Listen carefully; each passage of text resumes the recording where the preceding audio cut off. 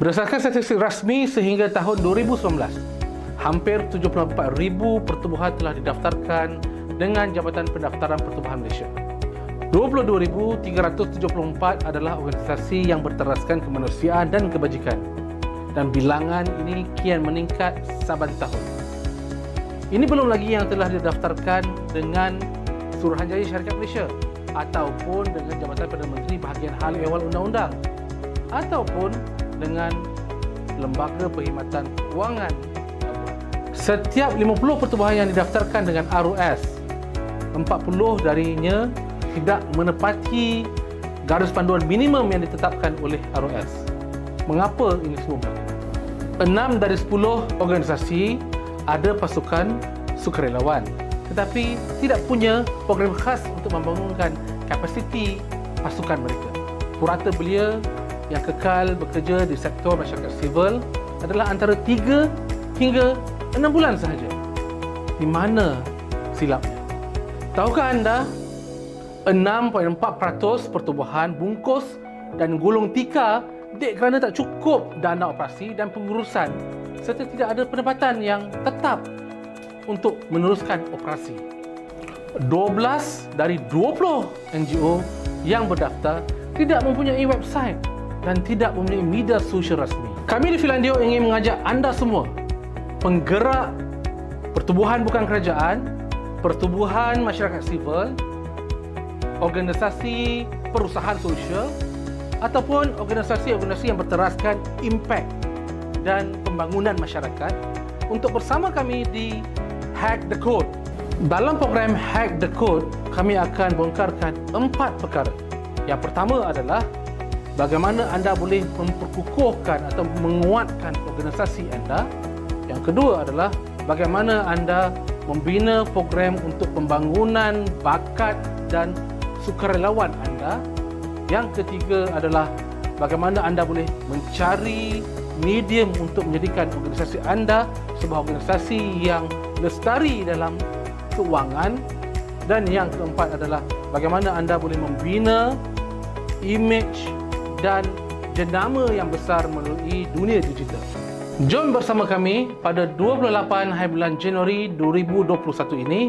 Jangan tunggu lagi. Temui kami di Hack the Code 2021.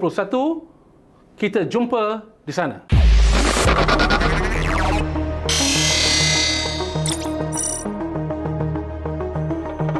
Berdasarkan statistik rasmi sehingga tahun 2019, hampir 74,000 pertubuhan telah didaftarkan dengan Jabatan Pendaftaran Pertubuhan Malaysia.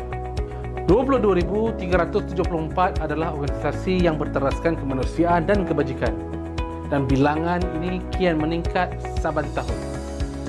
Ini belum lagi yang telah didaftarkan dengan Suruhanjaya Syarikat Malaysia ataupun dengan Jabatan Berdasarkan statistik rasmi sehingga tahun 2019. Hai semua, pernah tak anda terfikir semasa anda ingin menderma kepada sesebuah NGO atau sebarang inisiatif sosial, sama ada duit derma anda itu sampai atau tidak kepada penerima manfaat yang disasarkan? Di sini, saya ingin kongsikan kepada anda semua 3 solusi yang boleh anda gunakan sebagai panduan semasa anda ingin menderma kepada organisasi tersebut, sama ada mereka mempunyai kapasiti dan ketulusan yang baik dalam menguruskan dana-dana tersebut. Solusi pertama, tahap kecekapan NGO tersebut dalam menguruskan dana secara efektif dan efisien. Solusi kedua, cara NGO tersebut dalam mempraktikkan amalan, monitoring, evaluation, accountability and learning. Solusi ketiga, NGO tersebut mampu membawa perubahan yang lestari kepada penerima manfaat untuk impak sosial yang lebih besar. Anda ingin tahu lebih lanjut mengenai solusi-solusi yang saya... Berdasarkan statistik rasmi sehingga tahun 2019, hampir 74,000. Hai semua, pernah tak anda terfikir semasa anda ingin menderma kepada sesebuah NGO atau sebarang inisiatif sosial, sama ada duit derma anda itu sampai atau tidak kepada penerima manfaat yang disasarkan? Di sini, saya ingin kongsikan kepada anda semua 3 solusi yang boleh anda gunakan sebagai panduan semasa anda ingin menderma kepada organisasi tersebut, sama ada mereka mempunyai kapasiti dan ketulusan yang baik dalam menguruskan dana-dana tersebut. Solusi pertama, tahap kecekapan NGO tersebut dalam menguruskan dana secara efektif dan efisien.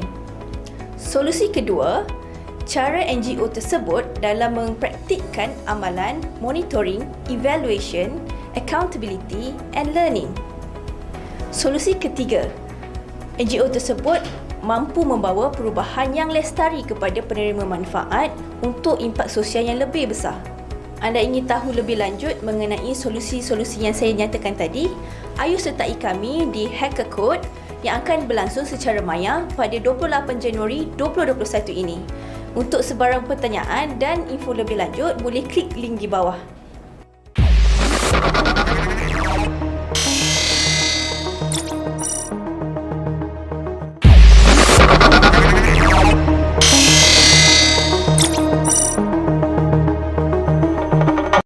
Assalamualaikum dan salam sejahtera. Selamat datang ke program Hack the Code 2021.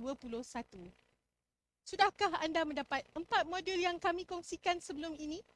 Lebih 2,000 organisasi dan 25,000 profesional masyarakat sivil telah menggunakan modul-modul ini. Melalui Hack the Code, kami ingin mengupas cara bagaimana anda boleh menggunakan modul-modul yang telah kami kongsikan kepada anda dengan lebih berkesan. Apakah yang akan dibincangkan dalam Hack the Code? Terdapat 4 touch point yang akan kami sentuh mengenai Hack the Code ini. Yang pertama, bagaimana organisasi anda boleh membina kewangan yang mampan. Melalui Hack the Code, kami akan bongkarkan 4 cara untuk organisasi anda berdiri teguh serta mampan agar organisasi anda tidak lagi hanya bergantung kepada wang sumbangan masyarakat maupun yuran ahli. Yang kedua, apakah cara yang terbaik untuk anda membina kepercayaan dari masyarakat, penderma, penyumbang serta syarikat-syarikat korporat? Kami akan kongsikan bagaimana anda boleh membina kepercayaan dengan mengamalkan urus tabi yang baik serta menerapkan kerangka pendekatan amalan terbaik antarabangsa ataupun International Best Practice Framework di dalam organisasi anda. Yang ketiga, kami akan mengupas cara bagaimana organisasi anda boleh membina jenama di dunia digital tanpa sempadan. Bukan sekadar bertapak di alam maya, ketahui cara bagaimana anda boleh luaskan capaian organisasi anda melalui transformasi digital. Organisasi anda kini mampu berkembang sehingga ke peringkat global walaupun anda beroperasi di lapangan lokal. Yang keempat, bagaimanakah anda boleh memanfaatkan peranan tulang belakang organisasi anda? Kami akan kongsikan komponen penting bagi sebuah program pembangunan bakat dan sukarelawan yang merupakan tulang belakang organisasi anda. Keempat-empat modul yang kami kongsikan selepas ini juga merupakan sebahagian dari perjalanan pembangunan bakat. Malah, kaki tangan anda sebenarnya merupakan bakat yang penting buat organisasi anda. Hari ini, kami akan rungkaikan bagaimana anda boleh menggunakan modul-modul ini dengan lebih berkesan untuk organisasi anda melalui Hack the Code. Ketahui bagaimana keempat-empat modul yang kami kongsikan bakal mengubah organisasi anda ke arah yang lebih baik.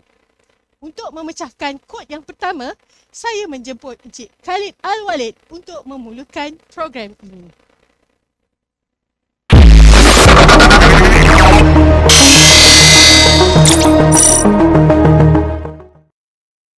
Assalamualaikum warahmatullahi taala wabarakatuh semua. Alhamdulillah. Terima kasih Puan Cahaya Zaini atas introduction tadi. Baik, pertama sekali saya mengucapkan jutaan terima kasih kepada semua yang hadir di Hack the Code kita live pada hari ini. Saya lihat di YouTube ada Syafiq Ridwan, ada Hasbullah, ada Puhi, ada Nur Zafira, ada Smith Cha, mungkin bukan nama betul, dan ramai lagi yang saya lihat kawan-kawan yang kita kenal. Jibril ada, Puan pun ada, Amirul Syafiq ada. Ahlan wa sahlan. Terima kasih kerana hadir pada pagi ini. Kita minta maaf atas kesilapan beberapa kesilapan teknikal tadi, ya, yang mana kami cuba platform kami tak dapat terima orang masuk secara ramai at the same time. Okey, baik. So what is Hack the Code? Ini merupakan kali pertama Finlandia datang dengan satu solusi yang kita namakan sebagai Hack the Code. What is Hack the Code is all about?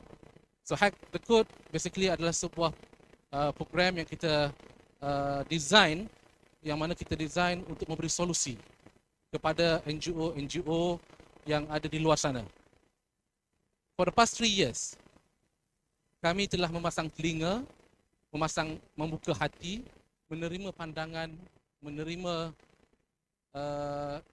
aduan tentang cabaran yang dihadapi oleh dunia NGO.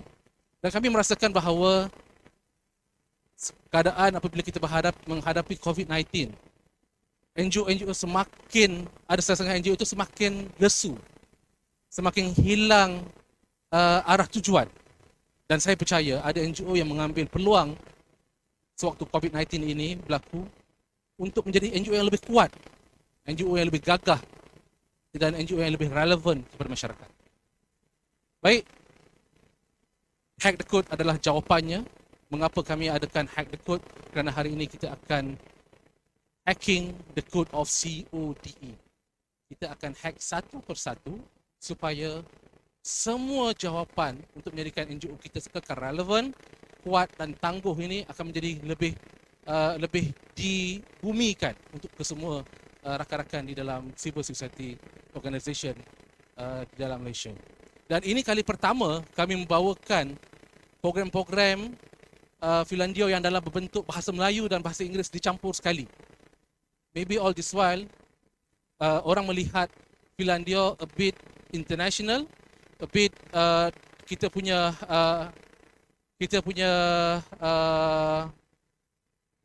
sharing kebanyakan dalam bahasa Inggeris, tetapi kali ini kita cuba bawakan ia dalam bahasa Melayu. Let us go to the first code, let us hack the first code to create financial sustainability. So apa sebenarnya financial sustainability? Ya, konten yang dibawa dalam financial sustainability ini adalah sebuah konten yang dibangunkan oleh Finlandia Venture. Ya, Finlandia Venture adalah sebuah division di bawah Finlandia yang memikirkan bagaimana masalah tentang keuangan sesebuah NGO itu dapat diatasi. Apa masalah utama NGO di dalam Malaysia? Apabila kami membuat beberapa kali cerapan ataupun need assessment analysis, apa yang kami dapati ini adalah 3 cabaran yang paling besar. Yang pertama adalah, yang hujung sana, adalah lack of administration and operational fund. Kurang, bukan tak ada, tapi kurang. Ada setengah itu memang tidak ada langsung. Dana yang diletak ataupun dana yang diketepikan untuk ada ataupun untuk dijadikan dana untuk administration dan operation. Dan kalau kita lihat masalah yang kami dapati, masalah kedua adalah do not have platform to expand the organisation fund. Masalah dia adalah apabila organisasi kita ni dah ketandusan idea, organisasi kita ni dah hilang arah tujuan. Kami dah buat macam-macam. Kami dah hantar tabung ke restoran-restoran. Kami kita dah buat fundraising. Kita dah buat event. Tak boleh nak buat event sekarang. COVID-19 kami bela. Kami tak tahu nak buat macam mana. Kita dah cuba buat kempen-kempen di crowdfunding, tapi kami tak tahu nak buat macam mana. Kami nak jumpa donor. Donor pula kami tak boleh jumpa. Sebabnya COVID-19. Dan ada setengah NGO yang menghadapi kebuntuan yang sangat jelas sehingga mereka merasakan bahawa the only way adalah untuk kita buat apa yang kita buat sahaja. Dan pilihan masalah yang ketiga yang dihadapi oleh kebanyakan NGO di Malaysia adalah too dependent on donation fund. Ada sampai satu tahap apabila kita tak ada peperangan. Tak ada peperangan di Syria, tak ada peperangan di Arakan, tidak ada peperangan di Gaza. Kita rasa gundah gulana. Sebab kita rasa bahawa kita tak ada mission yang kita boleh buat dan boleh buat crowdfunding ataupun boleh buat fundraise in order for us to have certain percentage of the money to be utilized for operation or administration. Dan kadang-kadang kita merasakan bahawa tak ada banjir, tak ada apa. Bila datang banjir, alhamdulillah banjir, kita boleh kutip duit. Sampai tahap macam tu, kita merasakan bahawa bila ada disaster, then only we can react. When we have disaster or something happen, then only we can raise fund. This is totally wrong. This mindset is totally wrong. Okay, so let us go and see the next slide. Yeah, the importance of financial sustainability is basically kita nak lihat supaya NGO-NGO ni rasa tak perlu fikir tentang salary, tak perlu fikir tentang operation, tak perlu fikir tentang marketing fund, tetapi apa yang kita fikir adalah macam mana nak jalankan, nak berikan full focus untuk kita punya initiative to educate the public, initiative to give better education to the vulnerable communities, inisiatif untuk meraihkan rakan-rakan yang terkesan dengan apa-apa bencana, tanpa kita memerlukan fikir, oh kita tak ada bajet lah nak duduk hotel, kita tak ada bajet lah nak naik kapal terbang, kita tak ada bajet, ulang-ulang perkara yang sama, tak ada bajet. So what we should do? Let us move to the next slide. 4 strategi to get fund. The first one is fundraising. Kita tahu fundraising, kita kena buat fundraising. Normally bila kita kata, okay Ahmad, you kena buat fundraising, you jadi head of fundraising, kita akan kita akan cuba untuk bagi orang lain lah, I tak boleh lah kan? Sebabnya fundraising will always come with KPI. KPI tak capai, gaji tak dapat. KPI tak capai, projek tak ada. Next adalah crowdfunding. Crowdfunding, apa beza crowdfunding dengan fundraising? Ramai orang kata crowdfunding ni, crowdfunding ini adalah something yang sama je dengan fundraising. Beza. Let us move to the next method atau cara, endowment fund. Endowment fund adalah satu perkara yang sangat jarang dikatakan. Ya, kita ada wakaf sekolah, wakaf square dan sebagainya. So we will talk about it after this. And the final one is social business initiative. So these are 4 medium or ways for us to raise fund or to get fund. Let us move to the first topic, which is, okay, before that, okay, saya lupa, saya nak tanya, apa yang anda nampak dengan kerusi ni? Boleh tulis dekat ruang komen. What do you see from this chair? Sarah Lee cakap tak ada bajet. Common alasan betul. Betul, tak ada bajet. Kalau katakan fundraiser ni ataupun project manager ataupun project coordinator datang jumpa admin, jumpa finance manager, ada tak bajet kita nak pergi buat sikit data analysis? Tak ada bajet lah. Kita nak kena pergi ke Sabah, tapi you tak boleh naik flight Mars, you kena naik flight Asia. Sebab apa? Bajet kita tak ada. Normal, tak ada bajet. Okay, apa yang you nampak?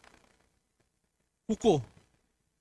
Tuan Farhan Radin kata kukuh.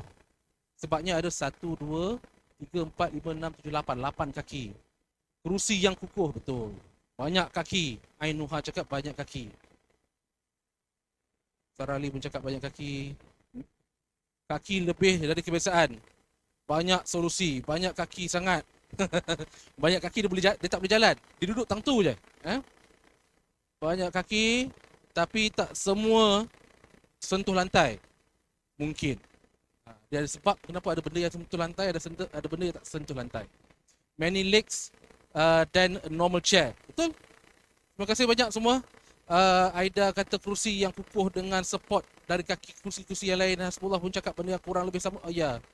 Tak semua cacah lantai, betul. Jibril kata tak bergantung pada 4 kaki saja. Ya. Baik, kita tengok pada slide yang seterusnya. Okay? Dalam keadaan kita nak bina, mengukuhkan ataupun nak create financial sustainability for your organisation, kita tak boleh bergantung pada satu sahaja kaki. Kalau kita ada 4 kaki, jangan hanya 4 kaki tu je. Tambahlah kaki-kaki lain.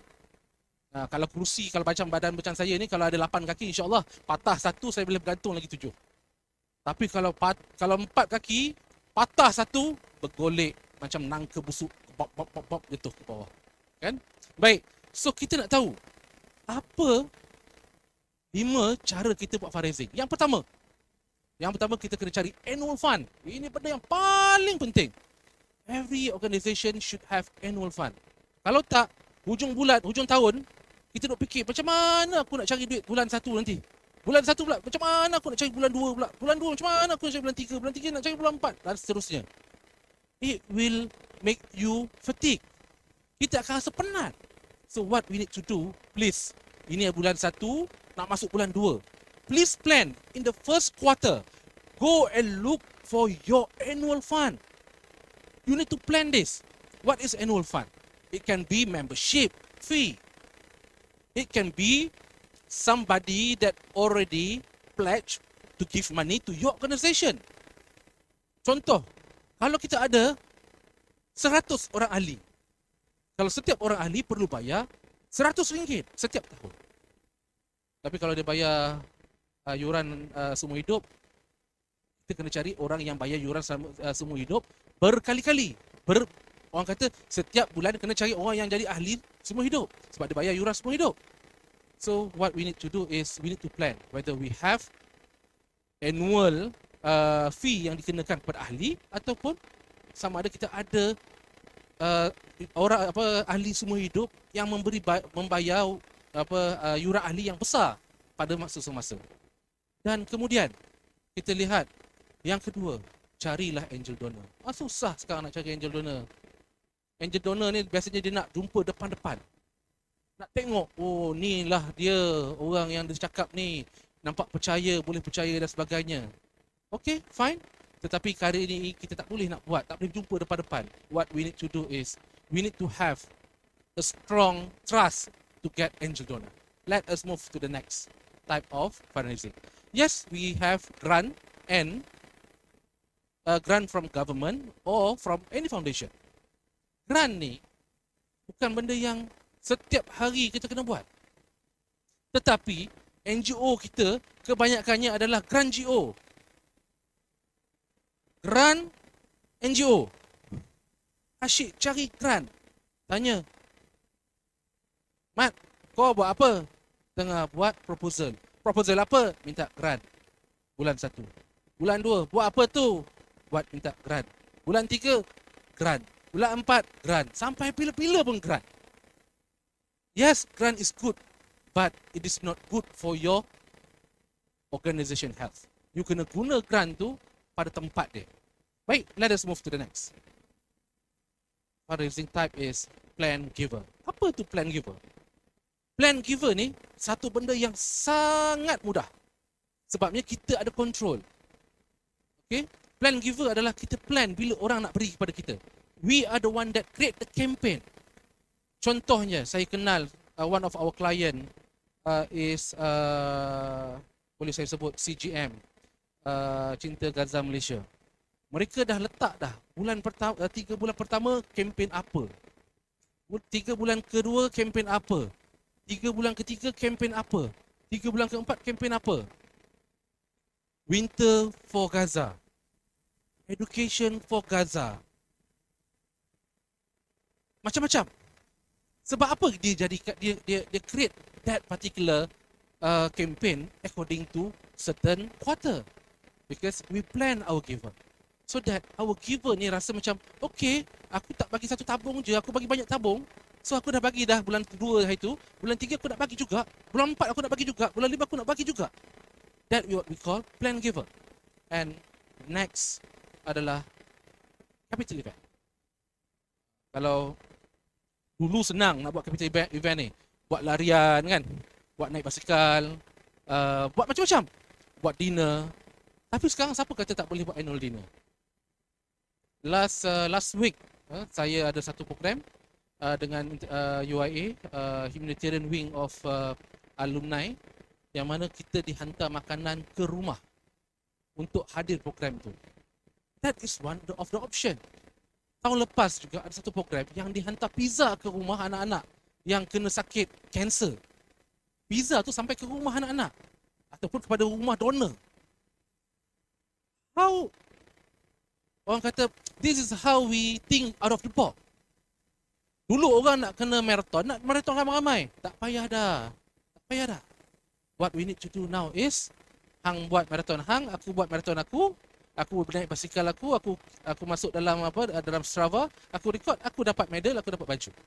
That is how we do capital event. And the capital is really low compared to physical capital event. Okay.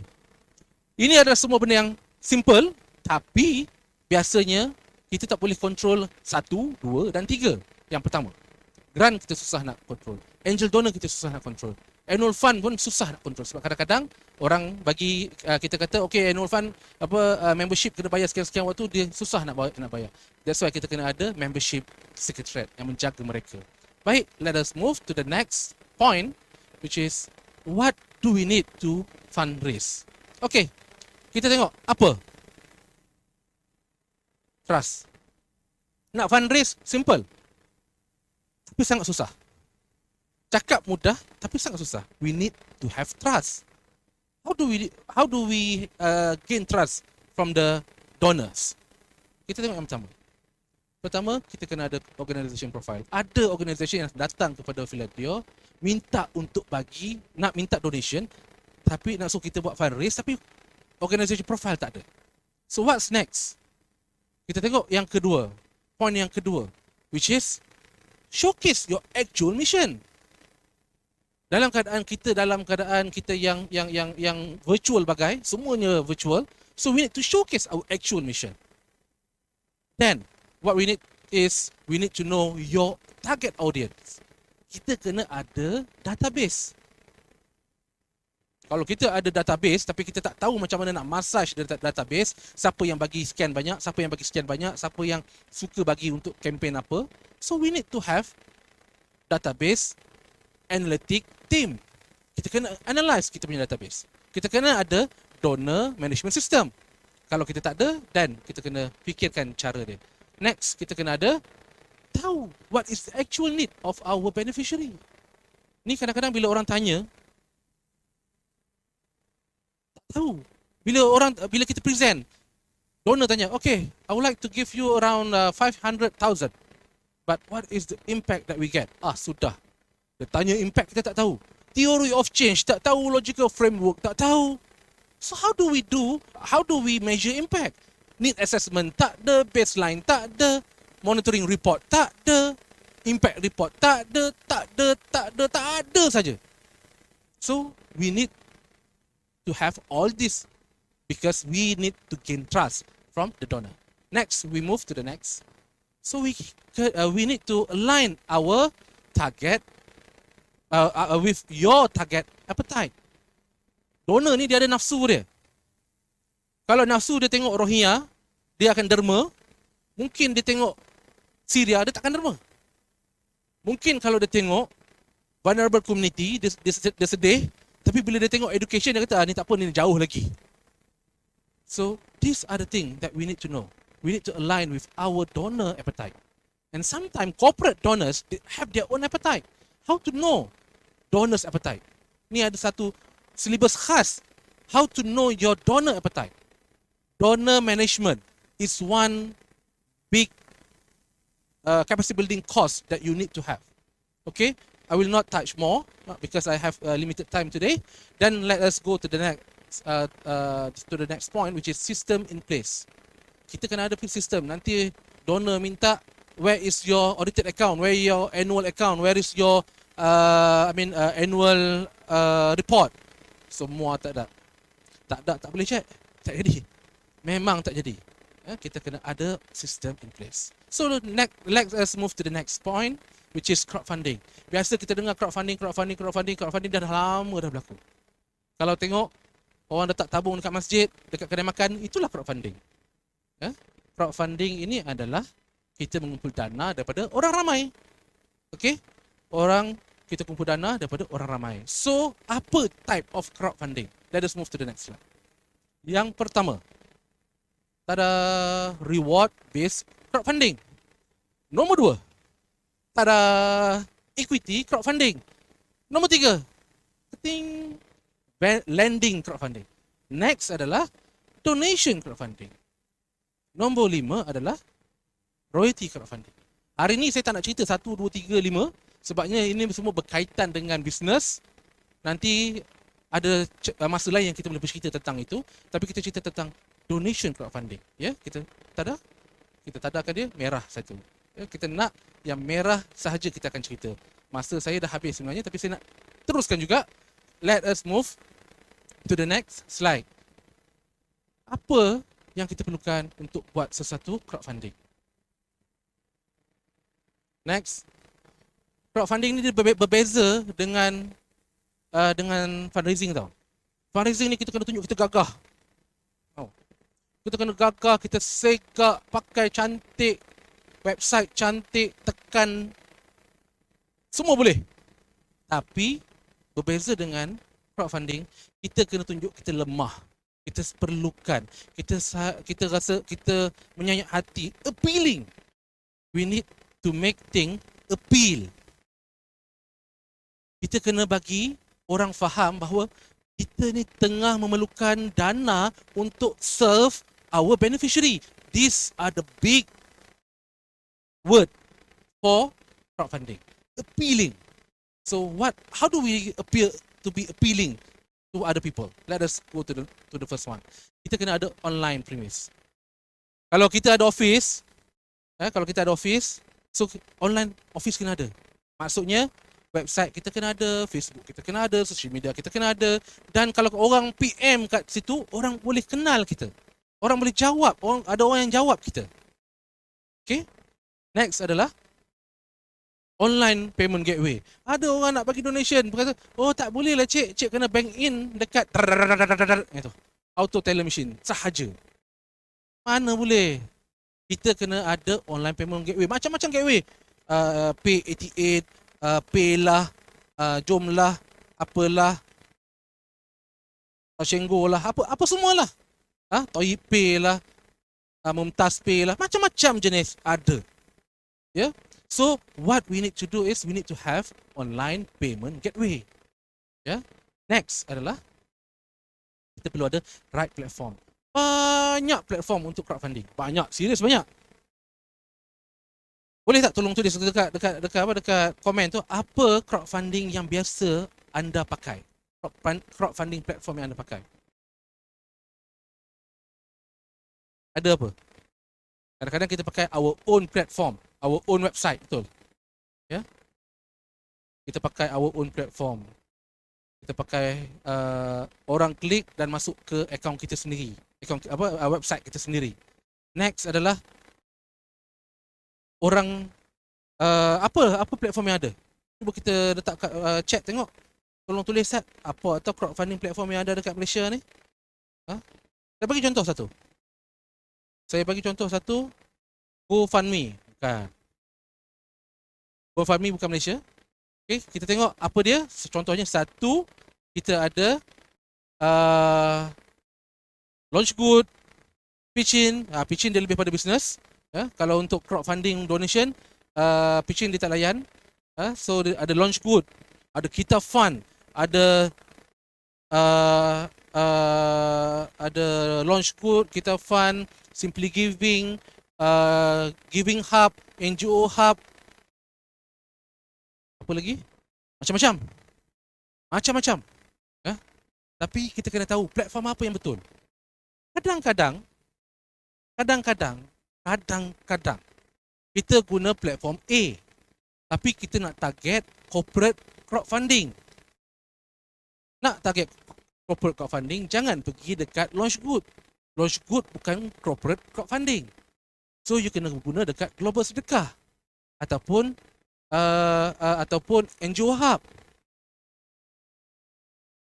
Ataupun kita nak buat untuk kempen kecil-kecil. Pergi buat dekat Global Sedekah tak layan. Pergi dekat Launch Good tak menjadi. Kita kena guna Kita Fund contoh. Okay? So don't be too loyal with your platform. Yes, the platform give you a lot of opportunity, but banyak yang you kena tahu. Bukan hanya satu. Okay? So we need to know what is the right platform. Next is appealing campaign. Kita kena tunjuk campaign tu kena ada seorang copywriter yang pandai baca tu, orang tengok baca ni menangis. Kalau orang baca menangis, shoot babe. Basah babe. Basah baju ni. Orang baca menangis, confirm insyaAllah. Tak RM1, RM2. Tak RM2, RM3. Baik. So what we need to make it, what we need to do is we need to make it appeal. Kita kena bagi nampak benda ni satu benda yang jangan tunjuk bahawa kita tengah minta dana. Tapi kita tunjuk macam mana kita tengah beri servis. Behind the scene tu sangat penting. Bukan actual program tu, bukan. Behind the scene kita tengah turun masuk banjir, masuk air pagar sini, angkat barang atas kepala. Tunjuk benda tu. Because that will be the best appeal to the donors. Next, let's move to the next point, which is database. Again, database is always, saya cakap king. Saya kata king. Saya percaya nanti bila sampai dekat turn our next presenter, dia kata bukan king. Dia cakap queen. But I always believe database is very important. Database is very important because tanpa database crowdfunding tak jadi apa-apa. Hang letaklah pergi dekat Launch Good ke, hang letak dekat Global Sedekah ke, hang letak dekat apa Simple Giving ke, NGO Hub ke, dekat Giving Hub ke, apa hub ke, apa pun tak ada apa jadi. Kalau database hang tak ada. Hantar kat siapa? Mak, ayah, adik, abang, adik, itik dah. Orang yang sama. Tak jadi. Nanti orang lari. Sebab hari-hari hang ni minta kat aku atau minta orang lain. So what is the next point? DRM, Donor Relation Management. Kita kena ada team yang menguruskan donor ni. Yang hantar update, yang hantar tu, hantar ni, hantar tu, hantar ni. Okay, next we move to the next slide. Endowment fund. Ada dua jenis, wakaf dan juga perpetual fund. Kita tengok yang slide seterusnya. Apa tu wakaf, apa tu endowment? Endowment is a sleeping giant. Kenapa sleeping giant? Sebabnya biasanya endowment ni kita anggap kita wakafkan petak, wakaf masjid, wakaf sekolah, ya. Tapi apa yang berlaku adalah orang yang wakaf tu dia dapat pahala yang berpanjangan sampai dia mati, sampai dia masuk, sampai dia mati, pahala tu tetap jalan. Tapi orang yang penerima wakaf ni, dia dapat wakaf tu sekali je. Dia buat bangunan, itulah bangunan dia. Dia dah habis keluar dari sekolah tu, dia tak pakai dah bangunan tu. Dia tak pergi sembahyang kat masjid tu, dia pergi sembahyang tempat lain, tak pakai dah bangunan tu. But how do we make it wakaf yang berpanjangan?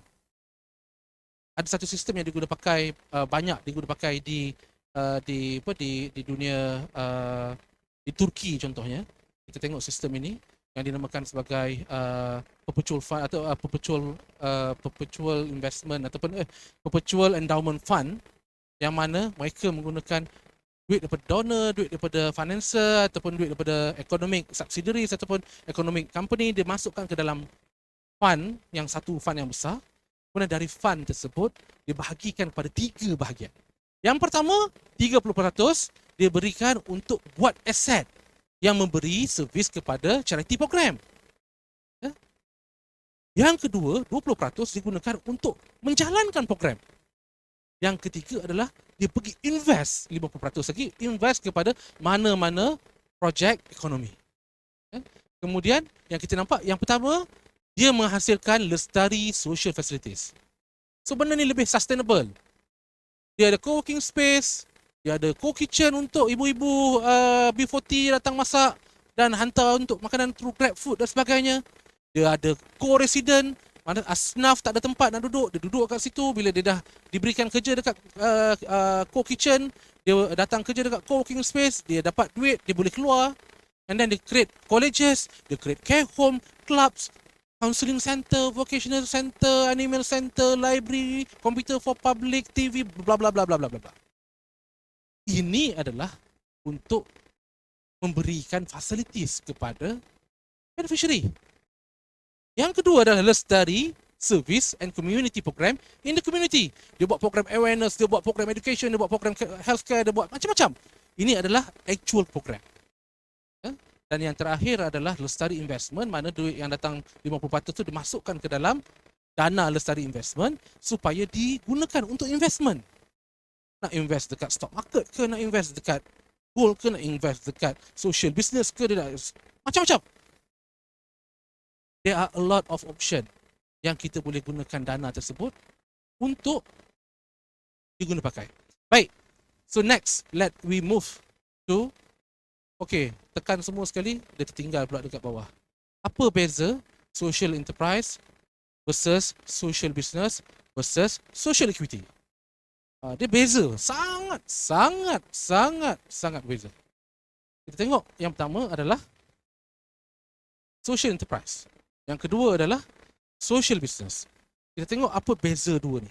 Tekan dia. Tekan sekali, tekan sekali, tekan sekali, tekan. Okey.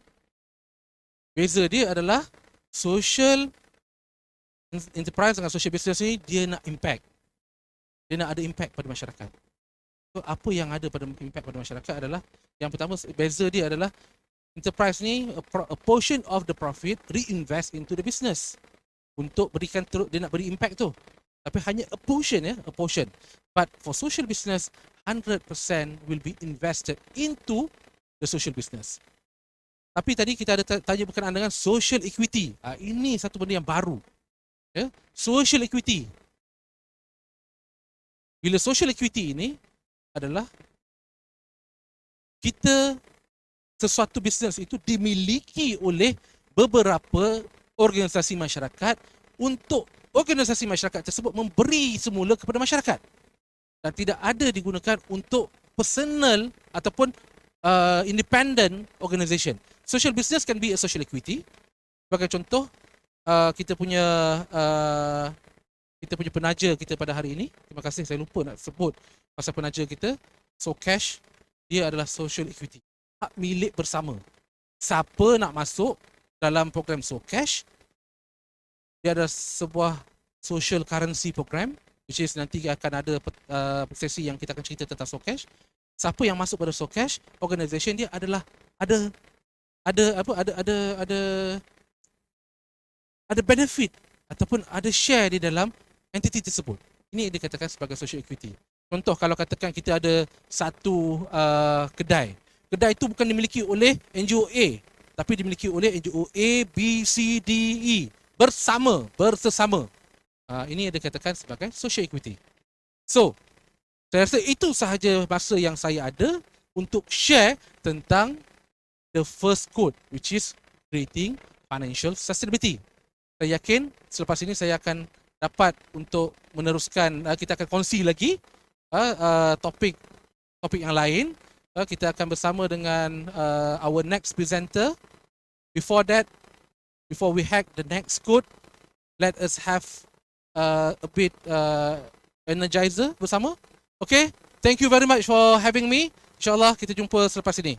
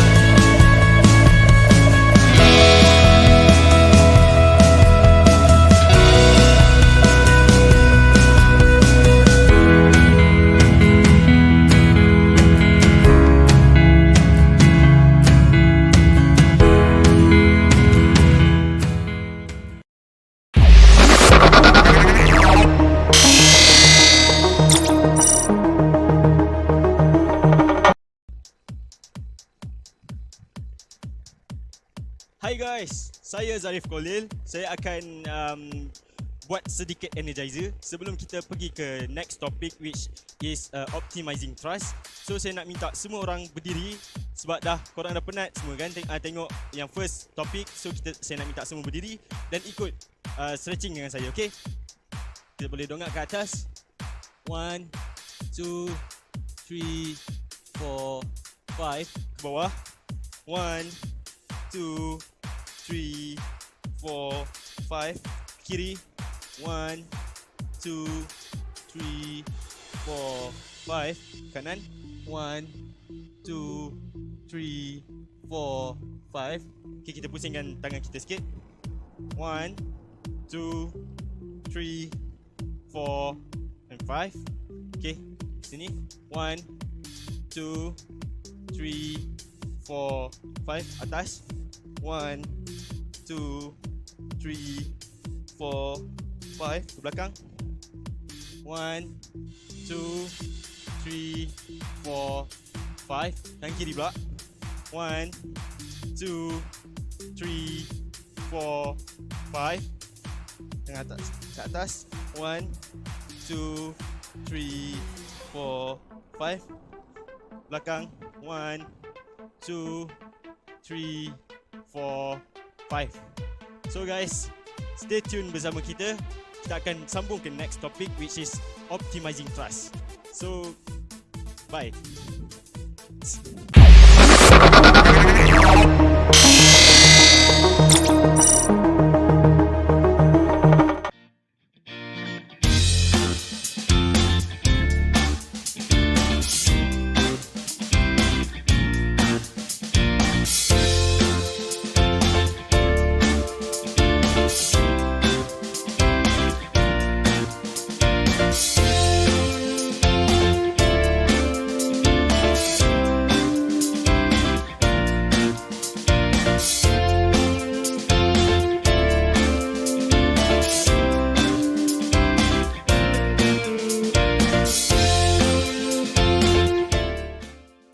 Berdasarkan statistik rasmi sehingga tahun 2019, hampir 74,000 pertubuhan telah didaftarkan dengan Jabatan Pendaftaran Pertubuhan Malaysia. 22,374 adalah organisasi yang berteraskan kemanusiaan dan kebajikan, dan bilangan ini kian meningkat saban tahun. Ini belum lagi yang telah didaftarkan dengan Suruhanjaya Syarikat Malaysia ataupun dengan Jabatan Perdana Menteri Bahagian Hal Ehwal Undang-Undang ataupun dengan Lembaga Perkhidmatan Kewangan. Setiap 50 pertubuhan yang didaftarkan dengan ROS, 40 darinya tidak menepati garis panduan minimum yang ditetapkan oleh ROS. Mengapa ini semua berlaku? 6 dari 10 organisasi ada pasukan sukarelawan, tetapi tidak punya program khas untuk membangunkan kapasiti pasukan mereka. Purata belia yang kekal bekerja di sektor masyarakat sivil adalah antara 3 hingga 6 bulan sahaja. Di mana silapnya? Tahukah anda 6.4% pertubuhan bungkus dan gulung tika dek kerana tak cukup dana operasi dan pengurusan serta tidak ada pendapatan yang tetap untuk meneruskan operasi. 12 dari 20 NGO yang berdaftar tidak mempunyai website dan tidak mempunyai media sosial rasmi. Kami di Finlandio ingin mengajak anda semua, penggerak pertubuhan bukan kerajaan, pertubuhan masyarakat sivil, organisasi perusahaan sosial ataupun organisasi-organisasi yang berteraskan impak dan pembangunan masyarakat untuk bersama kami di Hack the Code. Dalam program Hack the Code, kami akan bongkarkan 4 perkara. Yang pertama adalah bagaimana anda boleh memperkukuhkan atau menguatkan organisasi anda. Yang kedua adalah bagaimana anda membina program untuk pembangunan bakat dan sukarelawan anda. Yang ketiga adalah bagaimana anda boleh mencari medium untuk menjadikan organisasi anda sebuah organisasi yang lestari dalam keuangan. Dan yang keempat adalah bagaimana anda boleh membina imej dan jenama yang besar melalui dunia digital. Jom bersama kami pada 28 hari bulan Januari 2021 ini. Jangan tunggu lagi. Temui kami di Hack the Code 2021. Kita jumpa di sana.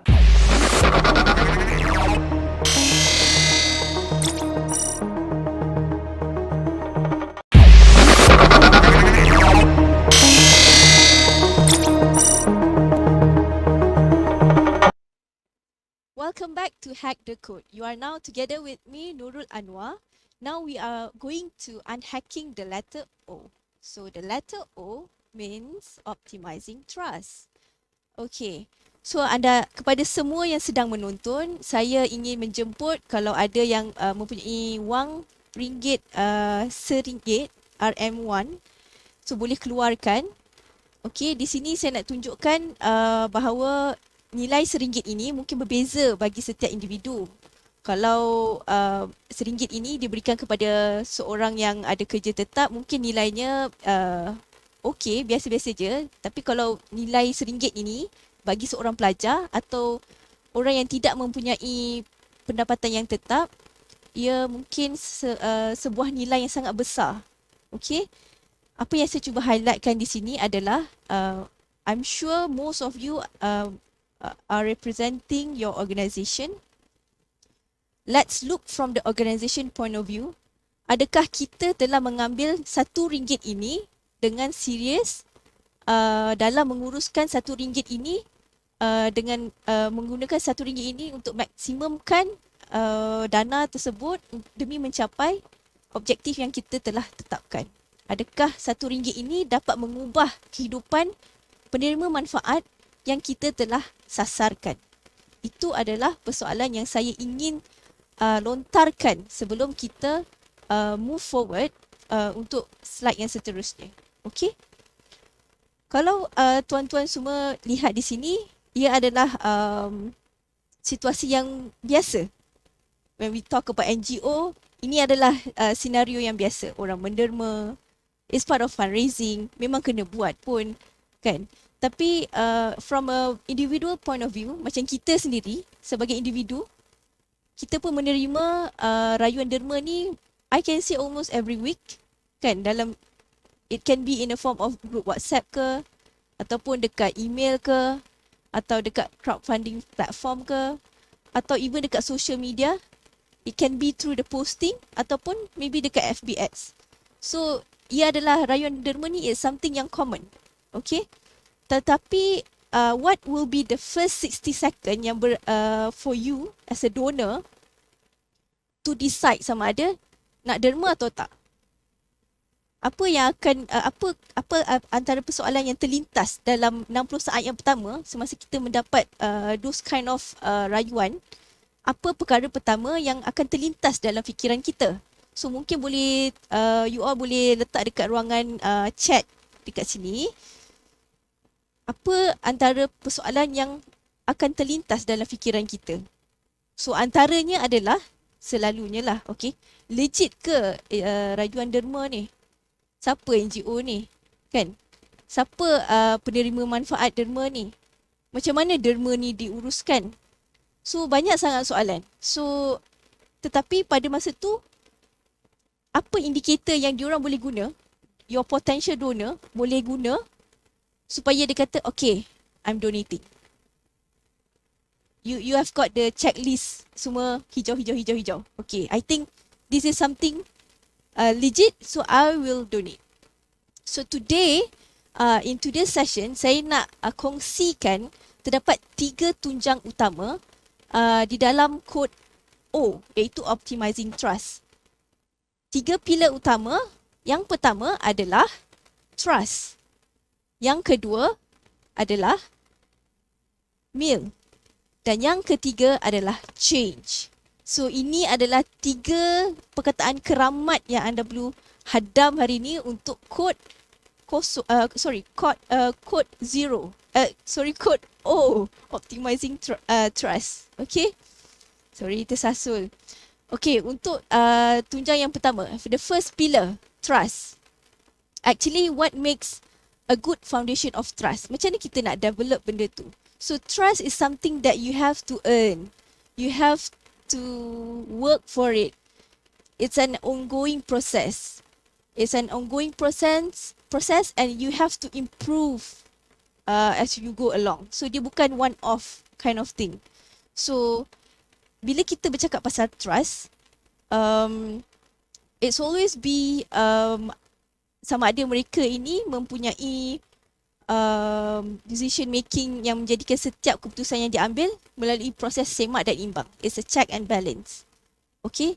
Trust boleh terbentuk apabila terdapat satu sistem decision making yang boleh check and balance. Itu adalah paling penting.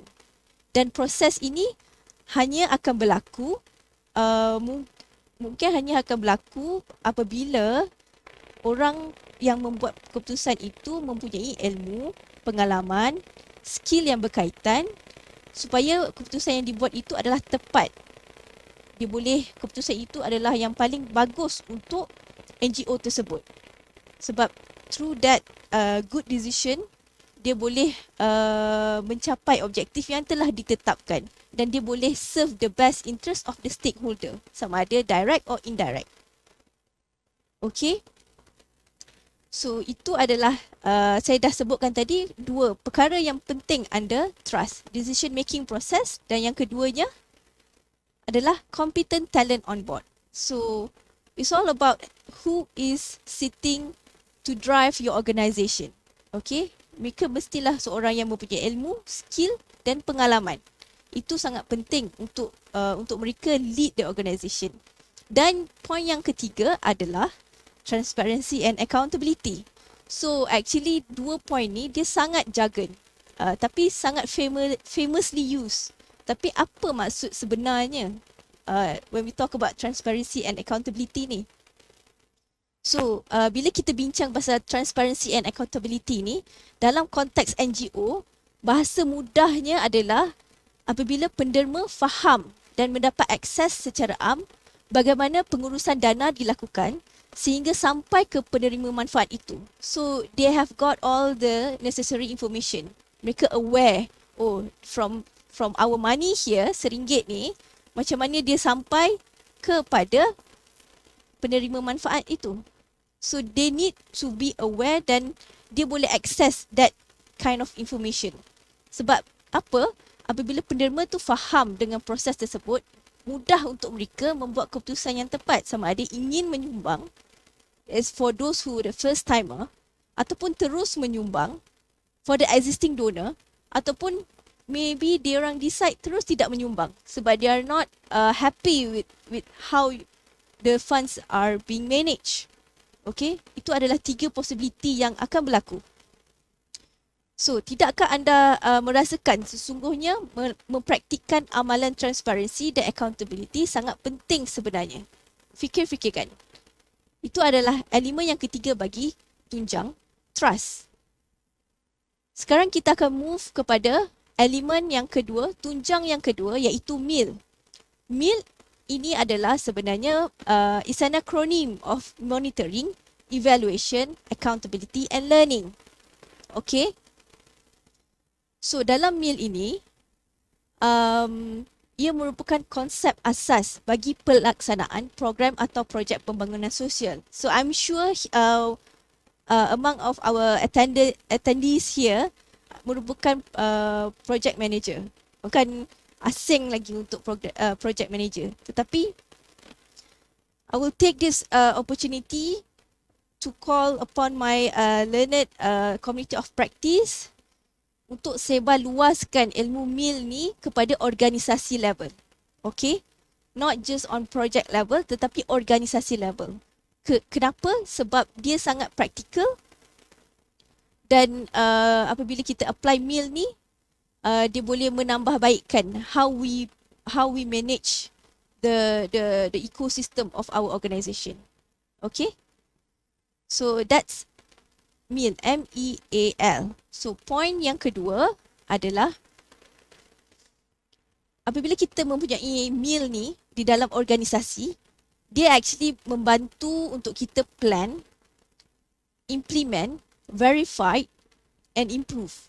So apa maksudnya? So apa-apa yang kita nak buat, as an organisation, of course kita kena plan ahead. Okay, and then we implement. Kita laksanakan. And then we get it verified. So when you have this report writing is not just get it done, but also get it verified. Sama ada benda ni betul atau tidak berlaku. Then from the verification phase, you can know whether there are orang kata ada kelompongan yang harus diimprovekan. So that's how you learn. Alright, so that's the second element of meal. Okay, dan poin yang ketiga adalah on the meal sebagai communication tool. Okay, meal sebagai communication tool bermaksud apabila coming back to the main agenda, which is trust. Okay, cuba bayangkan kalau seorang donor itu dia menderma dan dia upon dia derma dan senyap, dia tak dapat any feedback from the organisation yang dia dermakan duit dia tu. So there's no continuation of communication. Okay, but through meal kita boleh activatekan communication itu dengan memberikan progress report or even final report of the project. So there will be a few version of report sebenarnya. So if you're talking about, okay, progress report tu kan tebal ataupun final report tu kan tebal, takkan nak bagi semuanya. So benda all those kind of version kita boleh customize mengikut kesesuaian pembacanya. But the main point here is to get your donor engaged with you so that they feel the togetherness. So they feel that, okay, my RM1 here has actually arrived to Syria, for example, if it's a humanitarian mission to Syria. So they want to see whether the RM1 that they have donated really bring really help those beneficiary. So that's the point of communicating what you are doing. Okay. Moving to the next tunjang, which is change. It's a common quote saying that be the change that you want to see. Okay, but how? Okay, it's not easy, but at least I think we have several tools that yang kita boleh guna macam mana kita nak mengukur perubahan. Okay, when we talk about change, it's all about how we can measure it and whether we have achieved or not what we have targeted earlier. So mungkin kita boleh move kepada to the first point of change. So this is what I'm talking about, gap of improvement. How we can actually see that there is a change happen. Okay, change can be positive or negative, depending on the context. But what I'm trying to say here, you need to put it as a plan. Okay, because kita kena mengelakkan daripada one-off kind of intervention. Okay, sebab this one relates to the second point, which is target. In any way, seberapa banyak funds yang kita ada pun, we always have this limitation of scope, finance and time. Okay, if you are talking about you have been serving the same beneficiary for the past 10 years with the same intervention, that might indicate something, you know. It may or may not indicate a positive side of that, because at the end of the day, when we intervene, we have to plan for an exit too. Okay, this one relates to the third point of this, which is exit plan. This is like a common orang kata strategi. Apabila kita nak tolong sesebuah community itu, dia haruslah selari how we enter and how we exit, supaya kita berada dalam satu lingkungan yang orang kata tidak shock sendiri. Okay, dan kita nak mengelakkan daripada one-off kind of intervention. So that's why we plan ahead, this is intervention for 3 years, for example, based on the scope, finance, and time that we have. So let's customize the gap of improvement, yang kita nak buat. Okay, let alone it's 5 or 10%. It's okay, but still you've got that change quantified, that change being measured. So that's the gist of it. Okay, dan apabila anda telah go through these three main element, of course you can also move to the next level, which is impact assessment. That's how you would know impact sustainability. Sama ada intervention ini membawa sebarang perubahan ini membawa kepada kelestarian of the project. Okay, so that's the three main pillars on how we can optimizing trust. Yang pertama tadi adalah trust, yang kedua adalah meal, dan yang ketiga adalah change. So that's the three elements which I want you all to have that in mind when we want to approach donor, how we want to make our organization credible, so that within the first 60 seconds they can immediately make a decision, an informed decision, and they can donate accordingly, because they already know you, they already know how you work, they already know how the funds are being managed. So that's the idea. Okay, let me just introduce you a bit berdasarkan based on our experience serving several civil society organizations. We have come out with one framework which we believe it can be like a good guideline for you to enhance your organization from point A to point B. Okay, so let me just show you the framework that I'm talking about is about T-score. So T-score basically is an acronym of third sector organization competitiveness rating for enhancement. So dalam T-score ni terdapat 8 terminal. Okay, as you can see ada 8 terminal kat sini. So the first one would be the impact sustainability. The second terminal would be portfolio program project management. Terminal ketiga is all about partnership, collaboration and networking.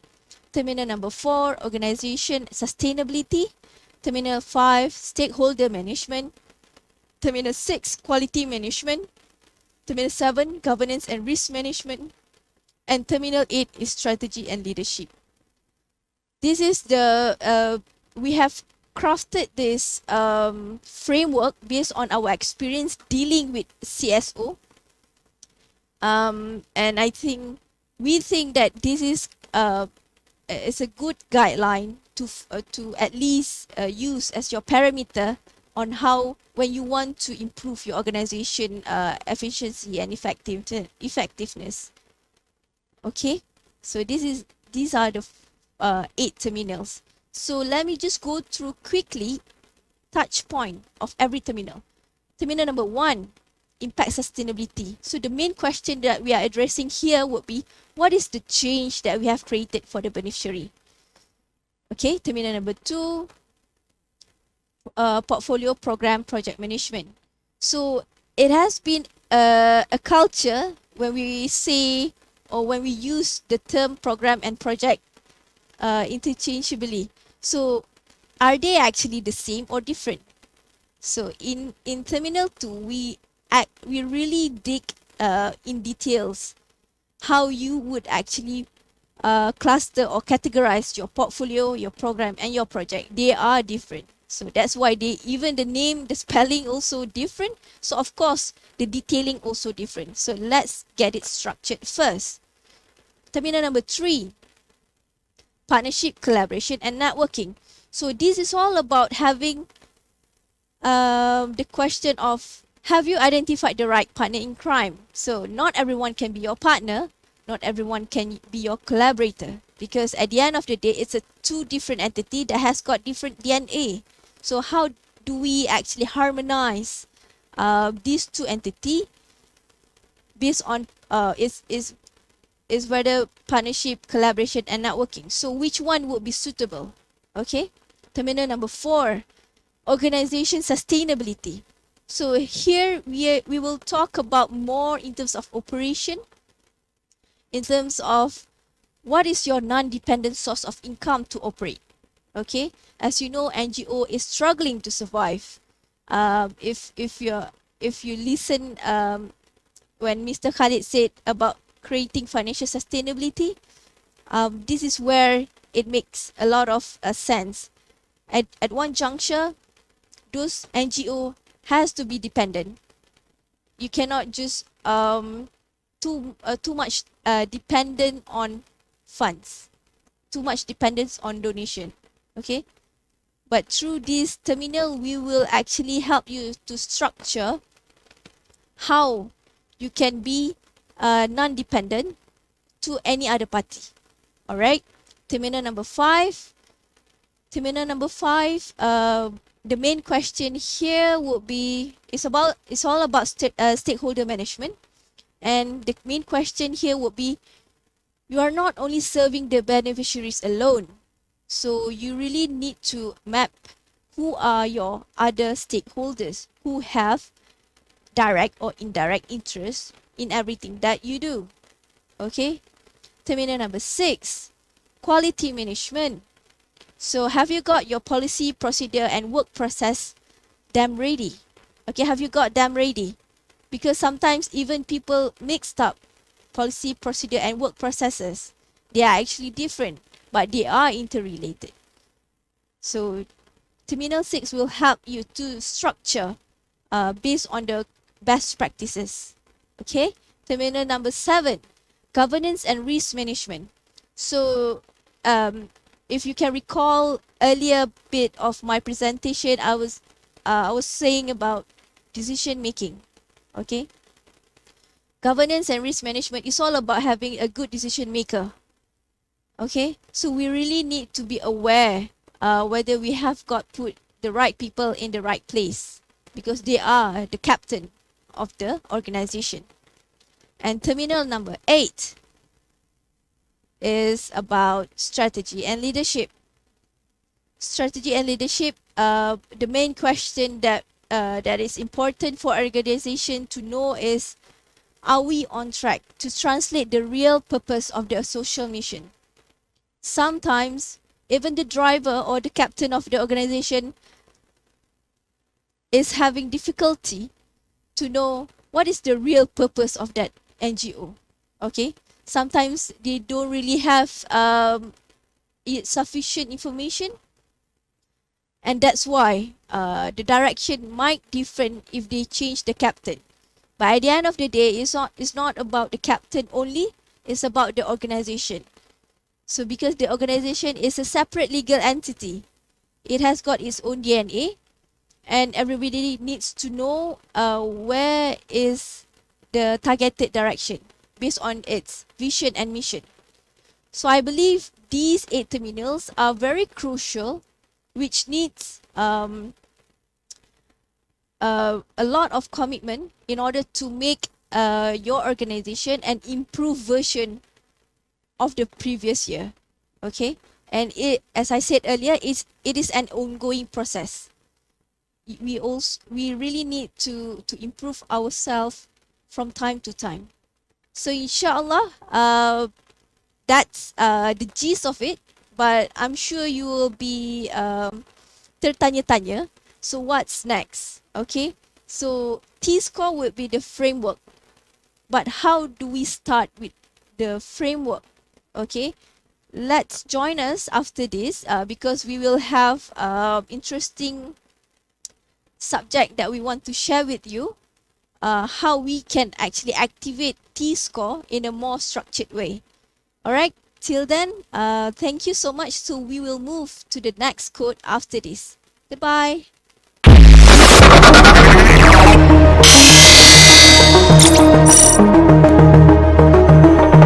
Pernah tak anda terfikir semasa anda ingin menderma kepada sesebuah NGO atau sebarang inisiatif sosial, sama ada duit derma anda itu sampai atau tidak kepada penerima manfaat yang disasarkan? Di sini, saya ingin kongsikan kepada anda semua 3 solusi yang boleh anda gunakan sebagai panduan semasa anda ingin menderma kepada organisasi tersebut, sama ada mereka mempunyai kapasiti dan ketulusan yang baik dalam menguruskan dana-dana tersebut. Solusi pertama, tahap kecekapan NGO tersebut dalam menguruskan dana secara efektif dan efisien. Solusi kedua, cara NGO tersebut dalam mempraktikkan amalan, monitoring, evaluation, accountability and learning. Solusi ketiga, NGO tersebut mampu membawa perubahan yang lestari kepada penerima manfaat untuk impak sosial yang lebih besar. Anda ingin tahu lebih lanjut mengenai solusi-solusi yang saya nyatakan tadi?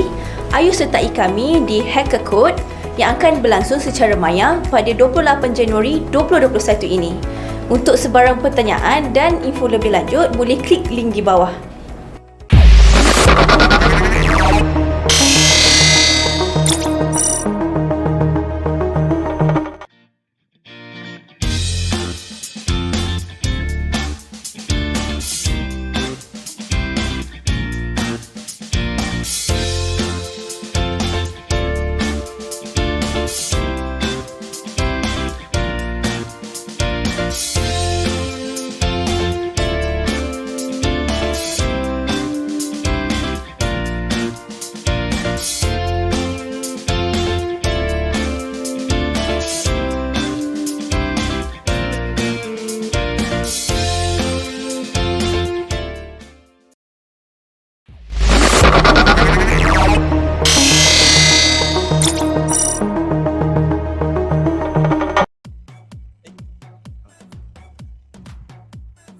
Okay guys, bersama saya lagi Zarif Khalil.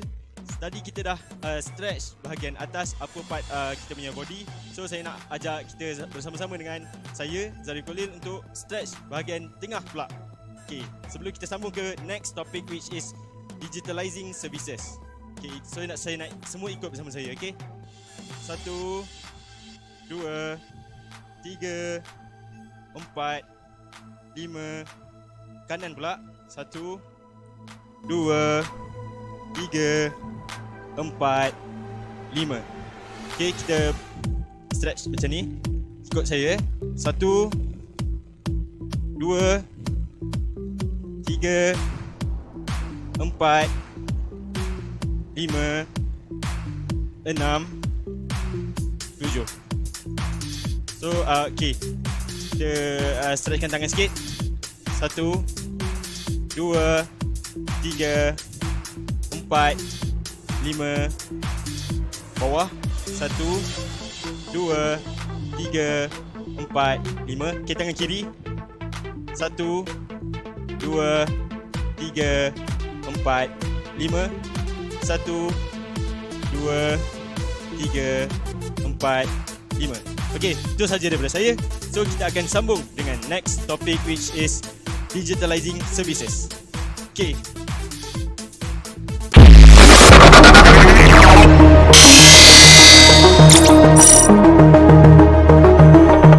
Assalamualaikum, apa khabar semua?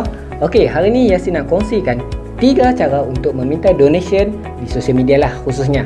Okey, first, point yang pertama, copywriting tu, tulisan tu kalau boleh tulis bagi penuh. Sebab apa? Janganlah hampa tulis tulisan WeChat ke, tulisan short form ni. Tolonglah tulis bagi elok-elok dan penuh. Jangan guna short form sebab apabila kita guna short form, algoritma Facebook yang susah nak tracking benda tu. And then, point nombor 2, salah target audience. Okey, sebagai contoh, kalau kita buat FB ads, selalunya kita boleh nak target seramai yang boleh, semasif yang boleh, sebanyak yang boleh. Semua gender kita bubuh, semua umur kita bubuh, semua interest kita bubuh. Sebenarnya kalau seeloknya kita cuba tapiskan audience yang berkualiti. Sebagai contoh, umur 25 ke 55 antara yang the best of orang yang suka bagi donation. Point nombor 3 iaitu salah timing. Sebagai contoh, kalau kita buat iklan, jangan run semua pada setiap hari ataupun setiap minggu, setiap masa. Dia ada waktu-waktu timing yang sesuai sebenarnya. Kalau hangpa nak tahu, kalau boleh run iklan pada 25 hari bulan sehingga 5 hari bulan, sebab waktu tu waktu orang masuk gaji. So orang senang sikit nak berkeluarkan duit dan ada timing yang sesuai.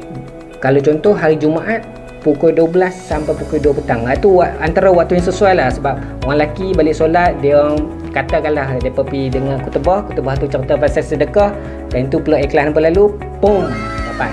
Okay, so kalau hampa rasa video ini bermanfaat, jangan lupa like, komen dan share kepada semua orang.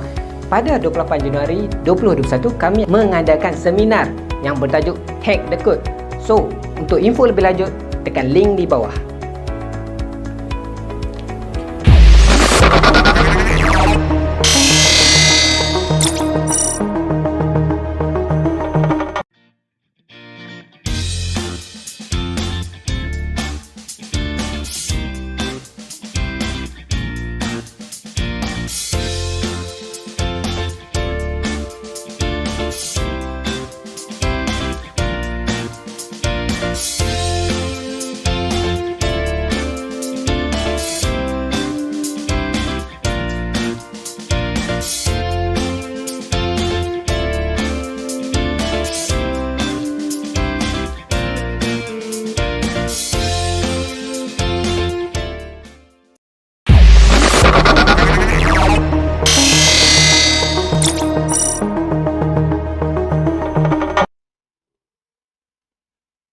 Okay guys, okay, semua dah buat kot Coach Zack punya senaman tadi kan. Harap semua dah cergas, sebab kita dah nak masuk konten yang paling best ni, iaitu D. Apa itu D? D adalah Digitalizing Service. Sebelum itu, saya Yasin Amron daripada Metal Up. Saya akan berceritakan tentang kepentingan digitalkan servis NGO anda. Okay, data yang saya dapat daripada satu website pada tahun 2019, kita boleh lihat sebanyak 51 NGO menambahkan bajet itu. Kenapa benda ini berlaku? Sebab mostly NGO di luar sana sudah nampak kepentingan teknologi ini. Seperti semua orang tahu, kalau tanpa teknologi, NGO akan jadi tradisional. Seperti kita boleh tengok 10% ni siap mengurangkan lagi bajet. Kenapa boleh jadi gitu? Saya pun tak tahulah sebab apa. Okey, kita boleh masuk next. Okey, ini data yang saya dapat untuk satu negara, satu dunia yang membuat digitalize fund, menambah fund, iaitu boleh tengok Amerika Latin sampai 40% tambah, Euro 50%, Afrika 54%, USA dan Canada 45%, Asia 56%, Australia dan New Zealand 56%. So, kalau saya berharap sangat NGO kita yang dalam Asia ni, kita tergolong dalam ni. Sebab kalau kita tidak mendigitalkan kita punya NGO, dia akan, orang tak akan nampak. Sebab dunia sekarang, kalau kita tidak ke depan, orang tak akan nampak. For sure tak akan nampak. Okay. So, okay, penonton boleh tengok ni. Okay, cuba teka, ni benda apa? Cuba teka. Baseball. Kan? Ini adalah website. Okay. So, saya tak tahu logo apa saya nak ambil. So, saya ambil lah logo ni. So, 80% NGO ada website. So hopefully semua yang hadir hari ini ada website sendirilah. Sebab rugilah kalau tak ada website. Sebab website ni dia adalah satu kategori SEO, iaitu Search Engine Optimization. So kalau kita tiada website, orang tak akan jumpa kita dalam dunia digital. So wajib ada. Please, kalau tak ada, beli sekarang. Buka lah My Dunia Hosting ke, server free ke, banyak lagi. Kita boleh beli dengan harga yang murah untuk 1 tahun terus. Tak ada masalah. Next. Okey, ni adalah data-data yang saya dapat. Kenapa reason untuk kita online kan, dan antara yang wajib online adalah mobile lah. Website kita tu kena mobile punya compatibility, sebab 88% semua menghadap smartphone. Rugi kalau kita website kita masih layout masih yang lama lagi. Kita kena buat yang mobile friendly. Sebagai contoh, kalau kita tengok Maybank, sekarang pun dia sudah paksa user dia guna yang apps yang berbentuk layout mobile. Dia dah tak nak orang guna website punya style. Okay. Yang kedua, 54% event register is possible. Maksudnya, maafkan saya, 54 ini orang boleh buat pendaftaran melalui smartphone sahaja. So bayangkan kalau kita dapat ambil user yang 100, at least separuh daripada tu sudah register melalui online mobile. Okay. And poin yang ketiga iaitu blog. 48% mempunyai blog. Of course lah, apabila kita ada website, kita kena ada blog. Okey, apa Yasin dalam blog nak bubuh apa kan? Okey. Sebentar lagi saya akan share apa yang wajib ada dalam blog sebab blog ni wajib aktif. Okey. Kita masuk poin seterusnya. 23% adalah ada online store. Ya. Okey, 23% ada online store. Sebagai contoh, dalam online store kita boleh letak bermacam-macam merchandise kita. Cup, t-shirt, lanyard, e-book, seminar, apa semua kita boleh letak dalam online store kita. Dan kelebihan ada online store, kita boleh tracking balik, kita boleh tarik balik user yang pernah mendonate, pernah memberi donation kepada kita. Kita boleh retargeting lagi. Banyak sangat. So, please, tapi semua benda ni kena ada website. Dan yang paling akhir sekali iaitu 12% ada online chat tool. Ini mungkin sekejap ya. Okey, 12% ni adalah online chat tool. Ya, kalau kita perasan kalau kita buka Maybank lah paling senang. Dia bahagian bawah sekali dia ada support. So semua website wajib ada tu supaya apabila inquiry yang at least ada orang yang boleh tolong reply secara 24 jam. Okey, ini 5 tool ni wajib ada dalam website anda. Okey, next. Okey, social media use NGO is very common. Okey, ni antara 3 lah yang wajib sangat NGO ada, iaitu seperti kita tengok Facebook 84%, okey, Twitter 46% dan Instagram 42%. Semua ini wajib ada, tetapi ada lagi NGO yang tak guna benda ni. Ada tak lagi? Cuba komen, ada tak lagi NGO yang tak ada Facebook? Cuba komen kat bawah ya. Okey, ya, Twitter ada Twitter. Okey, banyak juga. Okey, untuk Instagram ada tak? Okey, TikTok? Okey, kenapa TikTok tak ada? Ni yang saya nak marah ni. Kenapa TikTok tak ada? Okey, mostly NGO akan fikir TikTok ni tempat budak tempat budak yang video pelik-pelik apa tu, video mengarut, menari sana. Tak, sebenarnya kita kena faham macam ni. Okey. Sosial media ni adalah tempat orang berkumpul secara digital. Macam mana kita, okey, katakanlah saya nak buat event di Selangor. Tapi saya nak panggil orang-orang dalam di Kedah, di Perlis. Katakanlah budak Kedah dengan budak Perlis banyak main TikTok. So situ tempat mereka lepak, tempat mereka hang out dalam sosial media. So kita kena masuk dalam pool tu, kita kena join. Tetapi bagaimana kita nak join tu adalah kita tariklah video-video yang dapat menarik perhatian, tetapi in the good way. Meaning video-video yang bermanfaat. Janganlah buat video yang menarik, yang pelik-pelik, yang tak ada manfaat. Yang saya faham mostly orang NGO dia risau apabila kita buat TikTok, kita akan jadi terlalu macam tu mula tu nak masuk benda-benda yang pelik-pelik. Tak, kita boleh kawal sebab sosial media, kita boleh kawal kita punya sosial media. So bagaimana nak buat tu, kita punya perancangan sendiri. Okay, next. Okay, sekarang ni ada 3 lah problem yang untuk digitalize content yang saya perasan lah NGO selalu dia kekurangan mereka adalah, okay, boleh tengok poin nombor 1, terlalu banyak event tetapi kurang display online. Ini yang saya tak faham. Saya tak faham kenapa kita event banyak. Kalau tengok balik buka balik Facebook timeline, event banyak tapi tak masuk pun. Buka website, event banyak tapi tak pernah update pun. Website ada tetapi update hanya 6 bulan sekali. Ataupun ada event besar baru nak update. Sebagai contoh, event korban. Semua bakat kalun nak buat event. Event apa lagi? Winter, semua kalun nak buat. Tapi yang sebelum-sebelum tu kenapa tak ada? Kenapa tak update website? Kenapa? Dan Facebook. Okay, untuk Facebook, untuk tips lah saya nak share sikit. Okay, Facebook, apabila kita nak buat event, kita kena buat 3 step ni. Kena ingat 3 step ni. First, kita kena upload story atau post sebelum start event. Meaning waktu kita brainstorming ataupun behind the scene ataupun yang perancangan punya. Second, semasa event. Sebagai contoh, waktu banjir. Berlaku je banjir, terus upload story, WhatsApp story, WhatsApp Insta story, Facebook story. Update semua, YouTube story pun ada. Update semua. Dan ketiga, selepas event, apabila kita sudah bagi sumbangan, kita tunjuk dah berapa collection, berapa orang bagi dan berapa kita sudah bagi. Kenapa tak tunjuk? Yang tu saya tak faham. Kenapa NGO kurang menonjolkan dirinya? Sebab orang sekarang dia tengok online, dia nak kita kena menonjolkan diri kita supaya kita tidak tenggelam. Sekarang NGO banyak kat luar sana yang bagi bantuan. Sebagai contoh Ustaz Ibik Liu. Macam mana dia punya, macam mana orang boleh yakin dengan dia? Sebab dia tunjuk apa yang dia buat. So kita pun kena macam tu, tunjuk apa kita buat sebelum, selepas dan semasa. Wajib buat 3 benda ni. Yang kedua, okey, ini yang paling selalu lah, bila ada event baru nak buat online. Tetapi kenapa kita tak buat video yang sharing knowledge tapi kita tak advertisekan? Sebab apa? Kita fikir benda tu tak mendatangkan income.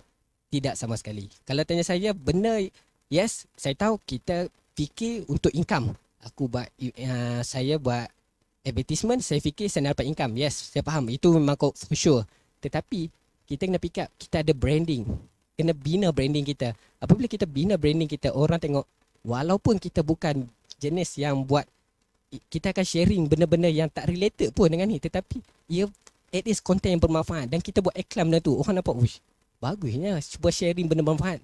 Bukan setakat buat asyik masuk online je mesti donation, online je crowdfunding, online je fundraising.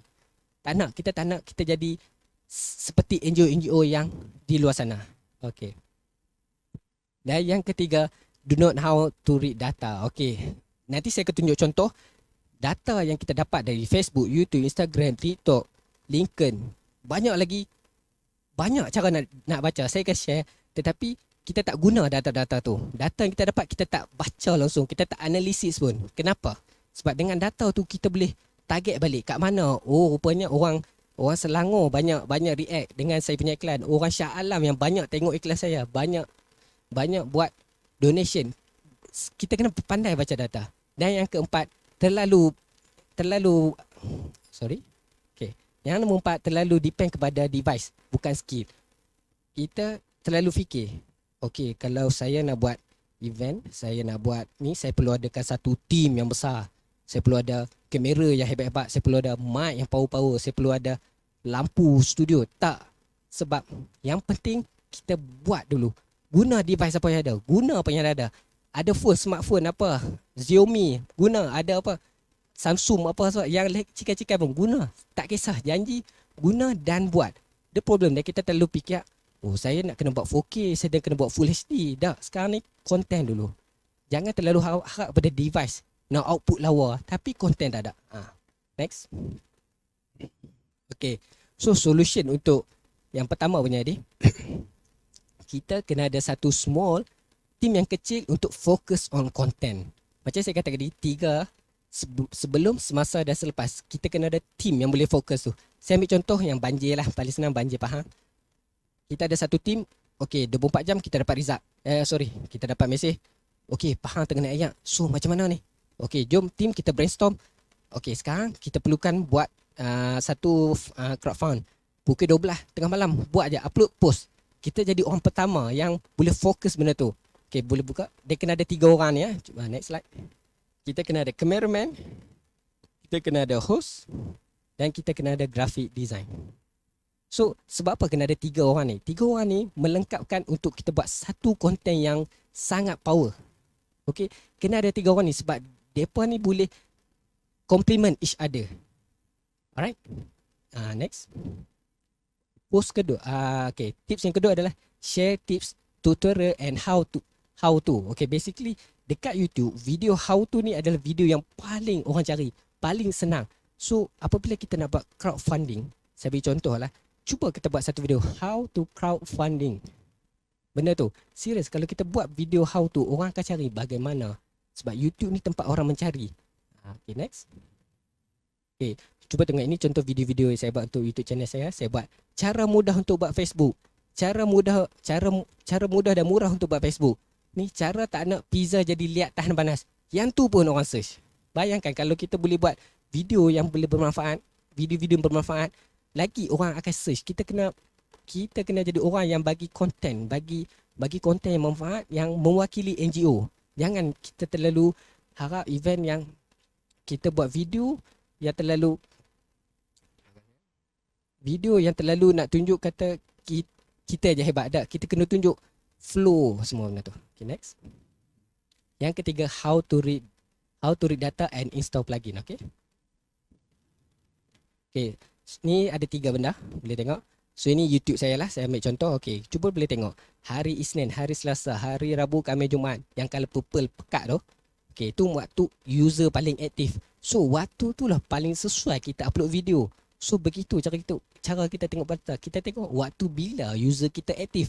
Macam tu. Okay. Boleh tengok yang point yang tengah ni. Okay. Yang tengah ni gender. Dalam channel saya, lelaki lagi ramai dominan tengok. Of course lah, mungkin saya lelaki.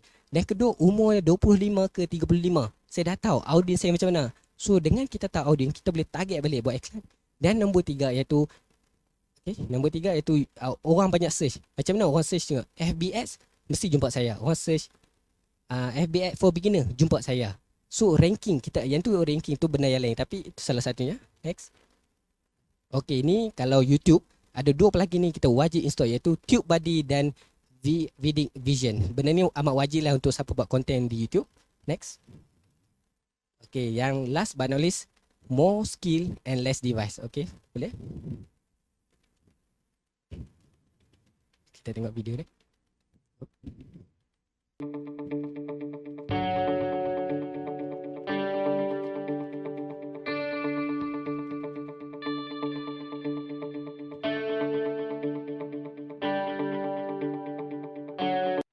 Okay, cuba bayangkan video ni saya shoot guna apa? Saya hanya menggunakan smartphone sahaja, tapi kualiti dia boleh nampak. Kenapa tak shaking apa? Semua tu main dengan editing pula. So benda tu tak ada masalah sebenarnya. Video nampak, ni mesti smart ni, tapi saya hanya menggunakan smartphone untuk buat B-roll, untuk buat benda ni. B-roll ni adalah satu scene untuk penambahan bagi pelengkap satu video yang panjang. So bila kita guna benda-benda yang macam ni, maksudnya macam saya katakan tadi, solution dia guna apa yang ada. Sebenarnya boleh kalau kita pakai smartphone saja untuk rekod video, tak ada masalah. Tak perlu pun device yang power-power. Mic pun boleh beli kat Shopee RM30. Mic yang biasa tu pun boleh. Janji kita ada mic, ada smartphone, dah boleh jalan untuk satu konten. Okay, itu saja dari saya. So ni last, content. Okay, content is king, database is queen. Okay, sebab apa saya kata begitu? Bayangkan kita buat satu NGO, tapi tak ada apa konten, tapi kita ada database yang beribu ratus juta. Macam mana kita nak target yang NGO yang ratus ribu tu untuk datang kalau kita tak ada konten?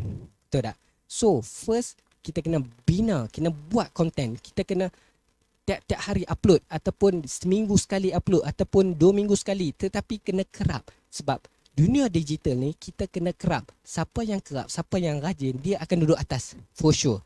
So content is king and database is queen. Itu saja daripada saya. Semoga semua sharing saya ni bermanfaat. So hopefully tak ada kot yang tidak. Okay, so saya akan passing kepada Zarif. Saya passing ke Zarif. So okay, kita akan teruskan Hack the Code ini dengan presenter seterusnya, Haikal Zulkifli. Sekian daripada saya. Assalamualaikum warahmatullahi wabarakatuh.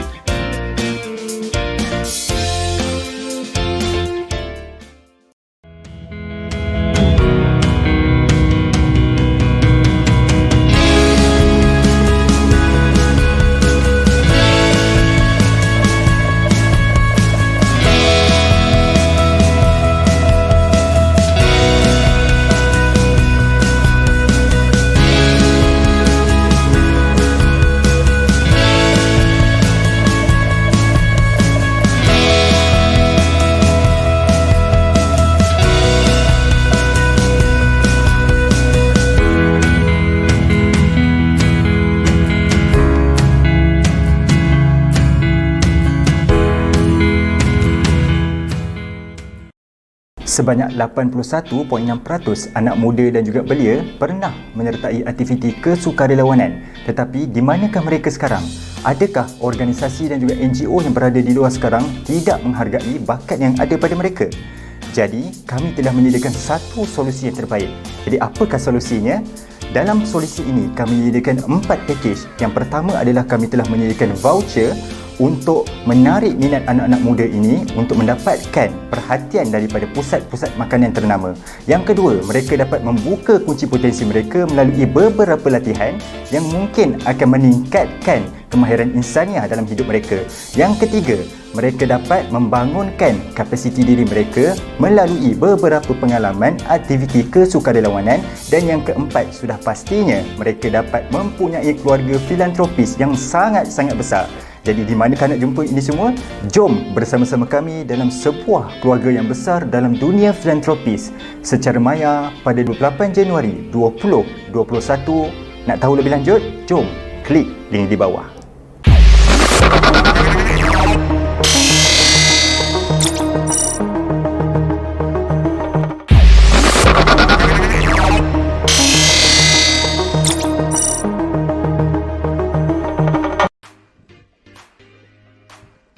Hai guys, bersama saya lagi Zarif Khalil. So sebelum kita sambung kepada next topic which is empowering talents and volunteers, kita dah duduk lama, so pinggang kita dah lenguh. Okay, kita nak stretchkan tulang kita pula. So kita buat sedikit Tabata exercise. Okay, saya nak minta semua orang berdiri dan ikut saya. 1, 2, 3, 4, 5, 6, 7. Okay, kita buat sedikit star jump.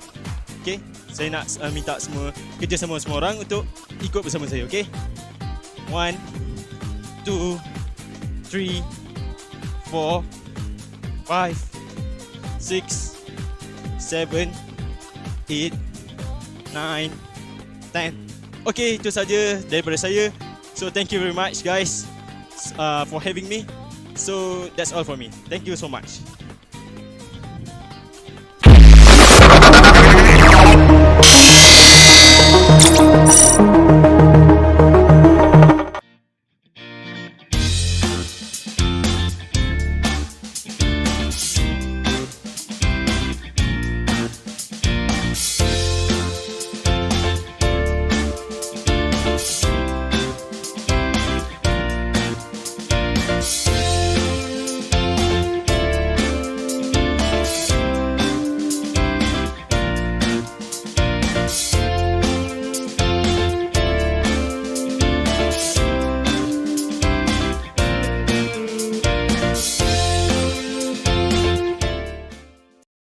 Statistik menganggarkan 68.4% NGO bungkus dan gulung tikar dalam masa 3 tahun pertama penubuhan mereka di kekurangan dana pentadbiran dan operasi. Sampai bila NGO perlu bergantung dengan sumbangan dan yuran ahli untuk terus beroperasi? Kami bakal kongsikan satu kaedah berteraskan equity sosial dan perkembangan dana lestari yang insya-Allah dapat membantu organisasi anda untuk perolehi pendapatan yang sustainable. Kaedah ini bakal membolehkan organisasi anda menumpukan perhatian penuh kepada inisiatif-inisiatif sosial tanpa memikirkan soal gaji dan kos operasi organisasi anda. Kini organisasi anda tidak perlu lagi menggunakan dana penderma untuk menampung kos operasi dan pentadbiran organisasi anda. Finlandia bakal memperkenalkan sebuah program khas yang dinamakan Projek Lestari. Ia bakal membuka peluang kepada organisasi anda untuk sertai kami dalam social business yang insya-Allah sustainable dan akan memberi pulangan yang berterusan kepada organisasi anda. Anda berminat untuk tahu lebih lanjut? Jom sertai kami dalam program Hack the Code pada 28 Januari ini.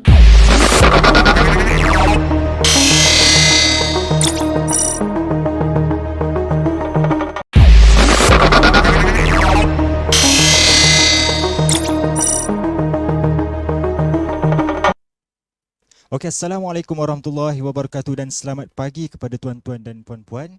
Baiklah, terima kasih kerana sudi sentiasa kekal bersama kami dalam program Hack the Code 2021. Jadi sekarang kita berada di kod yang keempat iaitu E, iaitu Empowering Talent and Volunteer. So apa yang kita nak tahu tentang Empowering Talent and Volunteer ni?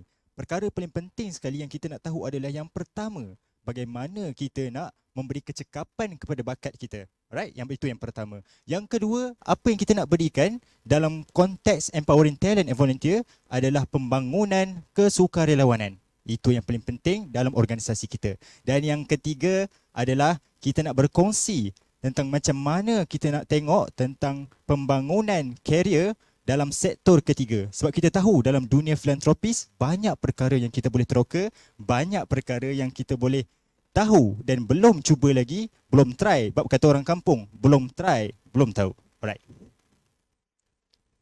Seperti kata Jack Welch, talent management deserves as much focus as financial capital management in corporation. Jadi, orang barat, kalau orang di barat dah berkata tentang talent development ni adalah benda yang baik, lebih penting daripada pembangunan kapital ataupun pembangunan kapasiti dari segi kewangan dan sebagainya. Jadi ini adalah perkara yang sangat penting untuk kita tengok setiap bakat ataupun potensi yang berada di dalam bakat ataupun kesukarelawanan di bawah organisasi kita. Alright, so kita pergi yang pertama, iaitu kecekapan talent ataupun talent kompetensi. Jadi kenapa pentingnya talent kompetensi dalam organisasi kita ni? Baik, dalam talent kompetensi ataupun kecekapan bakat ni, kita dapat tengok ada 4 perkara yang kita dapat terapkan kepada bakat kita. Semestinya kalau sebelum ini kita panggil pekerja sebagai staff, tetapi mungkin selepas ini kita boleh bertukarkan perkataan staff kepada bakat ataupun talent.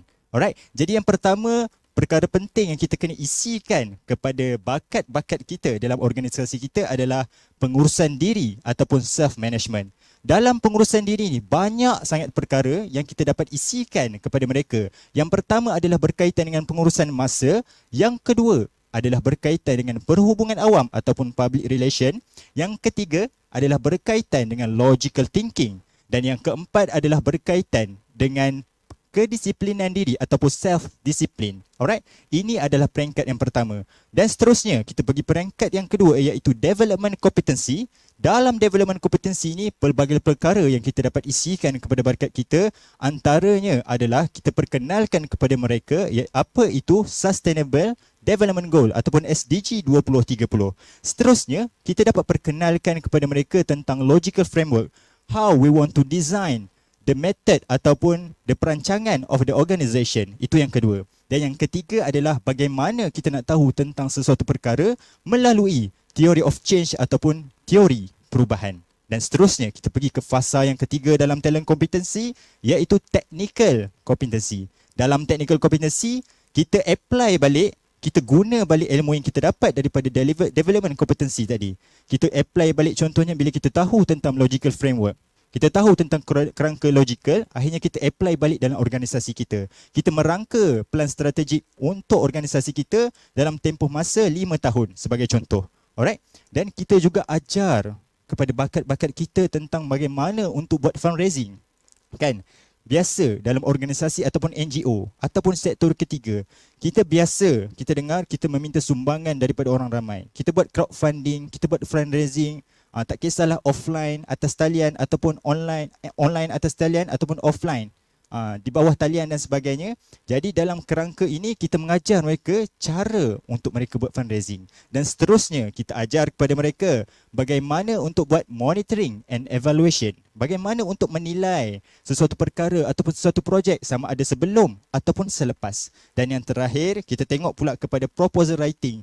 Ini adalah perkara yang sangat penting untuk kita membangunkan bakat kita. Sama ada mereka boleh untuk menghantar sesuatu proposal ataupun kertas kerja ataupun kertas cadangan projek kepada pihak korporat, institusi ataupun yayasan yang berada di tempatan ataupun antarabangsa. Dan yang seterusnya, peringkat yang terakhir adalah leadership and strategic competency skills. Jadi ini yang paling penting sebab kita nak ajar mereka melihat daripada mata helang, bukan daripada mata semut. Jadi bila kita ajar perkara-perkara seperti strategic plan, kita ajar kepada mereka berkaitan dengan program management. Dan yang ketiga, kita ajar kepada mereka berkaitan dengan portfolio management. Jadi di sini mereka dapat melihat mereka juga boleh menjadi seorang leader pada suatu masa nanti, dan mereka juga mungkin dapat membina kerangka yang baru dalam dunia filantropis ataupun sektor ketiga.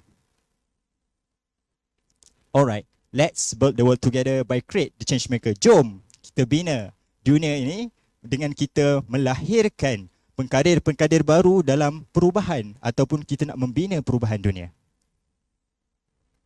Seterusnya, kita pergi kepada poin nombor 2. Nombor 2 ni adalah poin yang sangat penting, iaitu berkaitan dengan volunteer development ataupun pembangunan kesukarelawanan. Percaya tak, kita banyak sukarelawan di bawah organisasi kita, sangat-sangat banyak. Betul tak tuan-tuan dan puan-puan? Kalau betul, angguk. Kalau tak betul pun angguk. Alright? Okay, jadi kita dapat tengok banyak sukarelawan di bawah kita. Kadang-kadang kita minta mereka bayar di bawah organisasi kita. Mungkin ada RM50, mungkin ada RM150. Tetapi sangat-sangat banyak.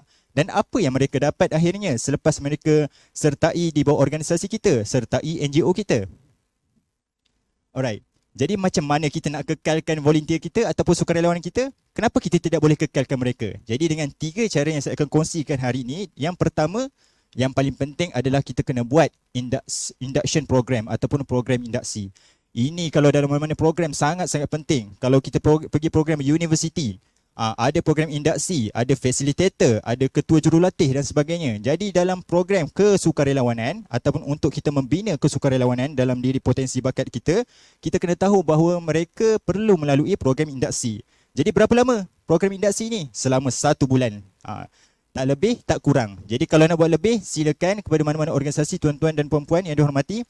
Jadi kalau rasa nak buat kurang pun tak ada masalah, tetapi pastikan mereka dapat apa yang patut mereka dapat. Dan apa konten yang kita kena bagi mereka? Yang pertama adalah kita kena terangkan kepada mereka betapa pentingnya mereka berada di dalam sistem sosial masyarakat sekarang.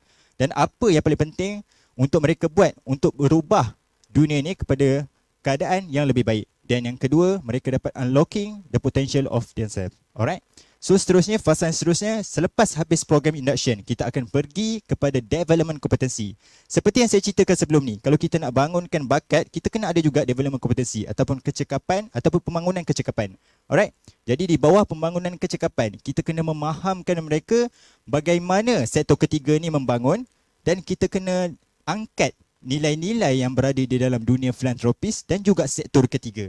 Jadi kalau kita, bukan kita yang mengangkat, kalau bukan kita orang yang berada dalam dunia NGO, dunia kemanusiaan, dunia kebajikan tidak angkat nilai-nilai ni, bagaimana sukarelawan yang berada di luar konteks dunia ni untuk tahu apakah nilai ataupun kekuatan di dalam dunia filantropis ataupun sektor ketiga. Dan seterusnya, selepas daripada development kompetensi, kita pergi kepada technical kompetensi. Alright, di bawah technical kompetensi, kita nak tengok bagaimana mereka menguruskan secara proaktif kerja-kerja yang kita bagi. Contohnya kita bagi untuk minta, untuk plan dan design, untuk plan sesuatu plan strategik dan sebagainya. Bila kita tengok, jadi mereka boleh menguruskan secara terperinci sebagai seorang leader. Alright, itu yang pertama. Dan yang kedua adalah bagaimana mereka nak mitigate the project risk. Bila dia dapat satu projek, bagaimana dia nak buat breakdown structure untuk agihkan kepada kawan-kawan ataupun staff ataupun bakat-bakat yang berada di bawah mereka untuk supaya burden ataupun kebertanggungjawaban kerja itu menjadi lebih kurang. Okey. Seterusnya, bila kita dah buat talent development, bila kita dah buat volunteer management, jadi apa yang paling penting kita nak kenal kepada mereka ni? Semestinya kita tahu sekarang 4.7% belia menganggur selepas ataupun bermula daripada 18 Mac disebabkan kita buat Perintah Kawalan Pergerakan PKP di Malaysia. Jadi seramai 4.7% belia telah menganggur. Jadi kat mana kita nak salurkan mereka ni? Jadi sebab tu kita kena perkenalkan nilai-nilai ataupun kekuatan di bawah dunia filantropis ataupun sektor ketiga. Kita tengok di bawah sektor pembangunan karier. Baik, sekarang kita nampak bermula daripada yang pertama, sebagai seorang junior talent, kita baru masuk company, baru masuk sektor ketiga, baru masuk NGO. Jadi bagaimana kita nak memulakan karier kita sebagai seorang sukarelawan profesional, sebagai seorang filantropis yang profesional. Jadi bermula dengan junior talent. Kita adalah junior talent. Kita masuk, jadi selepas daripada junior talent, akhirnya dia dapat program-program kita kenalkan tadi sebagai contoh personal and self management, development competency, technical competency dan juga leadership strategy and company.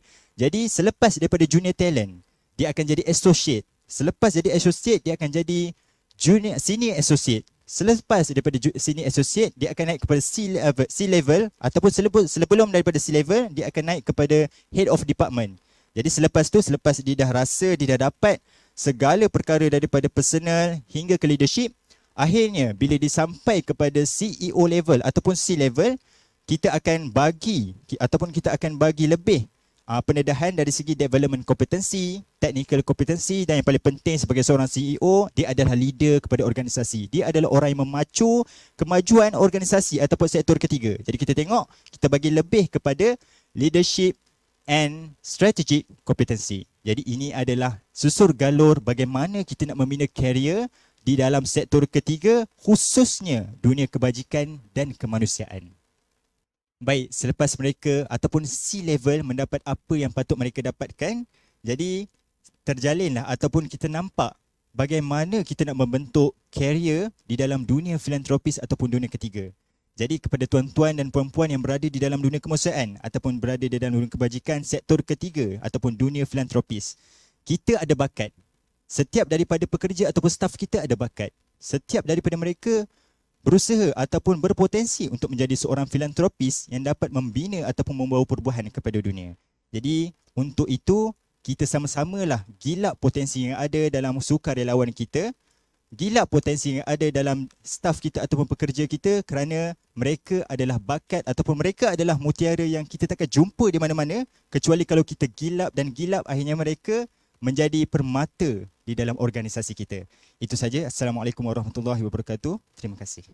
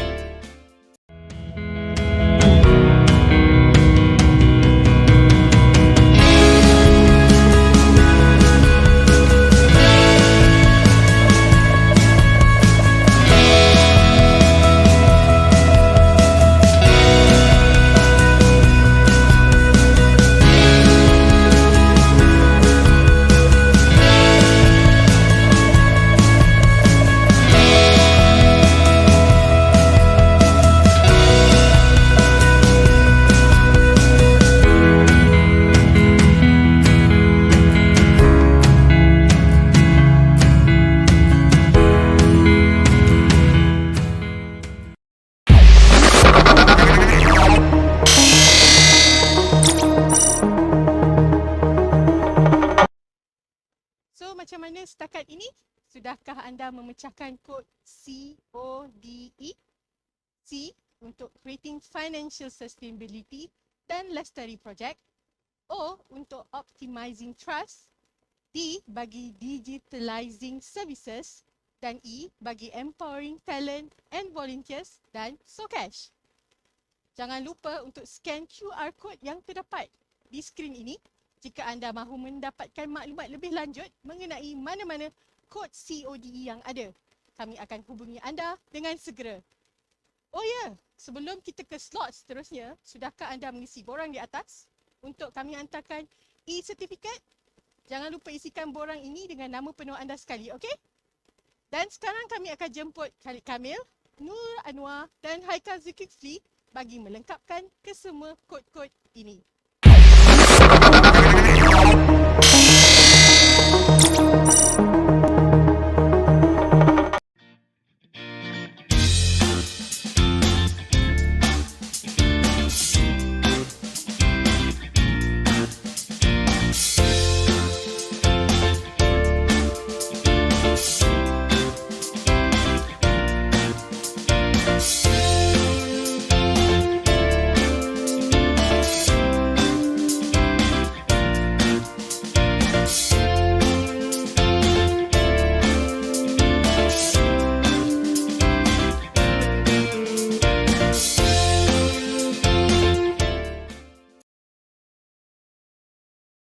Okey, Assalamualaikum warahmatullahi wabarakatuh. Terima kasih Puan Cahaya.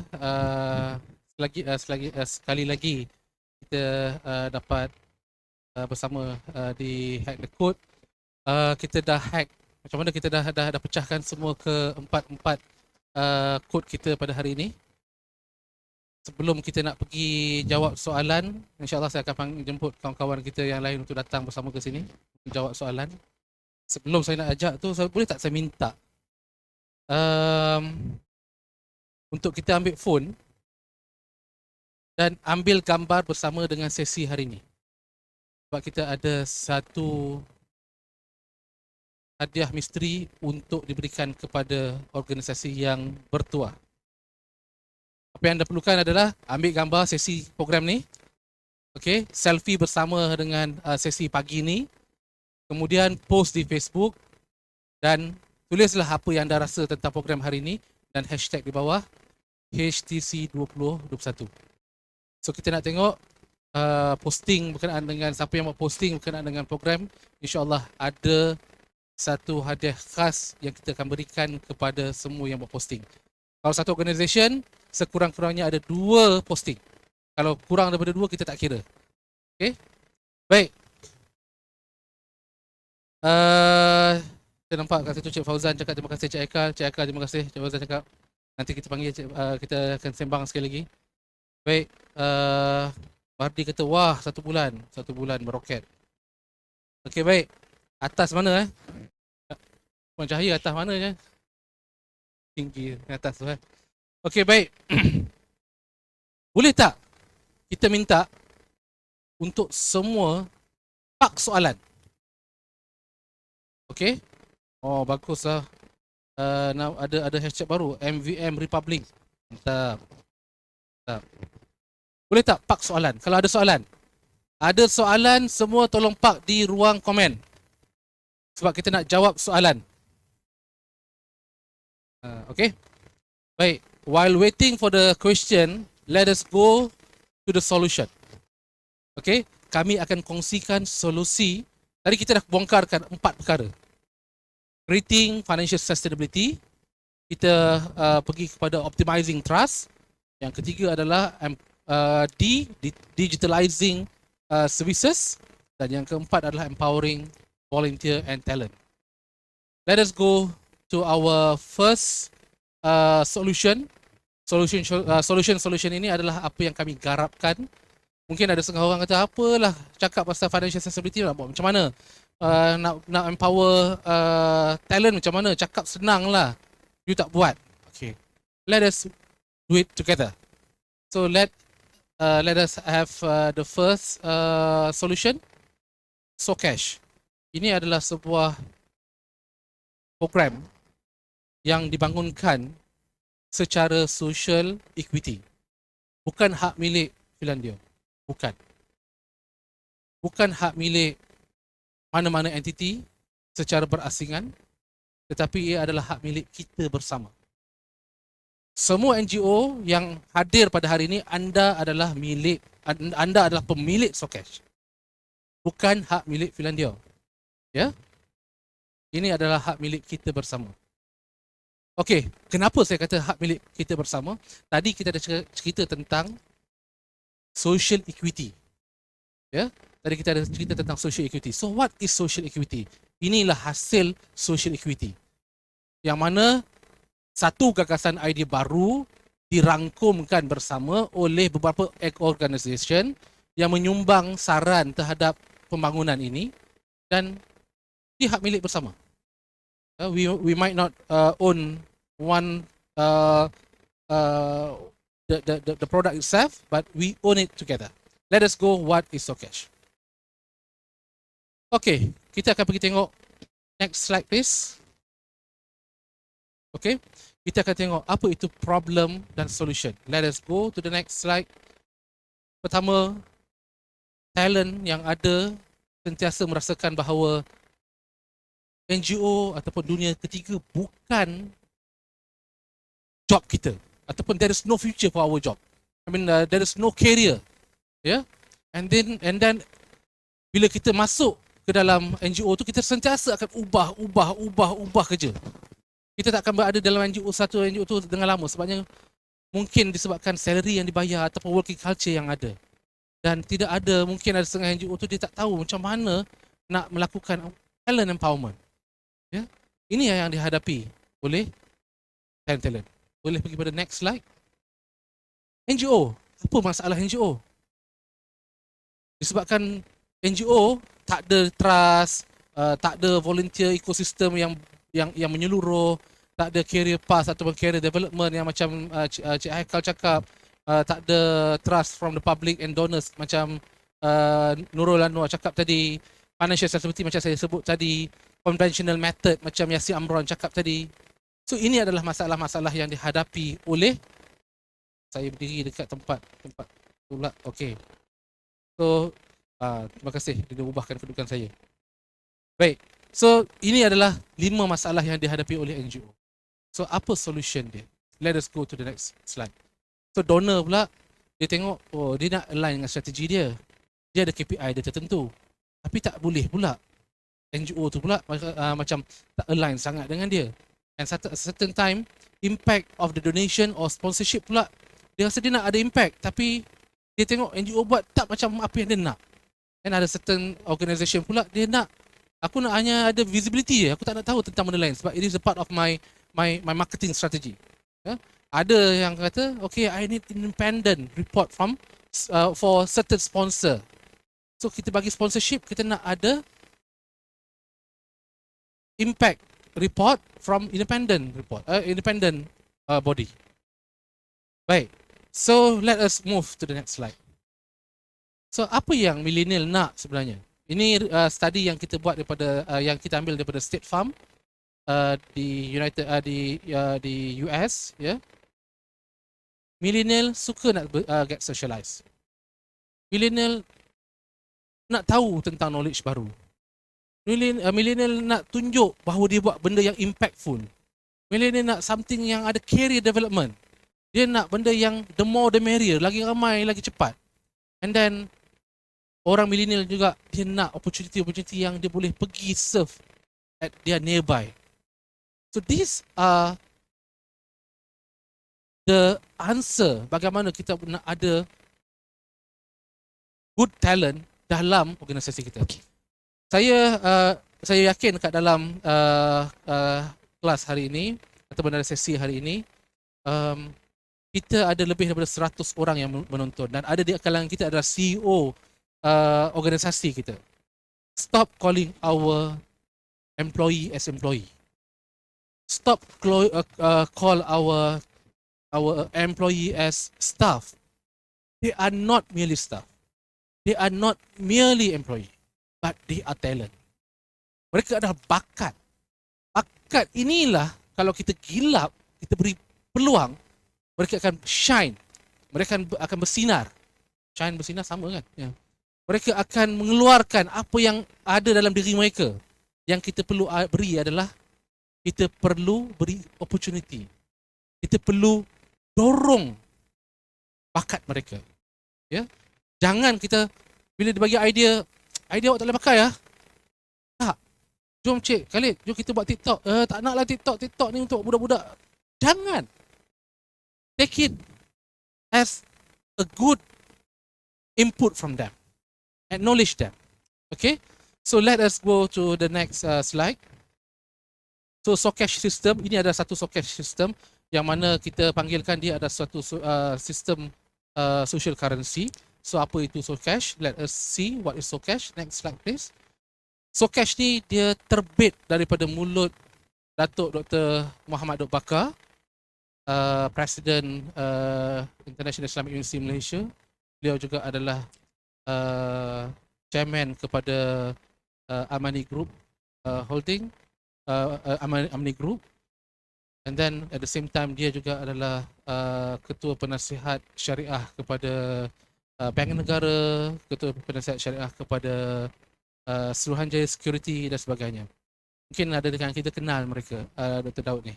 So what he said, the fundamental philosophy of social currency is where it can be traded within the society. The currency promotes the element of humanity, activism and voluntarism within the society.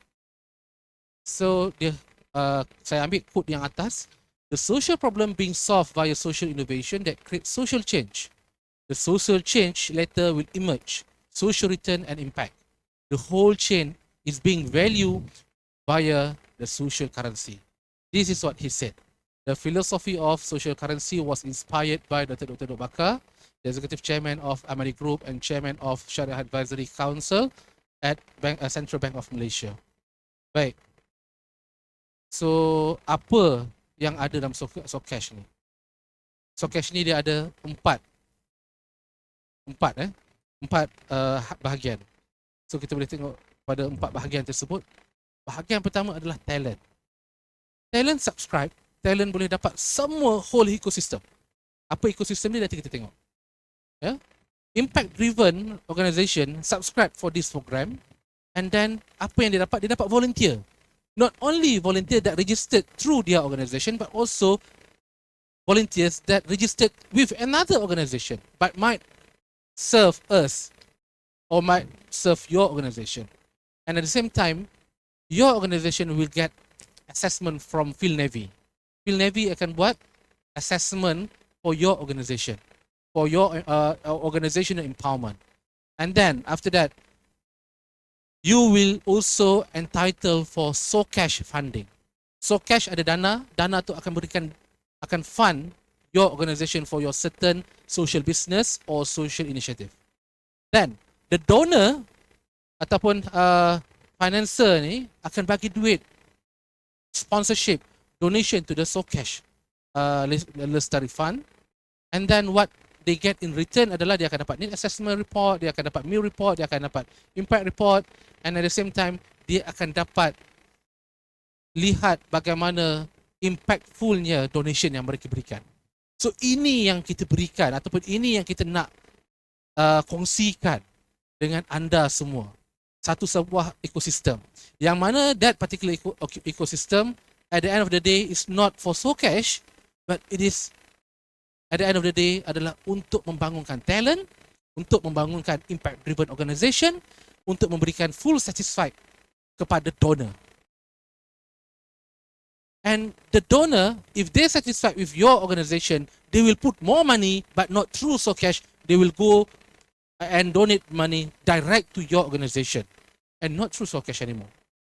Dia boleh buat macam tu. Tapi kalau dia rasa dia nak bangunkan talent, dia akan letak duit tu di dalam Socash. Kenapa nak kena ada Socash ni? Kenapa nak talent nak kena masuk Socash ni? Kenapa talent nak kena subscribe Socash? Kenapa organisation, impact driven organisation kena subscribe Socash? So, kita tengok pada ekosistem dia. Journey yang diberikan kepada Socash, kepada talent. Dia register, fee dia 150, ya. Dia dapat so kit and also so hours. Apa yang dia dapat tu adalah dia akan dapat first kit, ya. Kemudian mereka akan dapat so hours. Maksudnya dia boleh mula start kumpul so volunteering hours dia dalam sistem, ya. Kemudian every 10 hours dia akan dapat 1 star. Every 10 star dia akan dapat 1 badge. So bila dapat cukup 100, talent will unlock their first so badge and so profile, and they will and they can start to have social profiling. Maksudnya dia ada journey dia. Dia at the end of the day dia boleh print Socash profile, yang mana dalam Socash profile tu dia akan beritahu program apa dia pergi, apa capacity building yang dia dah buat dan sebagainya. Semua dia ada dalam tu. Batch apa dia dapat, berapa volunteer hours yang dia dapat dan sebagainya. Kemudian dia pergi kepada 250. Dia boleh dapat so reward. And then after the so reward dia boleh unlock so power level 1. So power level 1 tu apa? So reward tu apa? So reward tu dia boleh, kalau perasan tadi dekat dalam video tadi ada reward dia, contohnya a tea session with Datuk Bakar for example, or training for free. Dia boleh pergi conference for free. Dia boleh beli dia gunakan so star dia, ataupun dia boleh pakai so hours dia tu untuk beli kelas-kelas yang ada di dalam Socash. Ya. And next sampai dia pergi kepada 500 so hours, dia akan dapat Socash level 2, which is it is international certification yang diberikan. Dan pada level So Power level 2 ni, dan dia dapat 500 So hours ni, dia boleh duduk bersama dengan So Buddy. So Buddy ni adalah dia boleh groupkan few people untuk dia kumpul sampai dapat 4,000 So cash, So hours. Tapi kena ada maximum of 5 people. 5 people combine together, 8 people combine together untuk cukupkan So hours 4,000. Sebab je lepas dia cukup 4,000 ni, sebab dia cukup je 4,000, dia boleh unlock So Coin. So Coin tu apa? Dia boleh unlock, dia boleh monetize through So Cash. Maksudnya dia boleh buat duit dengan So Cash. Dia boleh withdraw duit dia menggunakan e-wallet yang ada, ataupun dia boleh gunakan credit card yang ada attached to e-wallet. Dia boleh withdraw the money through Bitcoin. Next move, kita nak pergi kepada Bitcoin. We are developing it towards Bitcoin. Patah balik belakang. So these are the environment. Okay. So these are the environment for talent. So talent tu dapat program yang membangunkan dia. Dia tak mengganggu sistem NGO, volunteer development NGO yang dah sedia ada. Ya, tetapi dia adalah additional. And bear in mind, kalau program, contohnya program untuk PMD Pro dekat Finlandia yang kita collaborate bersama dengan PM for NGO dan juga Pyramid Learning, cost dia boleh cecah, ada setengah tu sampai ke training, train the trainer sampai 5,500. But through this program, you will get that particular cost with lower price. Sebabnya kita dapat harga yang lebih baik untuk kita letakkan dalam ekosistem Socash. So you can purchase that particular service or that particular training with lower price. Okay? So let us go why we need to have IDO. Kenapa IDO pula perlu ada? So IDO akan dapat assessment, dia akan dapat access kepada 5 project D Pro course immediately. 5 orang boleh masuk. So dia ada Field Navy scoring, and then dia pergi Field Navy 1, Field Navy 2. Masuk Field Navy 1, dia boleh dapat donation daripada crowdfund yang kita buat through Socash Fund untuk social initiative dia. And at the same time, bila dia masuk Field Navy 2, dia boleh join our Lestari project dan kita yang akan fund on behalf of them. So that duit tu akan patah balik pergi pada dia. So macam mana nak join? So insyaAllah kita akan tahu lebih lanjut. Ini ada satu ekosistem. So mungkin kita pergi tengok yang slide seterusnya. Ini adalah the system that we told that I shared before. It is a Lestari Fund concept yang kita akan pecahkan. Ini Socash dibangunkan dengan konsep social equity ini dan juga menggunakan konsep Lestari Fund ini. Okay? And Socash is not belong to Finlandia. It is belong to any organization that subscribe this program. Any program or any organization that subscribe Socash program, we own together Socash. You will own share on Socash. Bukan kami punya. Ya? Ini kami buat untuk social equity. This belong to all of us. While kita ada supposedly untuk kita tahu lebih lanjut, kita boleh open, kita sebenarnya open untuk semua untuk register di socash.org, www.socash.org. Okay. That kita mula terima pendaftaran, dan pendaftaran tersebut adalah percuma sehingga 15 hari bulan Februari. Ya. Pendaftaran adalah percuma, tak perlu bayar apa-apa. So dia adalah percuma, totally free, sebabnya kita open sehingga 15 hari bulan Februari untuk semua datang untuk daftar dulu. Untuk IDO, nak tahu lebih lanjut, insyaAllah kami akan panggil the rest of the team untuk bincang, untuk duduk sekali dan kita akan buat separate meeting. But without further ado, I would like to invite Sister Nurul Atika and also Haikal Zulkifli, sorry, untuk datang bersama saya dekat atas pentas ni. Okay, baik, silakan.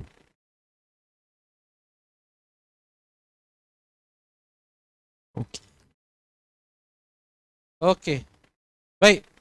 While kita nak tahu lebih lanjut tentang program-program lain, kita ada sebut tadi berkenaan dengan Socash, kita ada sebut pasal Field Navigator.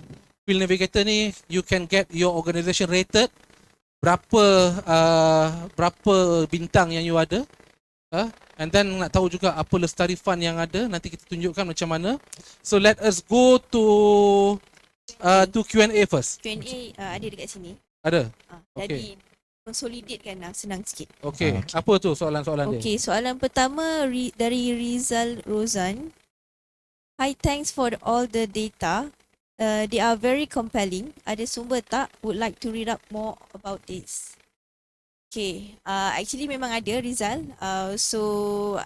Nanti our team Yasin Amron akan reply in the chat box. He will give you the link. Alright. Okay, that's the first question. Next would be Nur Afika Jamaluddin. Is it okay if donor ask the organisation to refund back their donation sebab atas kesilapan mereka sendiri semasa membuat sumbangan, dan bagaimana sekiranya NGO tersebut tidak refund back? Okay, it's a very interesting scenario. Dia macam sebelum ni macam ada orang pernah cerita satu kejadian macam kalau ada tabung, tabung derma, and then dia ada RM50 tapi dia nak sedekah RM5 je, so apparently he cannot get the balance kan, basically. So macam mana kita nak handle benda ni? Basically it goes back to your policy of the organisation. Is it okay ke tak nak refund back tu? It has got to be a basis. Kalau policy of your organisation kata tak boleh, it means tak boleh lah. Macam tu. By any chance, kalau atas kesilapan dia, I mean there are certain ways that you can compensate lah situation tu. Okay, mungkin boleh ajak for any, or maybe you can give any cenderahati ke macam mana ke. But to reverse back the money tu, usually once in, dia susah nak keluar. Sebab nanti dia banyak subject to many inquiry. Bila you buat audit nanti, kenapa duit ni terkeluar pula, daripada masuk dia keluar. So there's no tangible basis untuk justify situation tu. Mungkin dia ada satu situasi yang mana ada setengah orang dia menjadikan NGO tu sebagai satu tempat untuk dia park duit sementara. So jangan bagi kita trap dengan this kind of situation. There are occasion where a donor, which is a not genuine donor, dia hantar duit, okay? And then after bulan 2, bulan 1, bulan 2, bulan 3, bila auditing dah clear semua, dia datang balik kata, saya tersilap lah masukkan 1 million. We need, actually that money is kita nak tekan 100,000 tapi tertekan terlebih 10. How it can be happen? Banyak. So these are the things that we need to take into consideration. Orang nak lari in term of nak cuci duit, banyak orang buat cara macam-macam untuk cuci duit. So we need to build your policy. If there is no policy, then that's the problem. So we need to have that policy. Okay, soalan seterusnya. Soalan seterusnya. Okay, mungkin Haikal boleh baca kot dari. Okay, jadi Encik Fauzan, soalan daripada Encik Fauzan. Terima kasih Encik Fauzan untuk soalan. Banyak tadi saya nampak ada komen-komen daripada Encik Fauzan sendiri. Baik, soalan daripada Encik Fauzan, bagaimana sebuah NGO yang berdaftar dengan ROS untuk membuat sebuah syarikat sosial ataupun social enterprise yang didaftarkan dengan ROC sebagai salah satu inisiatif ekonomi NGO? Okay, baik. Cik Nurul at the same time dia adalah company secretary and also legal advisor kepada NGO. So mungkin soalan sesuai kot you jawab dulu berkenaan dengan company secretary boleh tak boleh kan. Silakan Cik Nur. Okay, setakat pengalaman saya mengendalikan senario macam ni, basically ROS, apa ni? Those entity yang registered under ROS is ROS lah. ROC is ROC lah. So it's totally different. Maknanya basically kalau ROS tu dia nak buat satu entity of the company memang separate lah. It's totally separate registration, benda-benda macam tu. Cumanya by looking at this question, basically saya faham you nak ada stake dalam that company tu. Okay. Boleh ke NGO own menjadi sebagai salah satu shareholding di dalam corporate company? Okay, benda tu dia tertakluk kepada perlembagaan of the you punya entity yang registered under ROS. Yeah. So kalau apa-apa pun kita kena go back to your ROS, tengok balik perlembagaan you.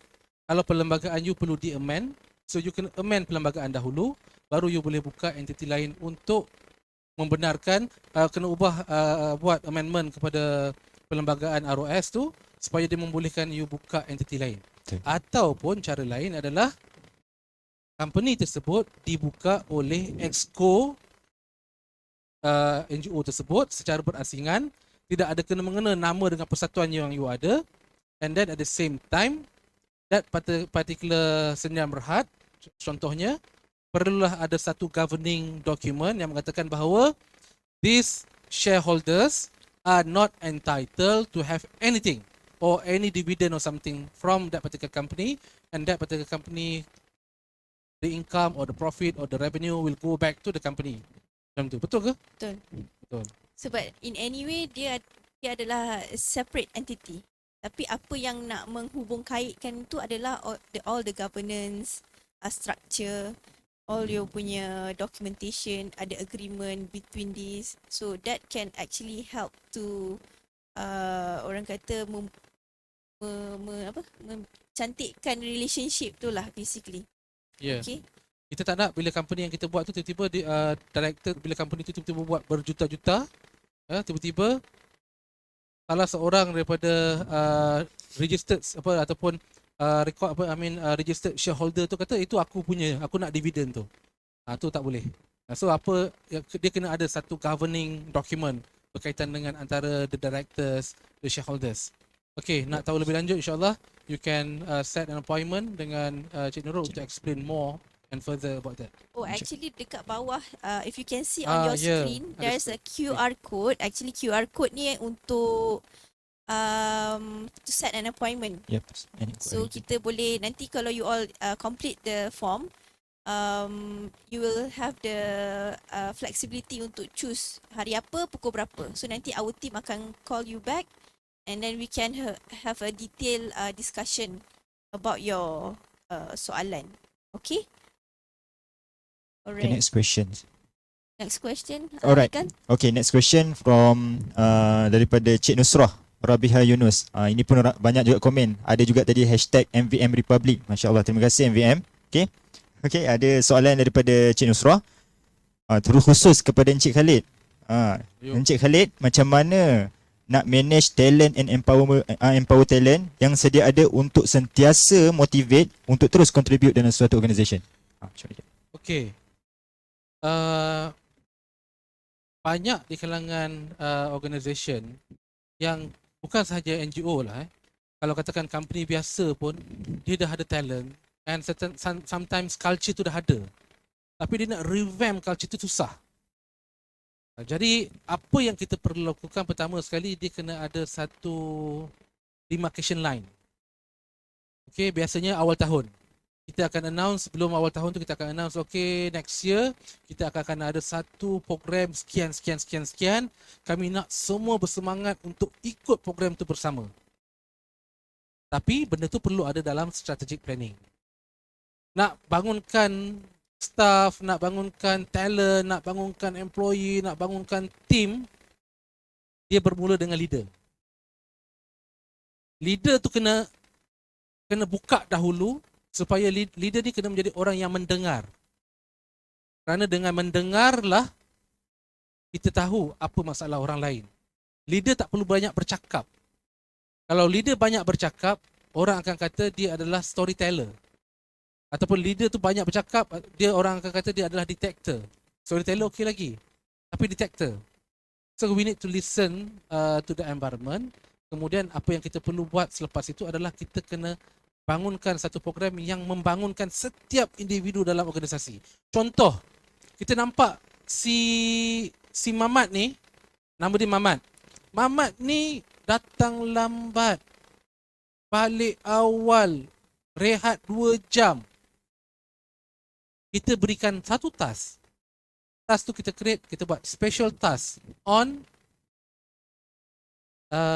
physical ataupun disciplinary special task. Macam tu. Bagi dia lead. Okey, awak akan lead satu special task. Special task ni nama dia adalah disciplinary special task. Awak kena buat apa tau? Awak kena datang, awak kena check kawan-kawan kita ni, jangan bagi datang lambat tau. Jangan bagi datang lambat. Kita kena bagi tahu, okey guys, kita lagi setengah jam nak clock in, jom masuk. Mamat ni yang kena cakap. Sedangkan sebelum ni dia, waktu setengah jam tu dia tengah tidur lagi. So we entrust him with special task. Dia akan bangunkan diri dia. Oh, aku tiba-tiba admin suruh administration ni bagi akulah kerja-kerja ni. Management bagi akulah kerja tanggungjawab ni. Best lah. So kita kena bagi macam tu. Dia macam reverse psychology lah. Betul. Reverse Sebab ni psychology, kita betul. tahu. So siapa-siapa yang pemegang task force tu harus terasa lah. Oh, kalau dekat Finlandia banyak task force ni. Banyak dengan task force. Tapi antara task force dia adalah Finlandiofit. Agak-agak siapa agaknya Finlandiofit pegang task force tu? Kan saya kan? Cakaplah. Bukan nak kata dia tak fit. Supaya kalau saya bawa, saya kata okey hari-hari kita makan 3 pinggan. Kalau Finlandiofit lah kan. Sebab nak bagi fit. Finlandiofat jadinya. Okay. So that is how we empower our current organisation. Tapi yang penting leader tu perlu ada people and culture punya orang yang nak fikir, nak ubah, nak apa. Contoh, dalam office tu ada seorang kawan kita ni, badan dia berbau. Kan kita nak buat kempen, kita nak beritahu, Kal, badan kau ni kurus tapi busuk. Takkan nak cakap macam tu. Kecil hati babe. Direct terus kan? Direct Direct kecil terus. hati babe. Contoh. Betul lah. Contoh kan. Kita buat konsep dia, kita buat kelas, kita bagi dia lead professionalism class ataupun professionalism task force. Okay Kal, Kal kena pergi cari orang untuk buat kelas berkenaan dengan grooming. So akan kata okey, kita orang datang grooming tu kata, okey cuba kita angkat baju kita, bau tak? Macam tu kan. Ada bau. Kalau bau tutup, diam-diam, jangan cakap kata bau. Macam tu. Kalau dia rasa tak bau, Kalau dia rasa tak bau, minta maaf lah. Pening kepala lah. Pening kepala. Okay. So kita kena buat, kita kena create the environment. Okay. Baik. Next question. Alright, next question from Encik Syafiq Rizwan. Okay, Encik Syafiq Rizwan kata, kepada NGO yang terikat dengan had masa pemegang jawatan pentadbiran, macam mana nak pastikan kelestarian inisiatif yang dijalankan untuk mewujudkan trust dan credibility? Okay. Menarik soalan ni. Maknanya sebelum ni dia dah ada history. Ke? okay, yang saya faham dari soalan ni, dia ada 2 benda lah. So basically, ni saya punya pemahaman lah. Basically, sebab untuk kelestarian inisiatif. So means kalau ada perubahan on the management ke, ataupun sebelum ni orang lain yang lead. So the direction tu A. Tiba-tiba habis pula tenure dia. So tukar orang B. So beralih pula semua ni. Ataupun sama ada program tu stop. Selalunya macam tu lah. So again, dia sebenarnya start with the big plan. As I mentioned tadi, what is your plan? Your master plan, dan master plan tu adalah dibangunkan dan didesign, didevelop bersama-sama dengan stakeholder.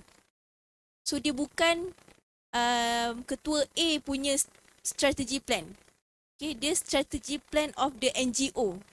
So that's why bila ketua A dah tak ada, InsyaAllah dia punya orang kata strategy plan tu still akan ongoing as per the plan. So maknanya tak kisahlah siapa yang akan lead lepas ni. Kalau katakan dia punya term dah habis, it's okay. But this is the mind setting yang semua orang kena aware. Even at the leader punya level dan juga implementer punya level. You kena faham NGO bukanlah you punya. Okay? Of course, you nak embark you punya skill, knowledge, experience. Yes. Tapi you kena buat satu benda which is the strategy plan is for the organisation.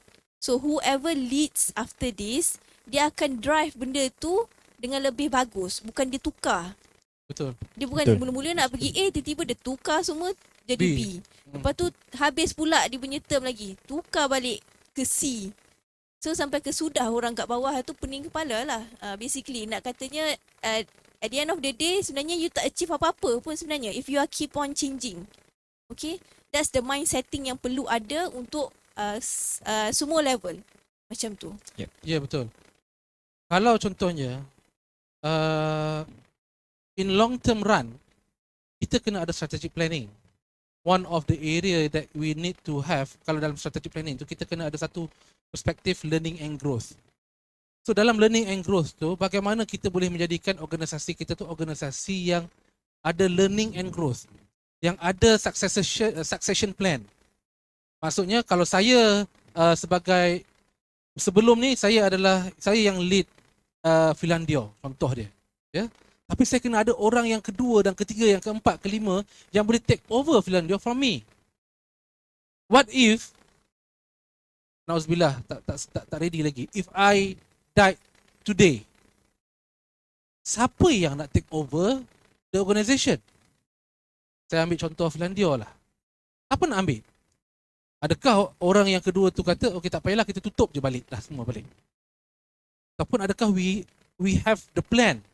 Selepas okey Cik Khalid tak ada, Cik Khalid meninggal. Ada orang nombor dua meninggal. Ada orang nombor tiga meninggal. Ada orang nombor 4 meninggalkan organisasi. Kan? Meninggalkan organisasi. So, that should be in our plan. Tapi masalahnya kita tak ada strategic plan. Ada strategic plan tapi on activity. Strategic plan ada 4 perspektif. Perspektif tu apa? Yang pertama adalah customer, financial, Internal process, dengan learning and growth. So 4. So these 4 area should be, kita sepatutnya setiap tahun, kuarter keempat adalah masa dia untuk kita revisit our strategic plan. Kalau yang tak ada strategic plan, kita buat strategic plan waktu tu. InsyaAllah hack the code hujung tahun nanti, kita akan ada hack the code khas untuk strategic plan, untuk NGO. Macam mana nak rangka dan sebagainya. So this year, end of this year, by quarter 4, insyaAllah kita ada hack the code khas untuk hack the code of organisation sustainability. Okay? Betul. It's quite interesting. Terima kasih Syafiq Syafiq. Rizwan for the Terima kasih. question. Kalau saya nak tambah sikit berkaitan soalan Syafiq ni, dia punya orang kata litmus test tu senang je. Cuba tanya every talent dalam your organisation, what is the vision and mission of the NGO? First, kalau dia boleh jawab lah, okay. Second, if they can really explain. So, 2 benda tu je. So, maknanya basically, kalau 2 benda tu pun tak clear, so macam there's a huge work to be done lah as an organisation. Saya nak try, nak tanya Haikal. Oh, Ah. bahaya tanya dalam live. Kalau record kita boleh cut kan? Boleh cut. Okay, baik. Okay. Okay, next question. Alright, for the next question from Imran MVM. Okay, terima kasih Imran. Okay, daripada Imran, soalan ni berkaitan dengan apa modulan fit untuk kursus induksi selama sebulan. Sebelum ni pernah ada NGO yang buat induksi tapi paling singkat 2 hari saja. Alright, saya sekali saya. Okay, saya tu nanti Haikal tambah. Okay, boleh. Pertama, induction ni, dia sepanjang masa pun induction. Sepatutnya induction itu berlaku secara alami ataupun manusiawi. Ya, boleh kita buat program induction macam TOT ke apa untuk 2 hari, kita main kayak sama-sama, kita buat team building, kita apa. Boleh. Tetapi dia perlu ada rentetan selepas tu. Sebabnya kalau kata induction, kita kena ada cost untuk induction. Tak payah. Induction cost ni betul 2 hari untuk cost tu. Betul. Tapi what are the next move? Induction tu perlu ada rentetan ataupun ada journey dia. So nak buat induction, buat satu journey. Contohnya induction tu ada bahagian on teamwork. Induction on kalau Cik Haikal tadi ada share Ada share, 4 betul. kompetensi. 4 kompetensi, betul. So induction tu boleh pergi pada 4 kompetensi tu. Address apa? Self and personal management skills, personal skill, development, kemudian development skill, kemudian Technical. technical, kemudian leadership. Yep. Address 4 isu ni ataupun address 4 kompetensi ni. Buat dia dalam masa seminggu untuk ni, seminggu untuk ni, seminggu untuk ni. So minggu pertama okey, semua kita nak buat self discipline ataupun self management. So kita kena masuklah laut lah, masuk hutan lah, masuk apa tu. Tapi bila kita dah nak masuk pergi ke arah development kompetensi, dia bercerita tentang SDG ke apa, bagi assignment. Dan lepas tu sambung dengan technical. Adalah projek, buat project management course, buat fundraising course, buat monitoring course, buat benda-benda tu. Tapi dia dalam mungkin dia dalam satu minggu tu 2 hari 2 jam je atau sejam je. Tapi dalam bentuk assignment. Kalau katakan tim Cinta Gaza mungkin dah biasa, setiap minggu Cik Nurul akan jumpa Cinta Gaza. Sebab apa? Sebab itu adalah part of the induction. Dalam nak menjadikan organisasi kita tu, induction dia secara berpanjangan. Okey, Haikal nak tambah. Betul, okey. Saya minta izin tambah sikit daripada Encik Khalid. Baik, apa yang Encik Khalid cakap tu betul. Sebab apa kita mungkin ada NGO ataupun ada platform ataupun ada organisasi yang buat 2 hari je. Dan saya pun pernah sertai ada beberapa platform yang melatih sukarelawan ataupun dari segi kepimpinan, model kepimpinan dan sebagainya dalam tempoh 2 hari ataupun 3 hari 2 malam. Okey. Jadi sebenarnya kenapa kita letak sebulan? Sebulan ni sebenarnya tempoh dia belum cukup lagi sebenarnya. Cuma sebulan ni adalah tempoh yang kita betul-betul fokus untuk grooming the person. Sebab kalau tempoh dalam masa tempoh 3 hari 2 malam, kita mungkin boleh up ataupun hype the program. Okay, after that, kita nak tahu apa journey yang macam Cik Khalid sebut tadi. Journey dia yang paling penting adalah selepas daripada tu apa input yang dia dapat. Kita nak bagi mind setting apa. So sebab orang yang masuk dalam dunia sukarelawan, dunia sektor ketiga ataupun dunia kemanusiaan ni, bukan semua orang yang ada mentaliti yang sama. Mungkin dia masuk dengan harapan dia mendapat pulangan dari segi kewangan ataupun dapat pulangan dari segi apa-apa, gifted dan sebagainya. Apa yang kita nak bagi tahu adalah dalam dunia sektor ketiga ni, kita nak bagi tahu knowledge. Dia orang akan dapat knowledge untuk develop the skills, develop the person itself. Jadi bila masuk ataupun contoh jenis dalam minggu pertama, kita akan bagi tentang self management. Semua modul tentang self management kita akan bagi dari segi public relationnya, public speaking, macam mana nak menguruskan masa, macam mana nak buat schedule untuk diri sendiri, macam mana kita nak uruskan emosi, mental dan sebagainya. Itu adalah minggu pertama. Minggu kedua kita beralih kepada development. Kita ajar, kita bagi teori. Macam mana nak uruskan organisasi, macam mana kita nak buat sesuatu plan strategik tapi dari segi teorinya. Kan, seperti yang saya terangkan dalam sebelum ni. Right? Jadi untuk yang ketiga kita bagi technical. Faham? Kita bagi task, macam mana dia nak apply. Kita bagi apply. Okey, dia buat theory of change. Dia buat logical framework sendiri. Dia buat contohnya satu kerangka ataupun dia guna balance scorecard secara sendiri ataupun dia boleh handle benda tu dengan sendiri. At least dia faham. Bukannya dia boleh kita tak boleh harapkan 100%, tapi kita boleh harap dia boleh dapatkan lebih daripada 50%. At least 60%. Alright. So after that, barulah kita nak groom dia as a leadership and strategic person. Maksudnya bila dia dah ada satu tahap, dia boleh rasa okay, macam mana dia nak initiate dia punya NGO sendiri. Kan, itu ada satu skill yang mungkin kita tak ajar, macam mana nak initiate, macam mana nak handle the talent under the organisation, kan. Itu adalah, dan macam mana kita nak tengok bukan saja daripada bottom to up, top to bottom, tapi kita nak tengok the view of an eagle.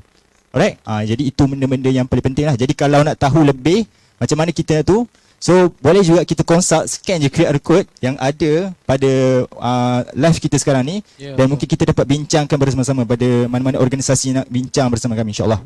Ya, betul. Okay.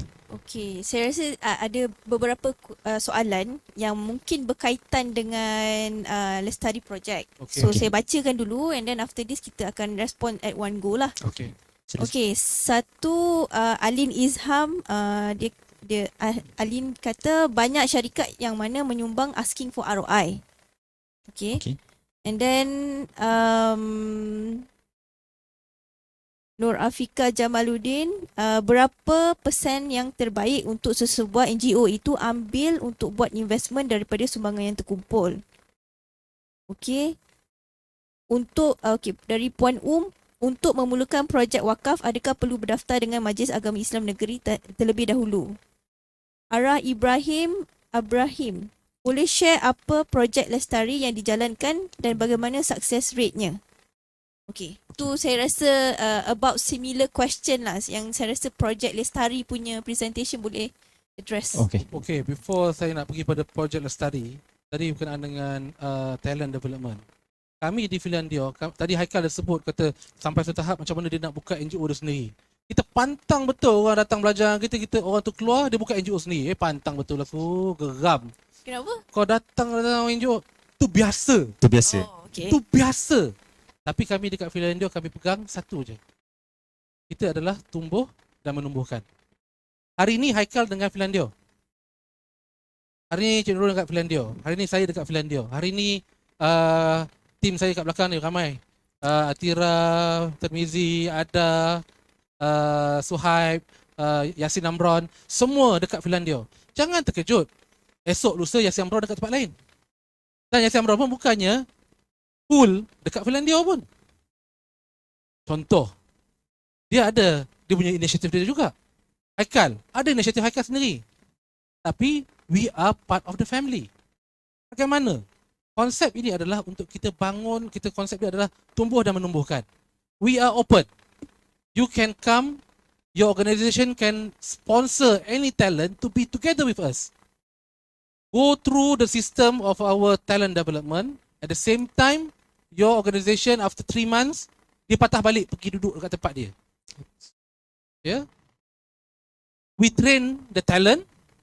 Your organisation sponsor that particular talent to be trained within us. You ambil lah, garap lah semua sekali, ambil, tak ada secret recipe, ambil keluar, buat dekat your organisation. Yep. Finlandia punya prinsip simple, tumbuh dan menumbuhkan. Yeah? That's why kita create Socash.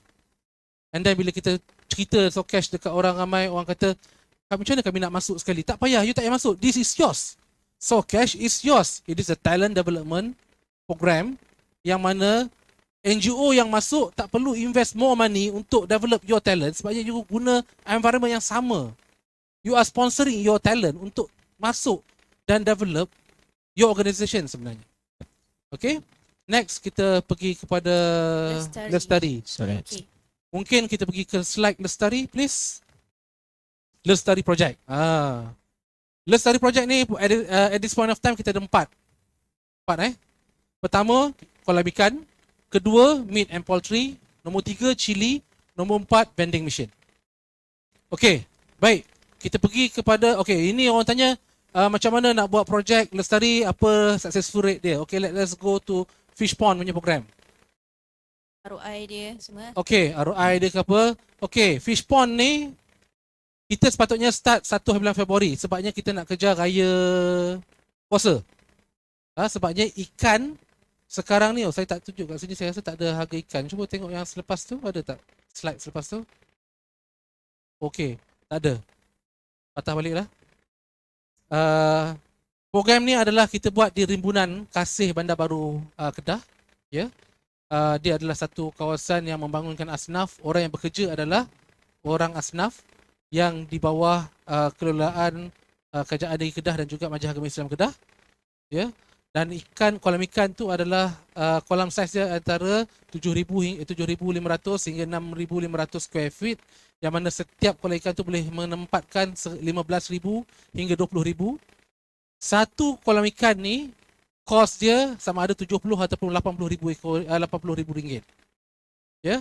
Dan satu ekor ikan boleh jatuh harga seekor ikan adalah 500 gram. Ini adalah average. Okey, success story dia adalah harga satu ekor ikan baung pada bulan 12 yang lepas adalah pada harga RM15 untuk setengah kilo, untuk seekor. Jangan terkejut, last week harga ikan baung, harga dia seekor adalah RM35. Yang mana kos untuk seekor ikan, kalau 80,000 bahagi dengan 20,000, harga seekor ikan kos dia adalah RM2. RM2 dalam masa 4 bulan, dia menjadi RM35 seekor. Ikan patin. Boleh search kat internet. Harga jual secara borong minggu ni, harga dia adalah RM15.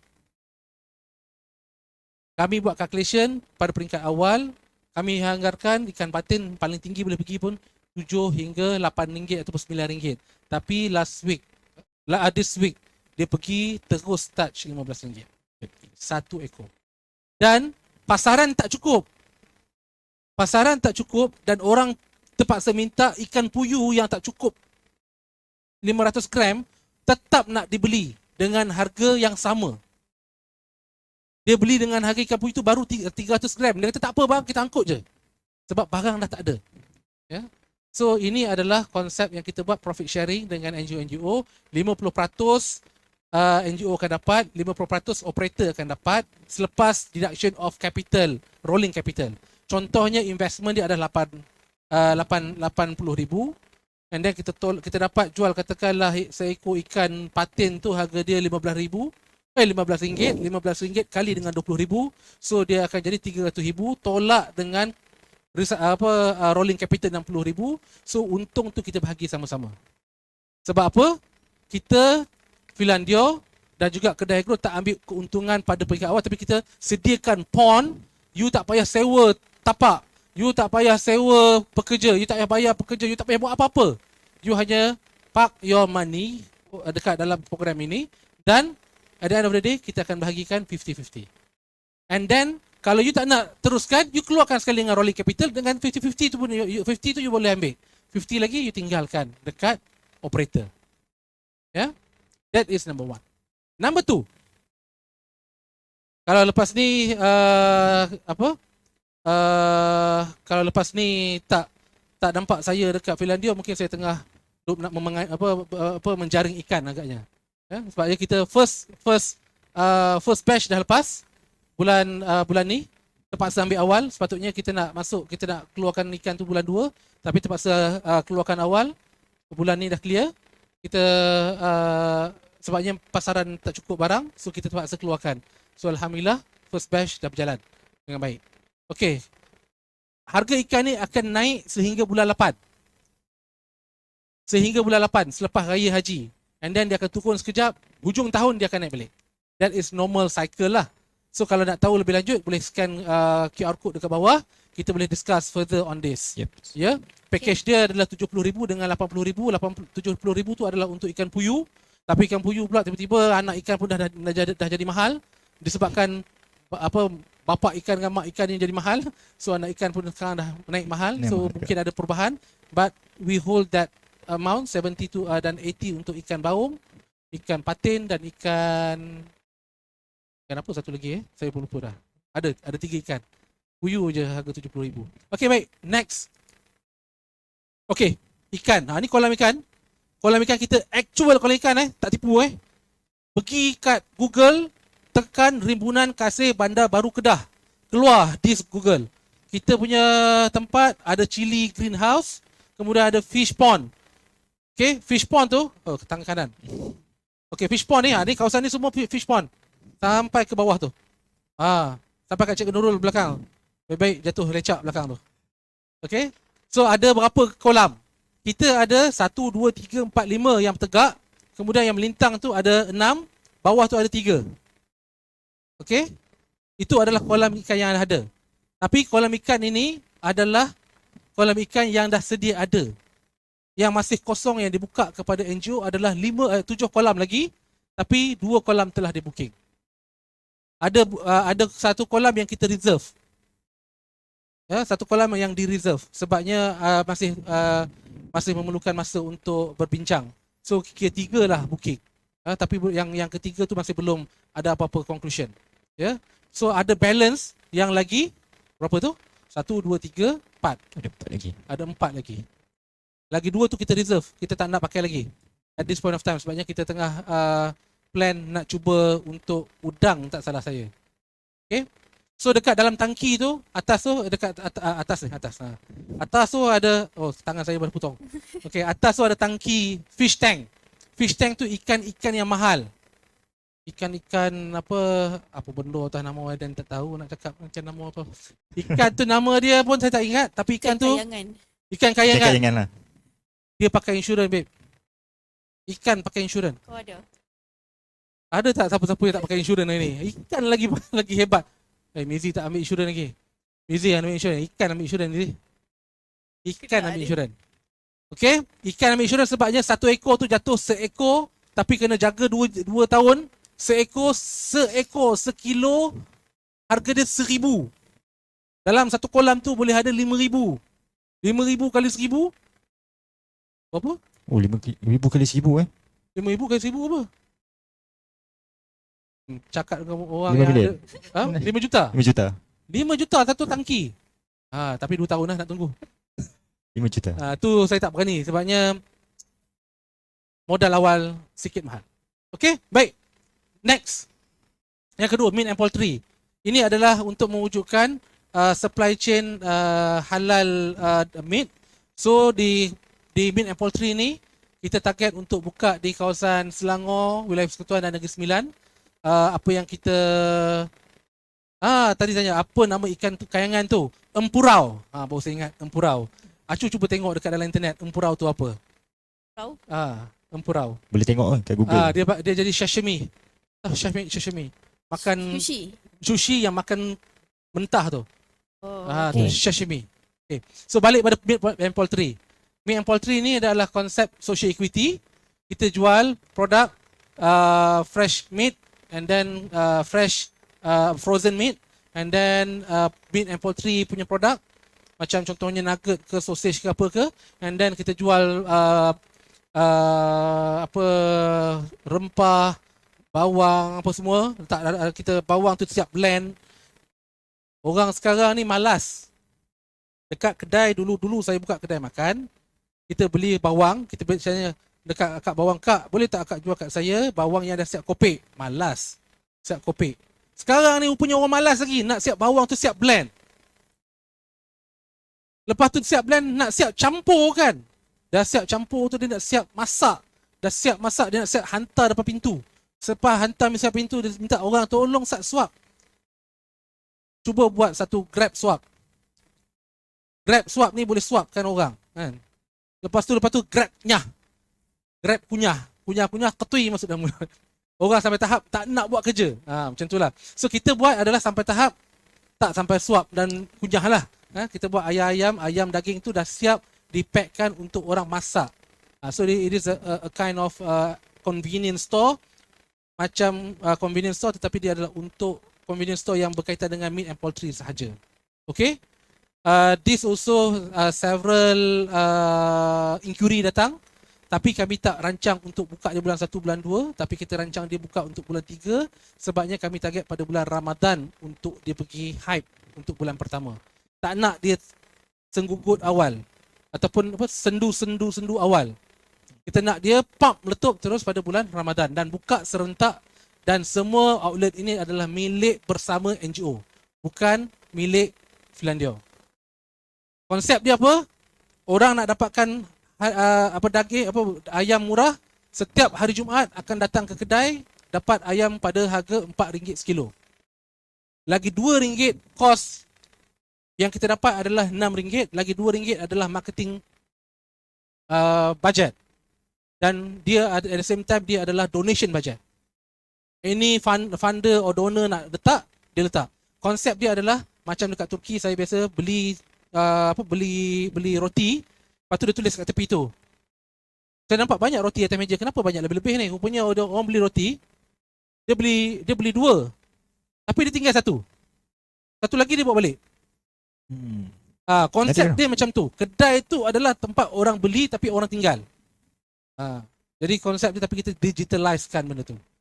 InsyaAllah one fine day Socash boleh beli ayam dekat kedai menggunakan Socoin. Menggunakan Socoin. Sampai tahap tu kita nak buat. Kita fikir sampai tahap di kedai tu boleh beli ayam guna Socoin. Okay? Boleh beli guna Star. Star tu boleh beli. Nak top up Socash pun dekat dalam kedai kat sini. Okay? Baik. Next.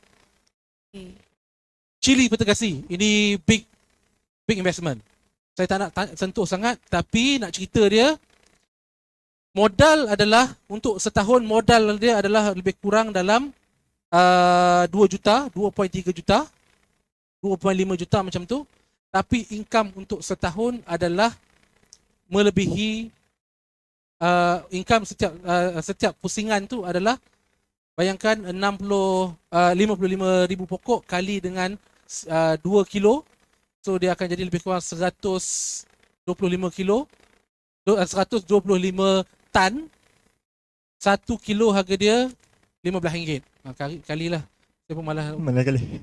Nanti siapa nak tahu cerita pasal chili fertigasi ni, boleh scan QR code, boleh buat appointment. Kita projek chili ni kita akan jalankan pada bulan pertengahan dan ataupun hujung bulan 2. Yep. Tadi kalau untuk apa? Kenapa kita nak pergi bulan 2? Sebabnya kita nak kejar raya haji. Raya puasa orang tak makan rendang sangat. Ya, orang makan rendang. Tapi time raya haji, Masya Allah. Sebab lembu kan, orang nak buat rendang. Orang nak buat rendang semua. Waktu tu memang naik betul cili. Cili harga kita kira, calculation kita sekilo adalah RM15. Orang jual dekat pasar sekarang RM25, cik. Cili tak cukup. Cili daripada Vietnam tak masuk, cili daripada Kemboja tak masuk, cili daripada Thailand tak masuk, cili Malaysia tak cukup. InsyaAllah tak ada lambakan. Sebabnya memang dah ada orang yang akan membeli. Okey, baik. Next. Ini paling best. Ini paling menarik sekali sebenarnya. Ini paling best. Paling best menarik. Paling in lah. Paling in. Ni ada yang tahu sebelum ni tapi tak itulah. Dia tahu tapi tak tahu. Okey, apa tu? Cerita dia adalah vending machine, charity vending machine. Nampak vending machine tu? Ini adalah collaboration kita dengan Vendlah yang buat machine ni. Machine ni nak cerita panjang susah nak cakap. Pendek. Cik Mizi, kita tengok video Cik Mizi. Ada video. Ada Tengok video, senang. Tengok video.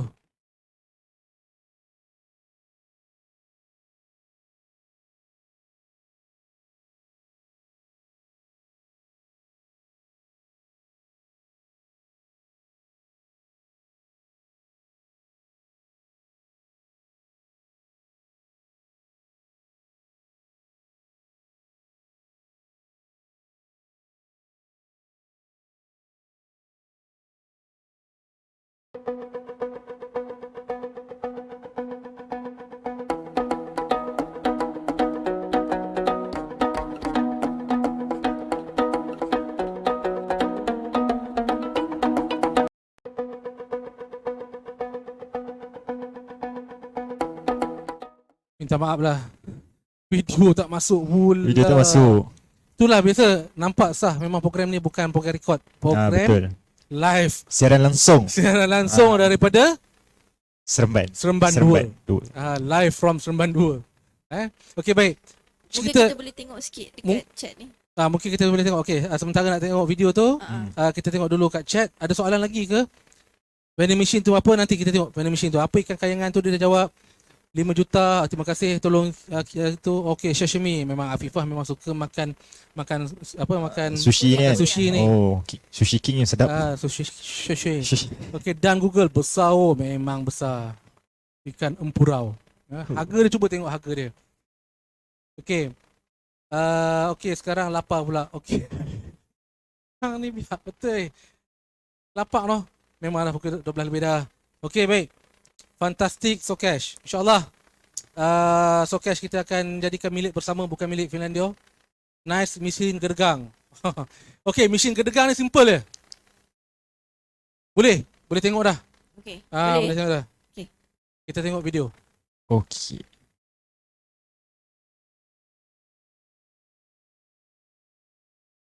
Okey, you all semua boleh nampak Boleh ke? nampak Kalau boleh nampak tulis chat ke tu, boleh nampak video tu, takut tak gerak kalau video. Video okey ke tak? Boleh komen dekat chat box.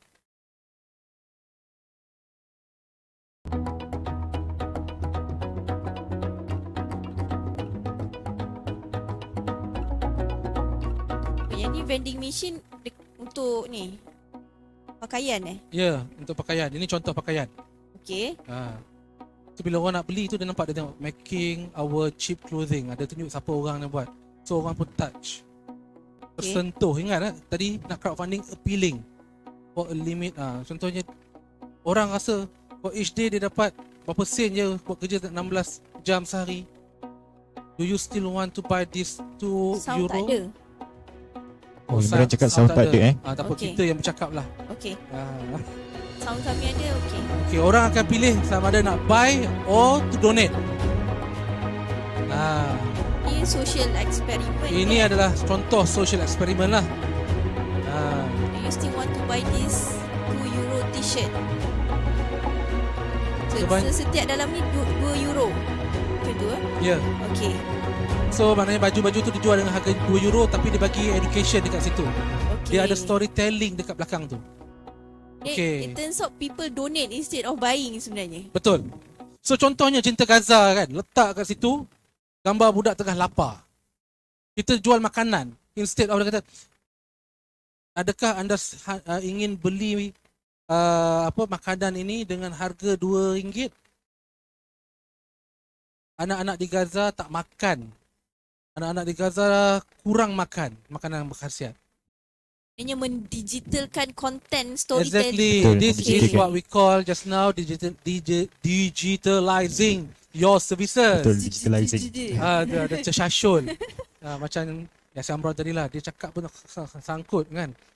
So these are solution yang kita berikan. Cost of one vending machine is 20,000.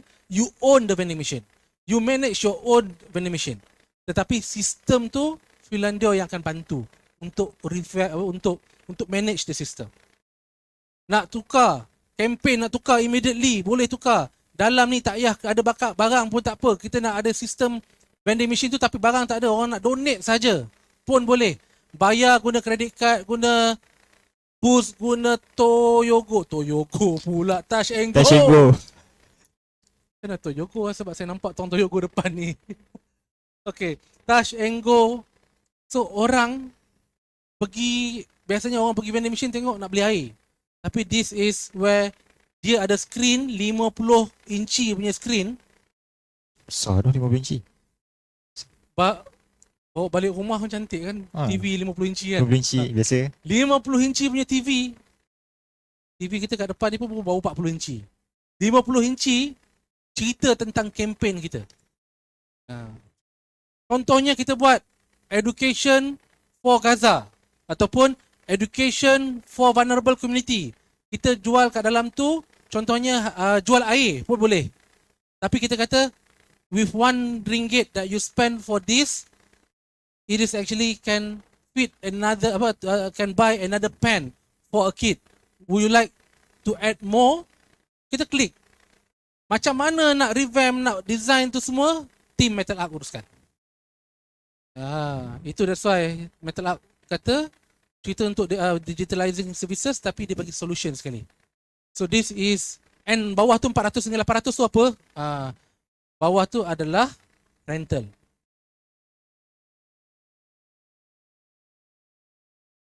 Okay. Hasbullah Najib kata, wow, nice mission vending. Vending. Macam ni kalau letak dekat public attraction around KL, Etisera KLCC, TS, TBS dengan PV. Betul. Pusat tumpuan tu. Tapi betul lah. Betul. Sebab tapi sekarang PKP kan, kan. so Mungkin kena lebih strategi lah juga nak letak kat mana. Ya. Betul. Benda ni kita fikir untuk jalankan dekat tempat-tempat yang sentiasa ada orang. Okay? PKP ke tak PKP pun, dia ada orang. Mungkin tempat tu rental lagi murah sebabnya ada orang sekarang ni dekat pasar. Apa kelas kat pasar ni, bukan PV, ni pasar selai yang kau letak macam tu. Tapi tempat tu orang ramai. Betul. Ataupun tempat orang beli makanan. Sekarang ni tempat makan lah paling laku. Kan? Okey. Masjid-masjid. Benda ni boleh. Tapi ingat, harga yang bawah tu 400-800 tu apa? Tu adalah rental. Kalau tak ada duit 20,000, rental. Yang boleh buka balik kot skrin belakang. Skrin belakang. Okay. Charity vending machine. Okay. Rental pun boleh. Nak rental macam mana? So, please scan QR code, kita boleh discuss further. Banyak lagi kita boleh discuss Jadi. Ya. Kita target kita nak ada 55 machine kenapa 55? Kenapa tak 60? Kenapa tak genapkan 100? Sebab ada calculation dia, 55. Sebabnya ada lokasi-lokasi yang dah ready untuk terima barang. Ataupun untuk ready untuk terima mesin. Tapi kita perlukan konten yang bagus untuk orang touch dengan konten tersebut. Yep. Okay? So, itu adalah program-program dia. So, Okay? Projek yang keempat. Projek yang keempat. So, ada 4 projek lestari. Yep. Yang pertama tadi apa dia? Pertama ada Ikan. kolam ikan. Kolam Betul. ikan. Yang kedua adalah Meat and meat and poultry. Nombor 3 adalah Chili chili Fettuccine. Nombor 4 ni adalah vending machine. Charity vending machine. Okay. apa yang saya nampak benda yang kami packagekan ni basically dia benda asas, benda macam mana orang kata makanan ruji lah orang kata, betul tak? Ikan, ayam, cili, not including this vending lah. Tapi nak katanya projek 1, 2, 3 tu because we want to be part of the mainstream punya economy activity. Yep. So that's the idea. Platformnya adalah melalui projek macam ni lah, dan kita integratekan dengan Socash tu nanti. Contohnya, kalau orang tanya macam siapa yang nak own the vending machine, think that you should have social business arm, and that particular social business arm will join venture together with Finlandio to own and to manage this. Tak payah duk fikir macam mana korang nak pergi service vending machine, tak perlu. Our team daripada Finlandio yang akan pergi bantu. Tak payah fikir macam mana hari-hari, Cik Khalid, saya ni ada misi ni tapi tak sempat bagi makan ikan. Cik Khalid tolong bagi makan ikan jap. Macam tu lah. Maksudnya kami yang akan uruskan untuk pergi bagi makan ikan, InsyaAllah ikan tukar tu lampin sihat lah. ikan, InsyaAllah. tukar lampin ikan. Aha. Bagi makan ikan, kita akan bagi makan lagi dan bagi makan lagi supaya dia gemuk jadi empurau yang besar. So Margaret said great idea on charity vending. Ya betul. Kita dah terlalu banyak konten yang menjarakkan kita daripada humanity, yang memalukan orang, yang menjatuhkan orang, yang mendedahkan keaiban diri sendiri. Tapi kita perlukan konten-konten benda-benda yang mengangkat humanity ni, kemanusiaan ni. So ada soalan lagi? Okey, kalau macam contoh untuk ayam tadi tu, NGO tu perlu ada beri share kepada masjid ataupun pusat komuniti yang terdekat. Sekurang-kurangnya 10% perlu diberikan kepada masjid yang terdekat ataupun pusat masyarakat yang terdekat. Sebab apa? Sebabnya any asnaf ataupun any poor people yang tak dapat makanan, dia boleh datang ambil ayam ataupun makanan ataupun ayam yang telah diperap ke ayam yang telah dipackkan bersama dengan paste dan sebagainya, datang ambil secara percuma tapi perlu dapatkan kupon daripada masjid ataupun pusat komuniti yang terdekat. Sebabnya kenapa kita nak orang fakir miskin ni datang ke masjid. Datang ke masjid, datang ke pusat komuniti, make known to the masjid community. Oh, saya tak makan. So dia datang. So kita tahu kita ada berlaku penyerapan data tu boleh berlaku. And that particular data akan masuk ke dalam kita punya meat and poultry punya project, and that particular data akan kita park bersama di dalam Socash dan juga di dalam Philnavy. Kita pergi kepada Philnavy, cerita sikit pasal Philnavy. Okay, thanks. Sebelum tu mungkin technical team boleh tolong tutup ada pop-up apa? Ada pop-up keluar. Nak baca baca. komen. Okay. Okay. So kita dah cakap pasal social business Oh, macam ni. ada orang tanya tentang Aisyah Aimi kata bagaimana dengan risiko projek-projek. Risiko Okey. projek. Okay. Resiko. Konsep dia adalah social equity. Ataupun kenapa ada percentage kepada operator. Operator tu siapa? Finlandio dan juga orang yang buat kerja kat bawah tu lah. Kan? Kenapa kami ada stake di dalam bisnes tersebut? Sebabnya bila kami pegang stake di dalam tu, kami kena buat benda tu secara terbaik. Boleh je kita guna konsep franchise, boleh je kita guna konsep yang lain-lain. Tapi ini bukan konsep, kita tak nak jalankan konsep kapitalism. kita nak jalankan konsep social economy. Kita nak jalankan konsep community business, community based business. Okay, so ini yang kita nak. Kita nak supaya resiko ini ditanggung bersama.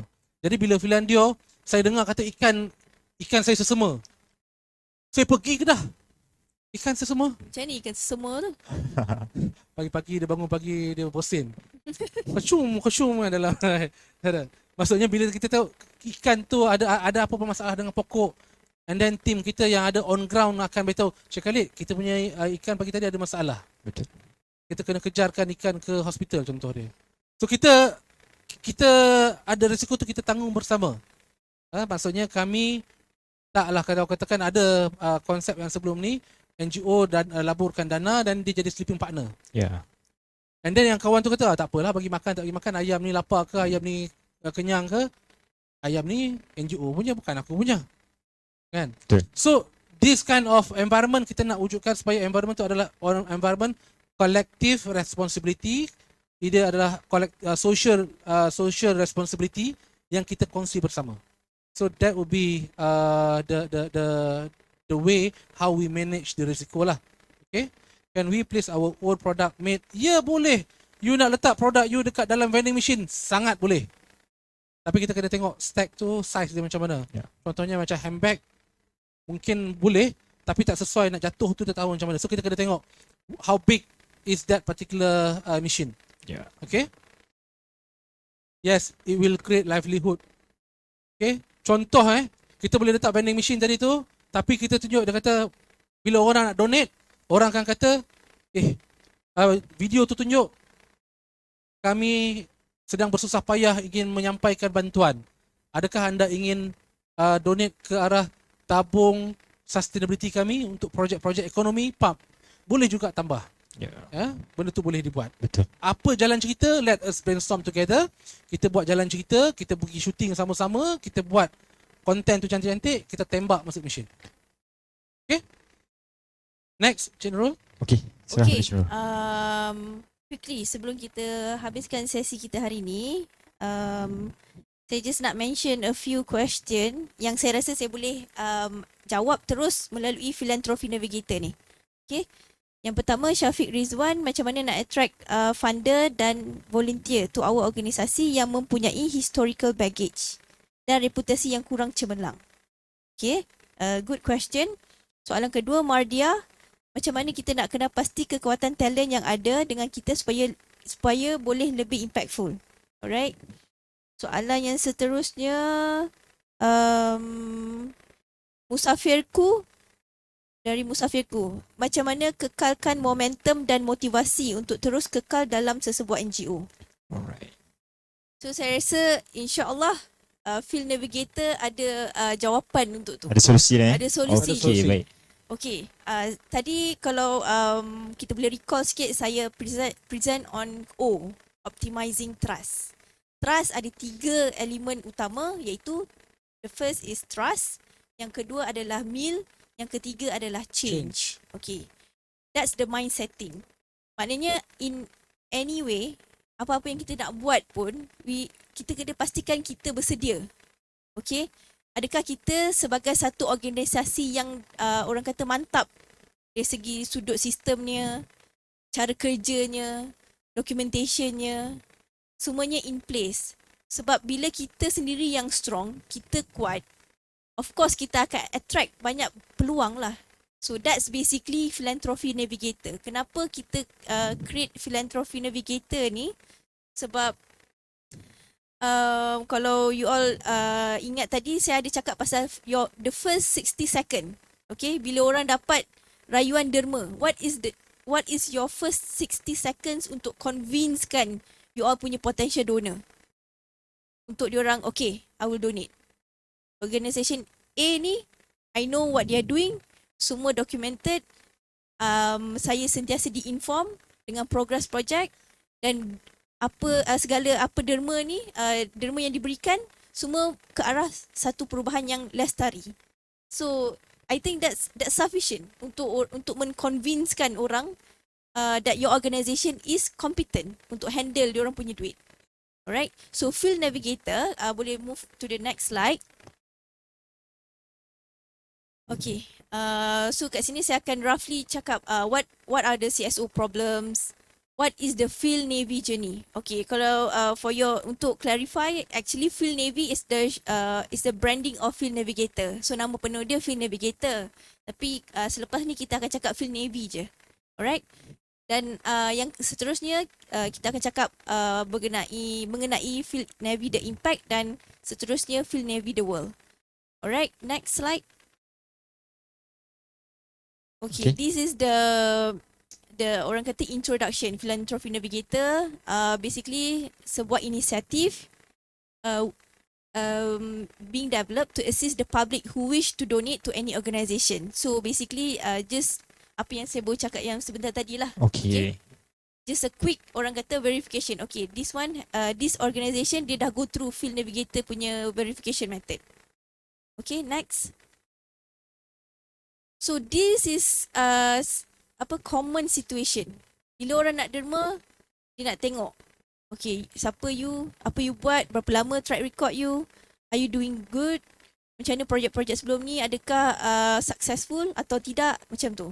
Tetapi as a public, diorang kadang-kadang tak ada access information tu pun. Dan diorang pun tak tahu nak tanya apa kadang-kadang. Tapi dia just nak tahu, okay, NGO ni bagus. Tu je. Tapi definition bagus tu, kita sebagai NGO tu haruslah make sure we have done our level best. Okay, semua dah in order. All the process, all the quality, all the policy procedure, semua dah intact. So tak ada masalah kalau ada sebarang masalah yang akan timbul selepas ni, you are ready untuk answer benda tu. Okay? Terkait juga dengan soalan yang tadi tu, yang cakap kalau tersalah balik sumbang ada terlebih nak nilai refund tu. balik. Okey, nak refund balik. Okay, itu semua adalah part and parcel of philanthropy navigator. Sebab philanthropy navigator ni dia punya orang kata philanthropy navigator ni dia punya hardware dia, software dia adalah T-score tadi tu, yang 8 terminal tadi tu. Yeah. Okay? Ada nak tambah sebarang? So dia punya konsep dia adalah kalau NGO tu sendiri yang buat close statement, contohnya kan, orang bagi duit kat dia, lepas tu dia tak boleh refund. So mungkin orang kata, oh NGO ni dah terima duit. Mungkin kita perlu nak rebut balik orang punya cakap dah sebagai susah.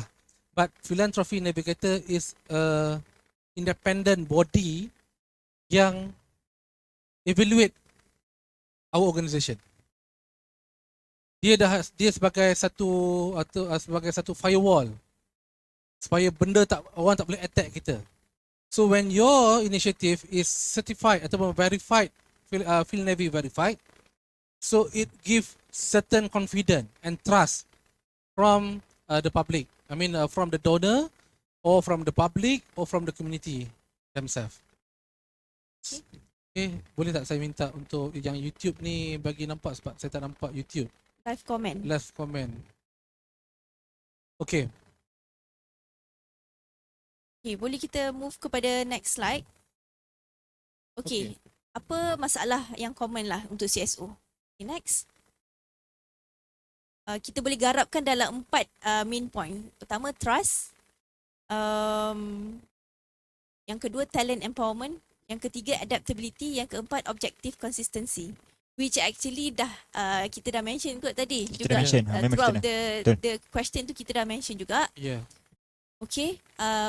Move to the next slide. Okay, this is the journey. Okay, Yep. This is where I want to highlight macam mana field navy ni bergerak sebenarnya. Okay, next. Oh, okay. Boleh nampak ke? Okey ke? Jelas Yang tengok ke? daripada YouTube. Mungkin kurang jelas tapi nampaklah kan. Apa nanti kita akan hantar this Kita akan letak juga, kan? documentation ni kan. So Okay. kita boleh explain lah. Okay, so kalau you all boleh nampak, it's actually a journey. Kalau tengok tajuk dia pun, Roadmap Towards a Sustainable and Resilient Civil Society Organisation. So, kita selalu mention, any intervention dia bukan one off. Dia mesti ada ongoing process. Okay? Sebab kita tak grow, usually orang cakap, okay, you pergi training lah, 2 hari settle. So actually the training tu starts when the training ends. Macam mana tu? Training tu bukan 2 hari tu sebenarnya. Training tu start bila hari yang you balik hari kedua tu, then throughout the Journey days tu. tu, journey tu, that's your training ground lah sebenarnya. Oh, maksud bila dah habis training tu baru start mula training lah sebenarnya. Yes. Okay. That's your actual training. So that's why kita come out dengan roadmap ni. Basically ada main 4 step. Orang kata milestone lah. Okay. Yang pertama, Field Navy Assessment. Field Navy Assessment ni dia berlaku dalam masa 24 jam. Okay. 4 jam. Dia actually is a set of question. Ada 80 question berdasarkan T-score punya element. Okay, dan dekat sini dia lebih kepada quick assessment untuk the NGO, interested NGO untuk jawab lah. Tu jawab. Okay. Okay. Okay. And then move to the next step adalah Field Navy Review. Field Navy Review ni basically kita akan ada 60 minutes session dengan kita punya facilitator. Kita akan basically bincang assessment result from stage number 1. Okay. So dekat situ baru kita macam sebab kadang-kadang kalau kita bagi 80 question tu dia actually in a MCQ format. So ada ABCD. Kadang-kadang ada organisation dia score 80. Tapi benda tu is not being verified dengan apa the actual document yang dia ada. So that's why kita ada Field Navy Review ni dalam masa 60 minit. Kita akan actually discuss lah, oh betul ke you ada ni, betul ke ada ini. Then once kita satisfied with the process, within 5 days kita akan move kepada step nombor 3 iaitu Field Navy Score. Then baru kita boleh produce the final scoring daripada jenis 1 dan 2 tu. Dan yang tu akan ambil masa dalam 72 jam. 72 jam 72 jam berapa hari ni? 3 hari. 3 hari. Dalam masa Okay. 3 hari. That's the within framework lah. It can be earlier juga sebenarnya. Okay. Okay. So the scoring tu orang kata dia valid for 3 months. Okay. Valid for 3 months untuk you all unlock kepada stage nombor 4. Stage nombor 4 ni baru dia punya thorough assessment. Dekat sini kalau you tengok stage nombor 4 tu dia ada Field Navy rating. Dekat sini baru your organisation get rated. Okay. Berdasarkan even dekat stage nombor 4 ni kita ada tambah lagi documentation yang kita perlukan. So yang dekat sini ambil masa 5 hari. So it's quite intense punya proses. Kalau you all tengok daripada 1, 2, 3 tu, yang 1 tu 24 jam je, yang nombor 2 tu 60 minit, yang ketiga is 72 hours macam tu. Okay. Yang keempat ni 5 days Okay. for one organisation sebab kita nak produce the accurate and detailed assessment you punya health of orang kata you punya tahap kesihatan organisasi you lah basically. Okay. Sebelum kita advise whether you go to level 1 or level 2. So apa beza level 1 dengan level 2 ni sebenarnya? Level 1 would be is actually your punya capacity building journey. So those yang score dia kita ada dia punya skill. Kalau you under certain you punya markah, certain percentage, you will go to level 1. Level 1 is meant for intro and intermediate punya level. Okay. Okay? Which means banyak dokumen tak ada. Banyak lagi lah. Dia baru Ada benda lah yang BNU lah. Okay. Baru nak up. baru nak up. Okay. Baru nak up. Ah. And kalau dia punya scoring dekat stage 4 tu okay, we have based on our scale tu, dia akan move kepada level 2 iaitu advanced capacity building journey. So dekat sini it's actually will take about 1 year dia punya journey tu. Sama juga dekat level 1. It will take about 1 year dia punya capacity building tu untuk dia enhance. Mana yang kurang kena buat, mana yang tak ada kena tambah. Macam tu. So dekat sini sebenarnya walaupun 1 tahun ni dia ada banyak dia punya orang kata modul yang akan involve dalam ni. So dia bukan one off je sebab ni basically Field Navy ni dia punya macam saya mention tadi dia punya software adalah T-score. So mungkin kalau you all nak dengar first hand experience mungkin boleh tanya Cinta Gaza Malaysia lah kot. They are actually undergo this process. Dah bulan kelima dah. Yeah. Dah bulan kelima dah. So InsyaAllah by having this clear roadmap, so at least you tahu you dekat mana dan you nak pergi mana. So that is more important rather than kita short sendiri. Like macam kita dah okey dah, kita dah 10 tahun ni, tapi bila tanya ada risk register tak? Tak Ui, tahu apa benda tu? Apa benda register kan? Tanya theory of change tu apa? Ah. Pun tak tahu theory of change, tak tahulah Ah. kan. Tanya log frame pun log frame tak tahu, framework tahu. Kan? Macam tu lah, benda-benda yang macam tu lah kan. Kadang-kadang terlepas pandang sebab I would like to highlight this, sebenarnya NGO dia ada DNA dia. Dia bukan optional, dia bukan secondary maupun tertiary. Dia ada dia punya DNA yang perlu ada syllabus dan perlu ada mekanisme dia sendiri untuk dia menjadi sebuah organisasi yang memberi manfaat dan impact kepada penerima manfaat tu. Yeah. So dia tak boleh run autopilot, we just want to do good, we just collect the money and then we disburse. So kalau macam tu belum lagi sampai tahap untuk melakukan sesebuah perubahan. Sebab if you want to make a change, banyak lagi yang you kena enhance even at your organisation level. Kadang-kadang amount of you punya fundraising tu walaupun berjuta, tapi dalaman of the organisation masih tak kuat.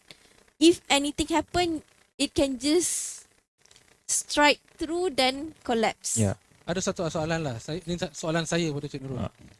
Kalau katakan dapat level 1, malulah saya, organisation saya dapat level 1.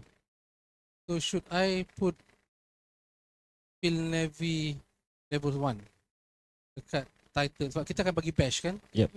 So dia akan dapat badge. Okey ke? Jangan jawab ke? Cik Nurul lah jawab. Nak jawab ke tak? Actually kan, sebenarnya if you are achieving level 1 pun is an achievement. Betul. Nak katanya sebelum you sampai level 1 tu, you tengoklah you dah go through 1, 2, 3, 4 tu. It's a process. Which means kadang-kadang orang lain tak go through pun benda tu. Ya. And dia ada unrated pun. Unrated The unrated tu adalah yang tak go through sampai level 1, level 2. Dia bukan, dia ada verified dengan rated. Betul. Kalau verified tu dia sampai level 3 sahaja. Sampai level 3 je, lepas tu dia berhenti. Itu adalah Phil Navy verified. Tapi kalau Phil Navy rated, itulah dia. Dia ada star dia. So kalau kita tengok macam budak darjah 6 dengan budak darjah 4.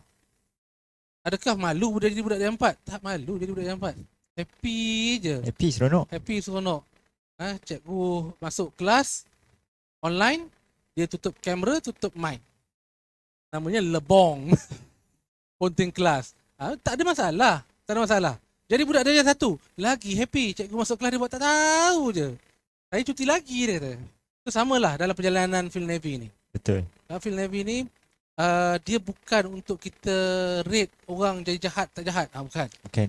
Dia adalah untuk towards a sustainable and resilient civil society organisation. Okay. Supaya any challenges tu you boleh bertahan. Kita nak kurangkan mortality rate Ya, kita nak kurangkan kematian NGO. Kematian NGO betul. Kita nak NGO kita dia semakin hari semakin kuat. Hari ini dia jadi verified NGO, tapi next 6 months dia jadi rated NGO. Betul. So this is where kita dinaikkan semangat untuk terus menjadikan NGO kita dipercayai oleh ramai. Dipercayai oleh orang ramai. Ya. So kita boleh tengok pada next slide mungkin. Ini 8 skor tadi. Dah mention. Okay, dah mention dah. Next. Kita tengok apa impact dia. So apa impact dia boleh tengok belakang. Next. Impact dia internal, secara internal of course improvise you punya sistem lah. Sustainability dari sudut funds, manpower, governance, talents. So benda ni menjawab sebenarnya soalan yang tadi daripada attendees tu. Macam mana kita nak empower the talent? Macam mana nak orang kata nak retain the talent kan? Sebab kadang-kadang talent tu kadang-kadang bukannya sebab gaji sangat pun, tapi if you can create satu environment dia boleh percaya organisation dia yang dia bekerja tu it's working towards something bigger dan lebih tangible. Of course dia rasa sangat proud dan dia nak retain dekat situ. Yeah, betul. Bila dia clear where you are going, of course mudah untuk you retain you all punya talent. So maknanya bila kita address sebuah masalah tu, bukan address tu saja. Maknanya kalau ada masalah talent ke volunteer ke, it's actually a comprehensive punya approach. Holistic. Yes. Bukan silos initiative. Yes. Dia interrelated. Interrelated, one which to yang another. kita akan address dalam Phil Navy ni sebenarnya. Yeah. Ya, betul. Kalau kita tengok kalau apart from Phil Navy ni, Phil Navy juga dia akan intermerge dengan Socash. Betul? NGO yang subscribe for Phil Navy, kalau kelas yang kita tawarkan kepada NGO, normally contohnya harga untuk D-Pro punya program yang kita buat dengan UK, contohnya harga dia sampai 3,000, 4,000, Yep. you will not get that price anymore. You will get special rate because you are a part of the ecosystem. Kita akan beli in bulk training ni. Beli in bulk, kita share sama-sama. Kita train sama-sama. That is why we really need NGO to be on board together to get or to empower your organization together. It is a collective initiative, bukan individual. Betul. Betul kan? Betul. And apart from that, bila pergi Phil Navy, and then Phil Navy dapat Socash dapat Phil Navy. Contoh kalau katakan pergi program project management for development professional kelas yang one day 8 hours. Normally kita punya rate adalah lebih kurang dalam 450 hingga 550. Yep. You will pay not that rate anymore. You will pay lesser than that. Because yang ada dekat dalam Socash program, dia dah ada coin dia. Dia dah ada hours dia. Dia serve siapa? Dia serve your organisation sendiri pun dia boleh kira. Tapi provided that dia pergi ke mission. Maksudnya dia pergi hantar barang untuk misi atau untuk inisiatif. So dia dah ada Socash dia. So you will pay lesser. Maknanya rate Socash rate tu dia menjadi discount rate untuk dapatkan program. Basically kita bukan nak tengok pada duit tu, tapi kita nak tengok pada how big, how intense, how collective is the initiative being done. Itu yang penting. Ya. Okay. Betul. Tadi ada soalan yang saya nampak tadi berkaitan dengan YFBM tanya, what is the ROI like to be the stakeholder mainly donor? In the term of ringgit, apa yang dah ada dan sedang diusahakan? Maksudnya saya cuba baca sekali lagi. What is the ROI like to be the stakeholders mainly donor? Okay, ini untuk Lestari kot. Itu selesai ya. Okay, untuk Lestari. Mungkin boleh share slide. Kena habiskan ni kejap sikit. Okay, saya habiskan dulu. Okay, so ni internet impact, and then next slide. So Ni the will be the external. external impact. Okay, you get the trust lah. After all the hard work, benda ni that's the ultimate yang you akan dapat lah. Trust, and also in terms of capacity. Yep. Orang confidence that you have a good management for the organisation, and compliance exercise tu memang tak ada issue dah. Ya, Alright. betul.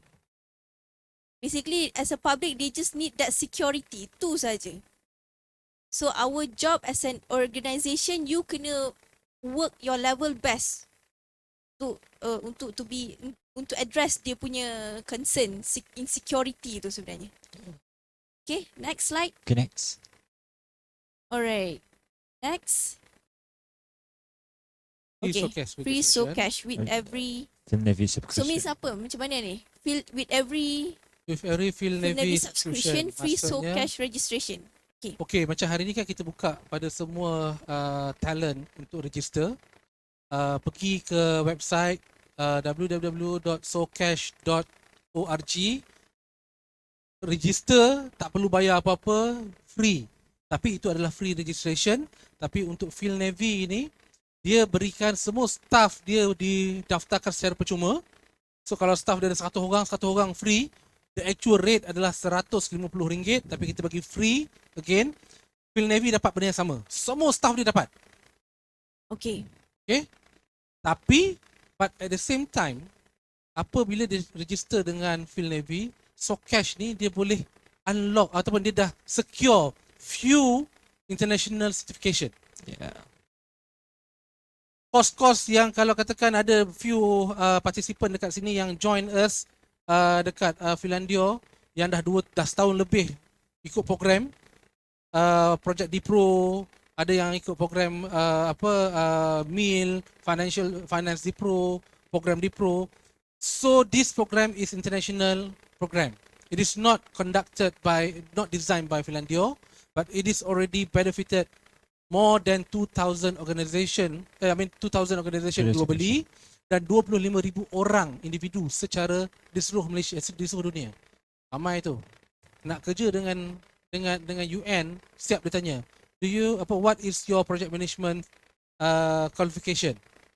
Nak kerja dengan international organization ataupun international foundation, they will ask you, what is your project management certification? What is your monitoring certification? So we need to provide this professional certification. Yep. Okay? Dia dah datang sekali dengan 5 tak salah saya program. 5 project di Pro. So if you have any question atau you just nak tanya detail je, you boleh scan the QR code dekat bawah tu. Don't hesitate lah to scan the QR code. Just scan je and then our team will contact you. Okay. Ada soalan, ada slide lagi depan ni? Okay. This one, okay, mungkin kita boleh share balik satu lagi slide yang terakhir. Ini yang di bawah di bawah Metal Arc. Ini adalah catalyzing package. Maksudnya ini adalah package yang dibuat khas untuk NGO. So saya tak nak terang lebih lanjut benda ni. Dia adalah apa yang NGO buat. Contohnya tak ada orang run ads ke, ataupun tak ada orang yang menguruskan design ke, tak ada apa ke. Ini adalah package dia. Nak tahu lanjut boleh juga scan. Dia ada bermula dengan RM1,000, kemudian ada RM3,000, kemudian ada RM5,000, ada RM10,000. Yang RM10,000 tu adalah one whole team dedicated khas untuk your organisation. Yep. Kalau macam yang 1,000 tu adalah one off services lah. Okay, baik. Saya pergi kepada slide yang Lestari Project. Ada tanya pasal ROI tadi. Yeah. What is the ROI like to the stakeholders, mainly donor? Okay. Kepada mainly donor lah in terms of RM dengan okay, apa yang dia dah dan sedang diusahakan. Oh, bukan yang ni, yang satu projek Lestari dekat dalam Google Drive. Okay. Okay. Yang ada full berkaitan dengan, bukan yang sini. Bukan ni. Alright, then tengok tadi. Tengok lagi. Okay. Ya, betul Yep. yang ni. Minta maaf. Tirah tak payah. Saya tengok bawah. Okay. Next slide. Okay, ini adalah untuk projek Mizi kena ubah kami ke tepi, Mizi. Ini adalah projek yang dibuat untuk kolam ikan. Kalau kita tengok next slide.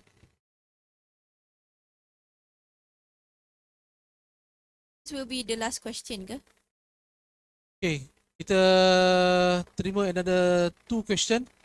Kalau ni. Okay, baik. Ikan, okay, kat sini. Kalau di sini kita tengok, ini adalah cost breakdown dia dengan 80,000 tu. Okay. Apa yang kita gunakan. And then kalau kita tengok next slide, Mizi. Okay, ini adalah return of investment dia. You invest 80,000, at the end of the day, dalam masa setahun, you akan dapat on top of your fund, 80,000 tu, you ada dapat another 119,250 ringgit. So ini adalah setelah dipecahkan 50-50. Honestly speaking, ini adalah harga yang kita letak pada RM7. Macam saya cakap tadi, harga ikan paung last Monday adalah RM35. You just imagine how big is the gap between RM7 and RM35. Okay? Itu adalah harvest yang bulan ni. Sejak diumumkan darurat, harga ikan terus melambung. Sebabnya barang tak ada. Tak tahulah ikan apa kena-mena ikan dengan darurat. Saya pun tak pasti. Saya mungkin Orang ramai duduk orang rumah. orang tak turun ke laut ke ataupun supply sangkut ke kat mana-mana kan. Orang masak kat rumah. orang masak kat rumah. Orang Okay. sebab masak kat rumah lah. Jadi semua orang Demand, nak, semua demand orang nak tinggi. beli. Betul. Ya. Okey, saya faham. So supply and demand tu tinggi. Yep. Demand tu tinggi. supply sikit. Yep. So harga naik. Tu finance-nya ni lah. So this would be untuk kolam ikan. Kalau untuk cili dia lagi besar. So saya tak nak sangat pergi kepada cili tu. Sebab Chili tu dia punya replication dia tu nak calculate pun susah. Bukan susah, kita boleh tunjuk. Mungkin Tuan Mirzi boleh pergi pada Chili. Chili. Okay, Chili. Next lagi yang ada carta. Okay, ini ada carta dia.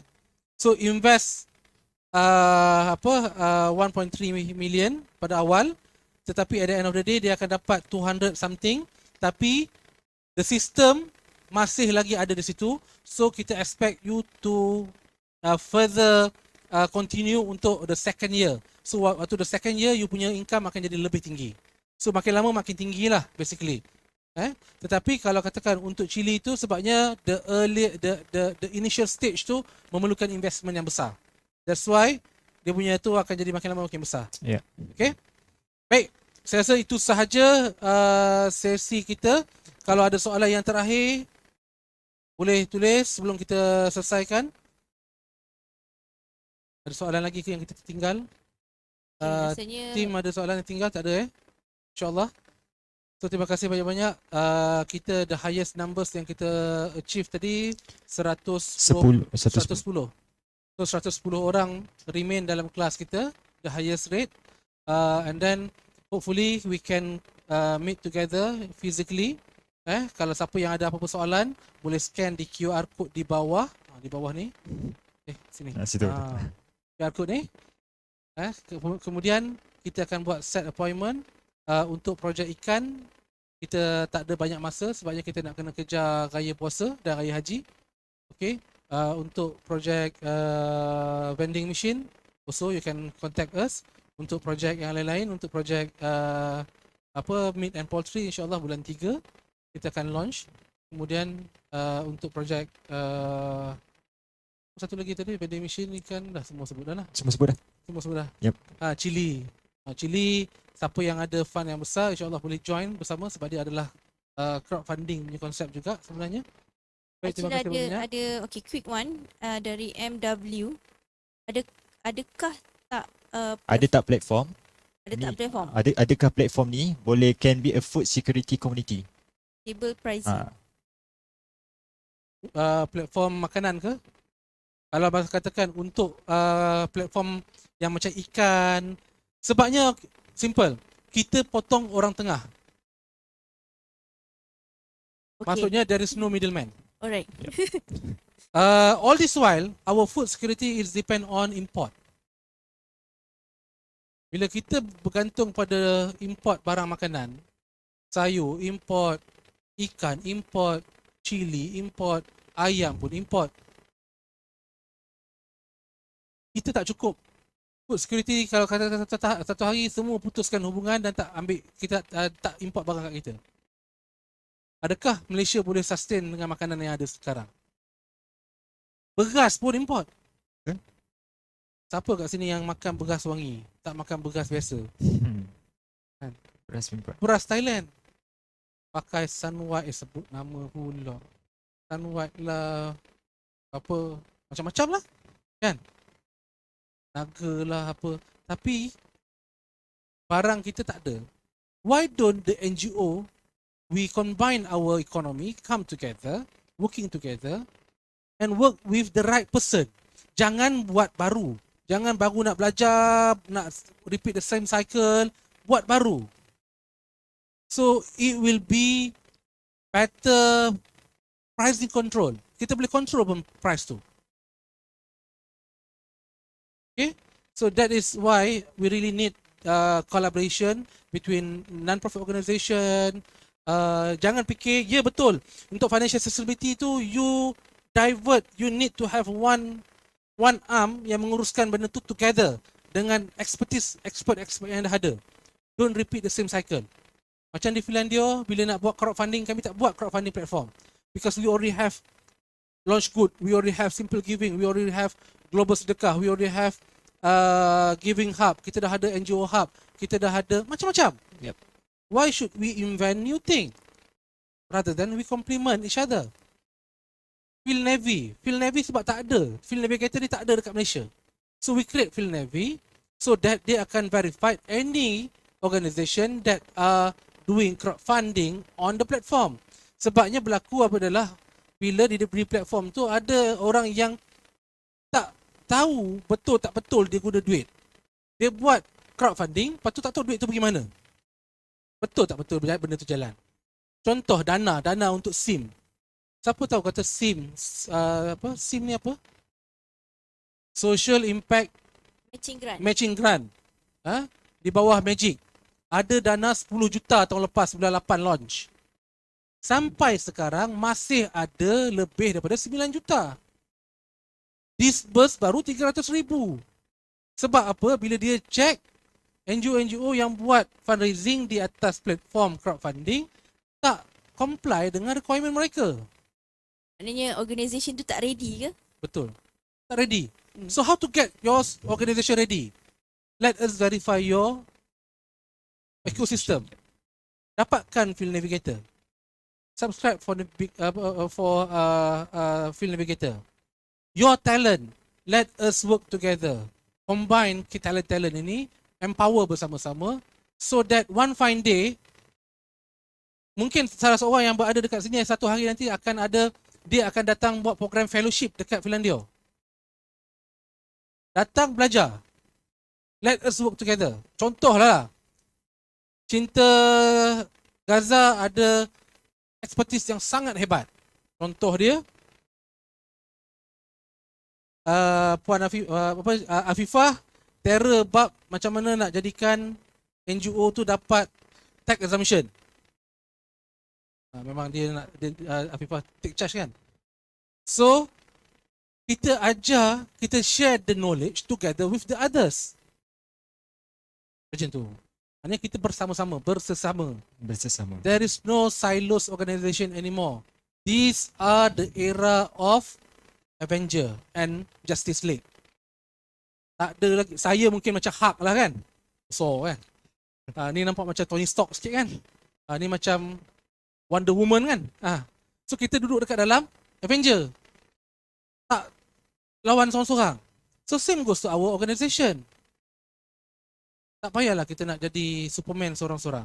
Let us work together hand in hand. Yep. This is the era of collaboration.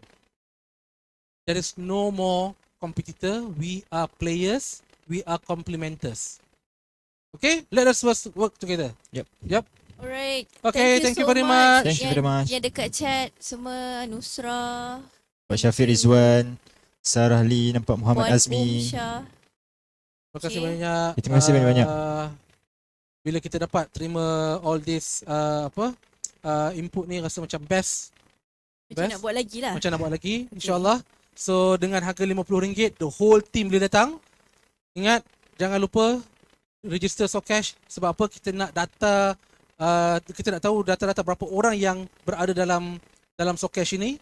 Kerana ada corporate-corporate yang datang untuk memberi, untuk mengimarahkan lestari fund kita ni. Yep. Okay? So, makin ramai, makin berkesan. Makin ramai kita bersatu, kita buat kerja bersama. InsyaAllah, there is a bright future for civil society organisation. Jangan jadikan NGO ni kerja-kerja yang mana orang kata, ada seorang datang minta kerja dekat Finlandia. Lepas tu kita kata, okay, boleh daftar. Boleh masuk lapor diri. Hari-hari, tiba-tiba hari lapor diri tu datang, oh tak boleh lah Cik Khalid. Kenapa? Ayah saya kata, carilah kerja betul-betul. So biarlah kita jadikan this third sector as bidang yang kerja betul-betul. Ya. We are surviving, kita menjaga survival of the universe sebenarnya. Penyelamat umat. Okay. Okay, baik, So terima kasih jangan banyak. lupa scan the QR code, Ya, betul. fill up the interest form, and Jangan then lupa. our team. Ya, our team akan contact. Jangan lupa ambil gambar. Oh, gambar. Gambar tolong post dekat Facebook Hashtag HTC 2021 21. and then like kita punya Facebook Metal Arc 1, yang kedua Finlandia. Finlandia. Like dua-dua ni, Facebook dan Instagram. Facebook Follow. dan Instagram, follow. Yes. Ya. Yeah? Okey, baik. Jangan lupa untuk doakan kami sentiasa sihat juga.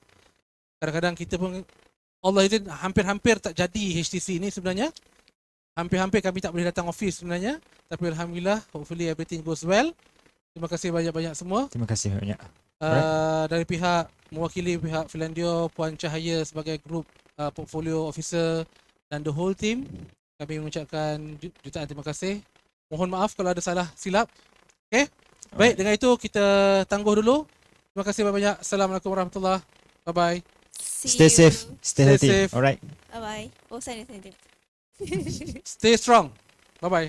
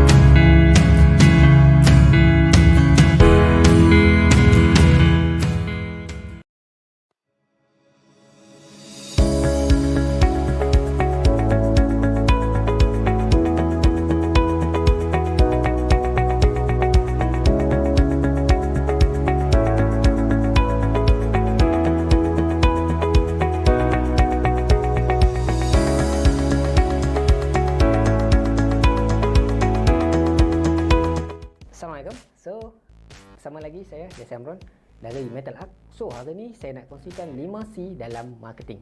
C yang pertama iaitu konsep.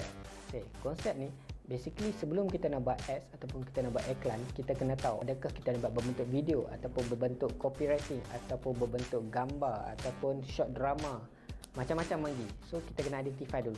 Jangan kita pakai buat je semua. So C yang kedua iaitu konteks. So apabila kita dah tahu konsep kita adalah kita buat video short drama, so dalam drama tu kita nak buat satu copywriting. So dalam konteks dia copywriting, headline kena pendek, jangan panjang sangat untuk tarik orang tengok video kita. Sebagai contoh, kita buat video ini meminta donation, so kita highlight terus gitu. Tahukah anda dengan RM5 dapat membantu mengurangkan kadar pengangguran di dalam Malaysia, something like that. So highlight headline tetapi pendek dan bermakna. Tu C kedua. C ketiga iaitu channel. So channel sebagai contoh, sekarang luar sana media sosial ada banyak channel, YouTube, Facebook, TikTok, IG, apa lagi, cakap je, memang banyak gila. So tetapi apabila kita channel banyak, kita kena ikut recommended channel tu. Sebagai contoh, YouTube dia suka 1920 x 1080. Dia bukan macam Facebook dia lebih prefer 1080 x 1080. Begitu juga dengan IG. So kita kena ikut dia punya rules supaya video kita lagi dapat banyak engagement. C yang keempat iaitu CTA, iaitu call to action. Sebab apa CTA perlu ada dalam semua ads kita, semua content semua kita punya copywriting? Sebab kadang-kadang apabila kita buat ads, orang tak tahu nak buat apa. So dengan ada CTA yang jelas membuatkan orang lagi senang. Dan last but not least iaitu conversion. So apabila kita dah buat semua ni, part paling lah kita kena react. Setiap orang like, komen ke ataupun share kita punya video, kita react. Oh terima kasih, fast react. Walaupun kita tulis sini sekian harga, tapi akan ada audience PM tepi. So ingat 5C ini dalam untuk hampa buat digital marketing. So itu saja daripada Yasin. Semoga video ini bermanfaat. Jangan lupa like, komen dan share Metal Up. Dan kita jumpa lagi di video akan datang. Bye. Assalamualaikum warahmatullahi wabarakatuh. Camera ready. Sound check. Take one. Action. Hai, Assalamualaikum warahmatullahi wabarakatuh. Bersama saya Skyboy Sulaiman. Okey, Sulaiman, kita nak bincang tentang irama simfoni salju. Okey, tentang apa irama simfoni salju? Kak. Dah cari ya. Okay. Take 2. Action. Okay, hai. Assalamualaikum warahmatullahi wabarakatuh. Bersama saya Skyboy Sulaiman. Okey Sulaiman, kita bincang irama simfoni salju. Irama simfoni salju ni tentang apa ya Sulaiman? Irama simfoni salju dia tentang apa? Okey. Aduh. Okey, sekali lagi ya. Take 3. Action. Okey guys, untuk event irama simfoni salju ni kita akan berada pada 30 Januari 2021 ini. Jadi, Sulaiman macam mana? Ya, insyaAllah boleh berikan. Boleh berikan, okey. Apa artis yang terlibat dalam irama simfoni salju? Ben Hadin, Rhys Williams, lagi ada Noh Saleh dan Miss Luna. Guys, rugi kalau tak datang guys. Jadi, kita kalau nak daftar macam mana ni? Sulaiman? Irama simfoni salju ni untuk penduduk di Syria, Gaza yang kemana kesejukan. Jadi jangan terlepas peluang guys. Untuk kenapa air tak sampai lagi? Take 4.2. Action. Okay guys, untuk irama simfoni salju ni anda boleh dapatkan tiket di kitone.tv. Okey, jangan lupa layari kitone.tv dengan tiket yang berharga berapa ya Sulaiman? RM30 saja guys. Okey, untuk tiket irama simfoni salju ni kita akan sumbangkan kepada penduduk-penduduk di Syria dan Gaza, betul tak Sulaiman? Okey. Jangan terlepas peluang guys. Kita ambil link di bawah ini. Kita terus ambil ya link di bawah. Oh. Dan ni pula Allah. Okey, jom. Take 5.